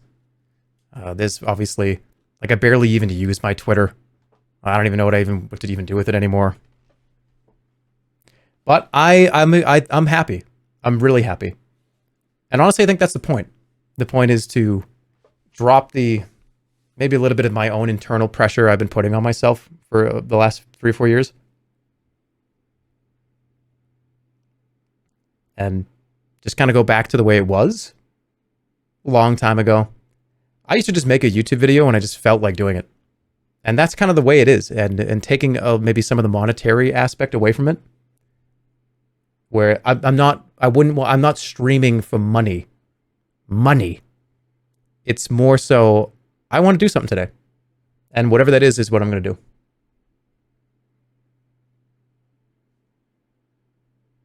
do. Money.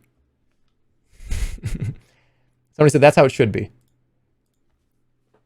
It's been amazing. I've had an incredible last 10 years, 12 years. And it's not over. I just want to make sure that I telegraph this like back in June, like back in January of this year. Just setting those expectations of I'm going to turn it on when I feel like it, when it's something I think it's fun to do. Working on a bunch of projects at Off-Brand, which is, again, I'm going to reiterate again, has been going very, very, very well. Yeah. Bro's telegraphing it like a Margit attack.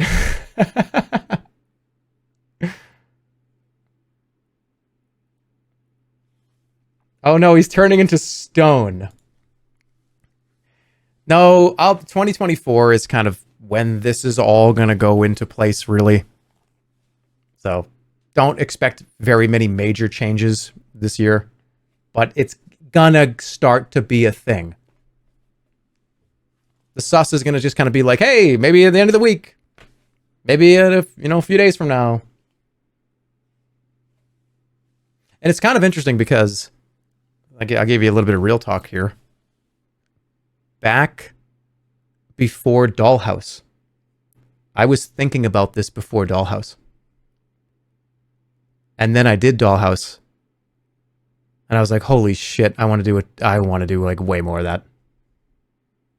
How many more of those can I physically do? How do I do that again? And that reignited a lot of the spark, obviously. And again, this is not me telling you that I don't like streaming anymore. I'm just starting to see a different sort of pivot path of focus a little bit more on YouTube, pull back a little bit on live, and be working at Off-Brand. Did you already say this? Yeah, I've said it a few times.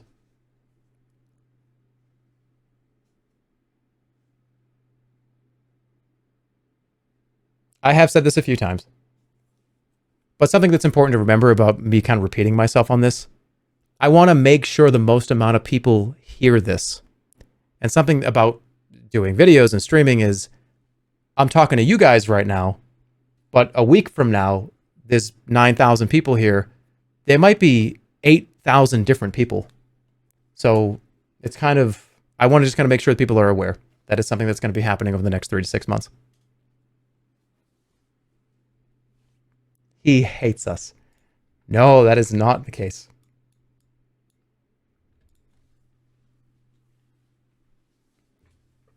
And seeing like the YouTube stuff is I don't know. You kind of look at it and you go, oh shit, okay.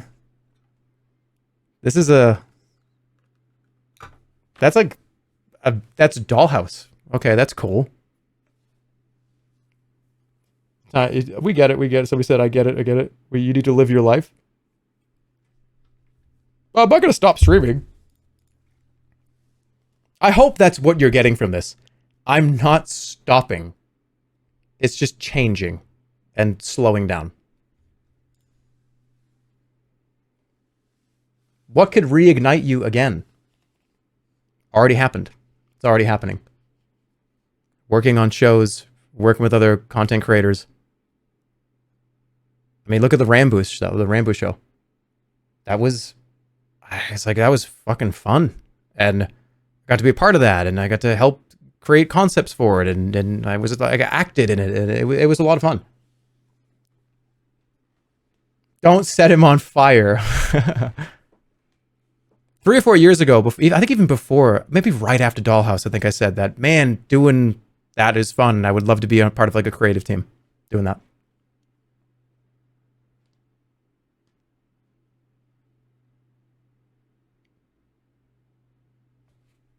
It's hard when you say not stopping, and then you use the word retiring.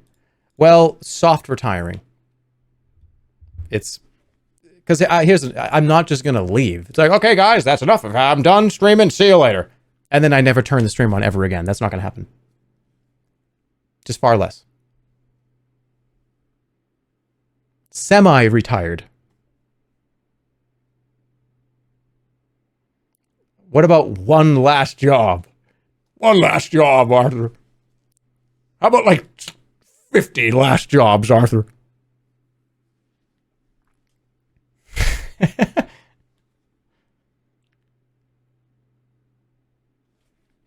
Why are you tentative about this? Because I've been around for a really long time.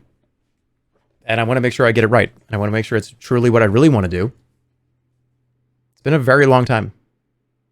I have heard from some of you guys before that you graduated college and you started watching me when you were like 13. It's like, wait, what? Like, no way. It's been a long time. And I just want to make sure I'm doing this right. So we're going to do it slow. I'm going to make sure I'm doing it the way that I really want to. And I'll see you later this week. That's not changing. Don't worry.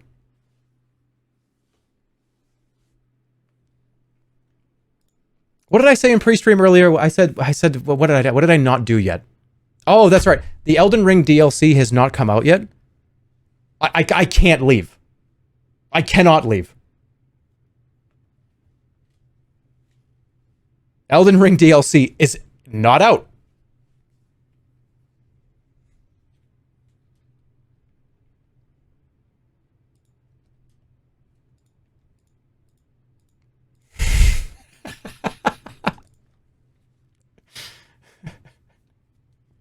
Somebody said, auction off your channel when you retire. No, I'm not. That's not going to happen.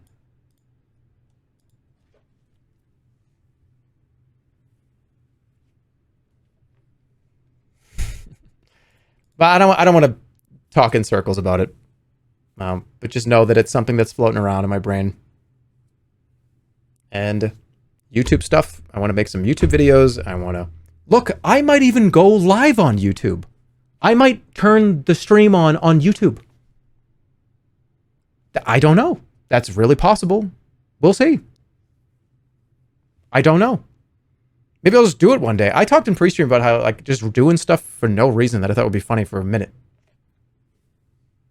In that soft retirement, I'm just going to do it.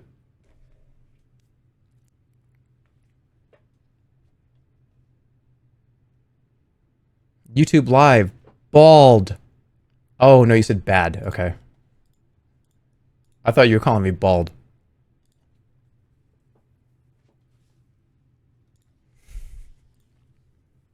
All right, I'll see you guys later.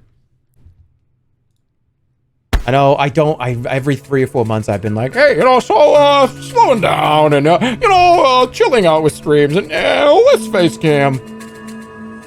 I just want to make sure people know, because people pay money to this channel. People pay money to this channel. I want you to be very aware. And stuff like subs, I'm not going to encourage that going forward here in the next few months, right? Like, I'm not going to be like, oh, hey, for the subs. Like, no, you should treat it the same way. As, you know, I'm just going to keep doing what I'm doing.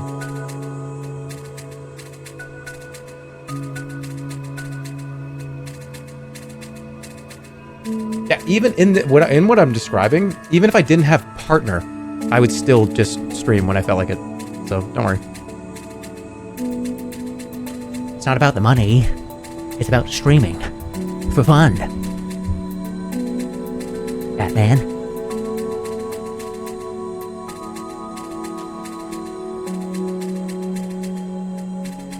All right, I don't want to keep talking about it. I don't want to keep making people be like, wait, what the fuck's happening? He's coming? He's gone tomorrow. He's literally retiring tomorrow. I will see you guys on Friday or Saturday of this week.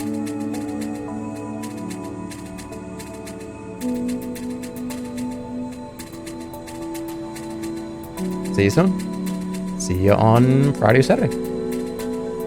Goodbye. Take care of yourselves. Call your mother. Call your father. You know what? Just like have a nice hour where you're just like lounging around. At some point today, tomorrow, next day. Take care. See you soon.